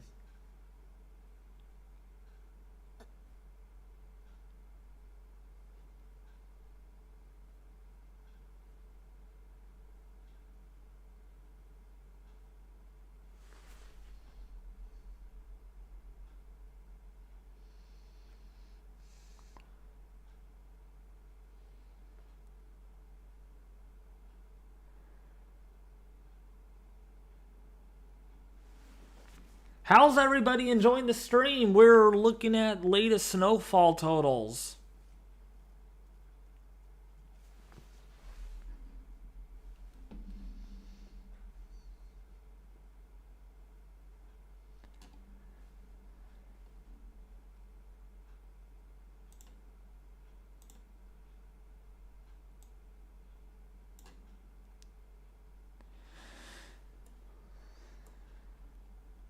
Man, chat is dead.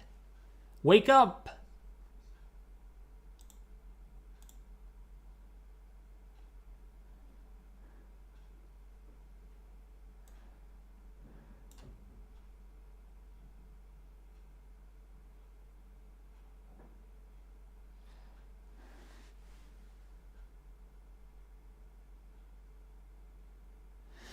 Day that I'm worried, I don't know if the power goes out when I'm asleep. Barely snowing in central Indiana. It was that 37-degree drop in 62 minutes that blew my mind. Yeah, I know. Big time drop.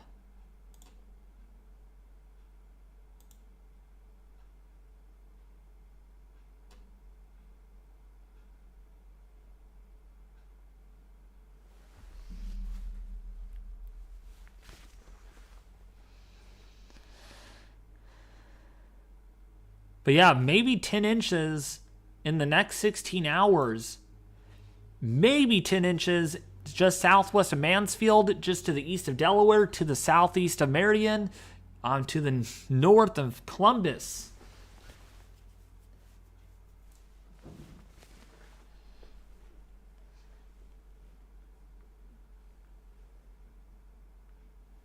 But we're waiting for more of these to come in.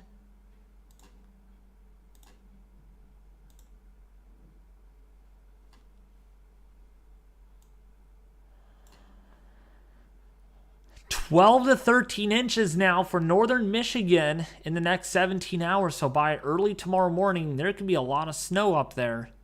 And the lake effect snow could bring an additional 8 inches.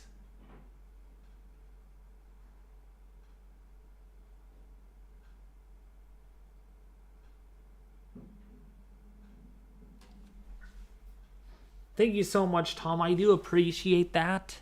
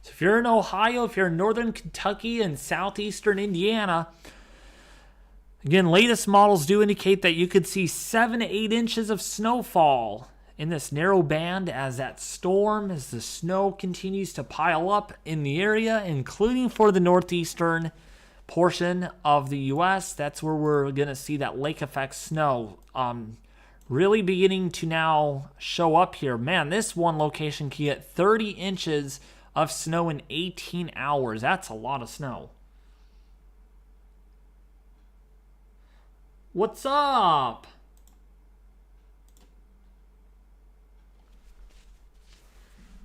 What's up, John? The Joshuan Empire. How are you doing?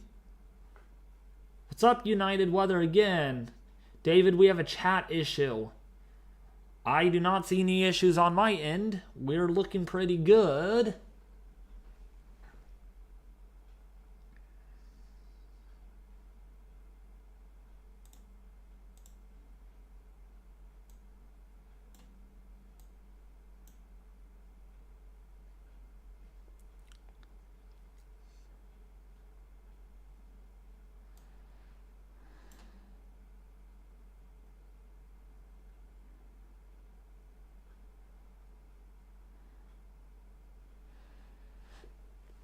So 18-hour snowfall totals look a little impressive, but we'll wait and see about Buffalo.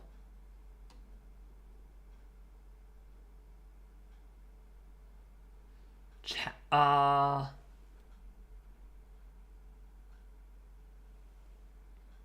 chat issues that Alex chats are disappearing. I do not know why they are disappearing.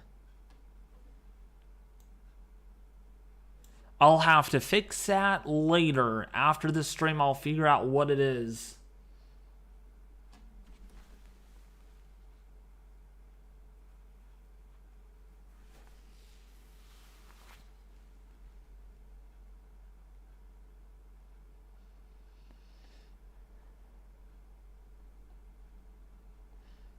Let me see something. Maybe this will fix it. Hold on.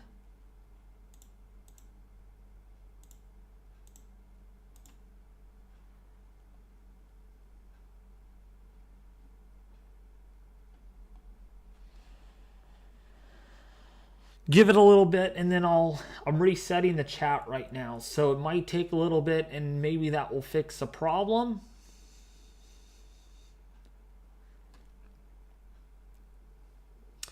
So again, if you're in northwestern Pennsylvania, there is expected to be 7 to 8 inches of snowfall up there, according to this. Now a little bit more. Now it looks to be a foot of snow. That snowfall is expected to really accumulate on this model for the Buffalo, New York area. Western Michigan could get maybe another foot of snow.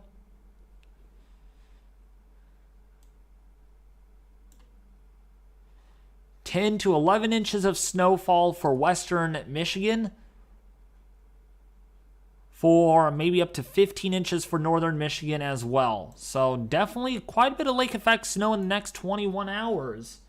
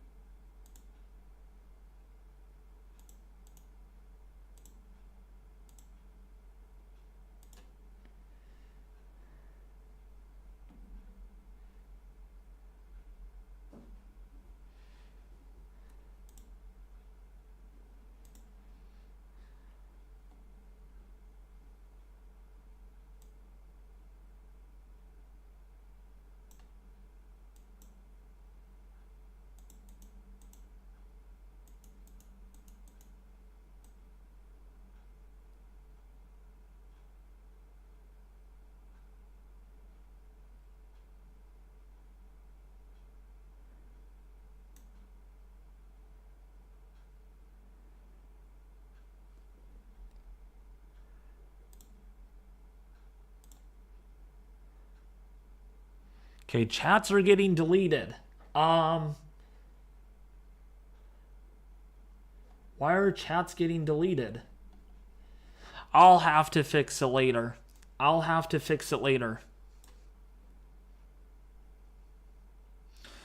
So if you're in western Michigan, again, we're looking at, throughout the next 21 to 24 hours, possibly a foot of snow for the northern Michigan area. Maybe 15 inches of snowfall is anticipated.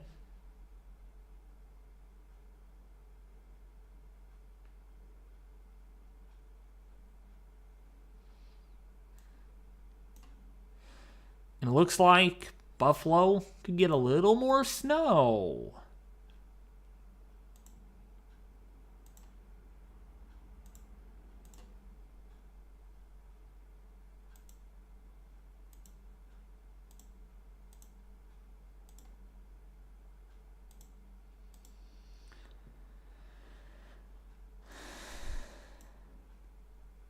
It looks like Buffalo could get some serious lake effect snow. Look at this. 18 inches now in 23 hours. This is going to be interesting.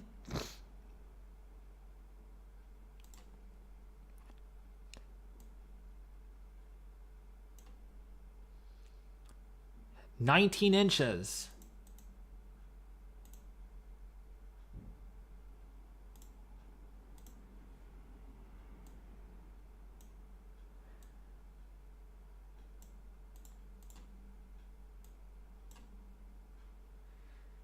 Yep, 2 feet of snow in Buffalo, nearly 17 to 24 inches. So this is going to get interesting.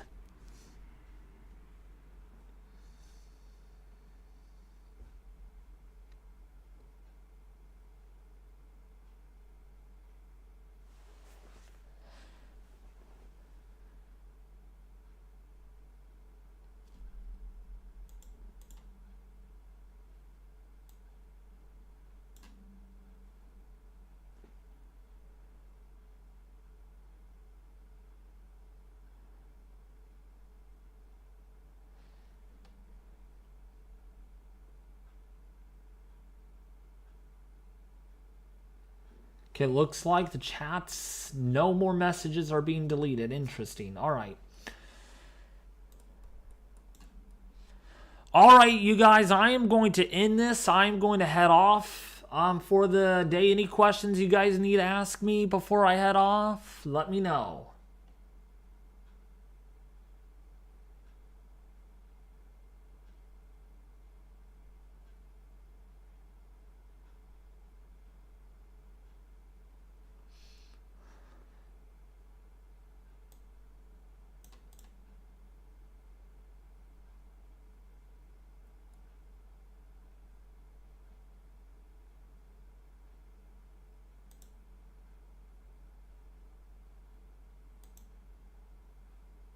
Oh, no, messages are still being deleted.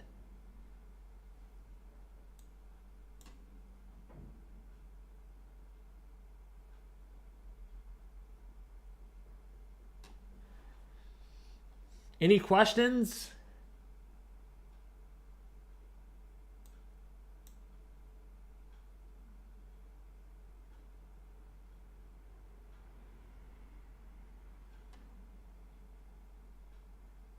Any questions?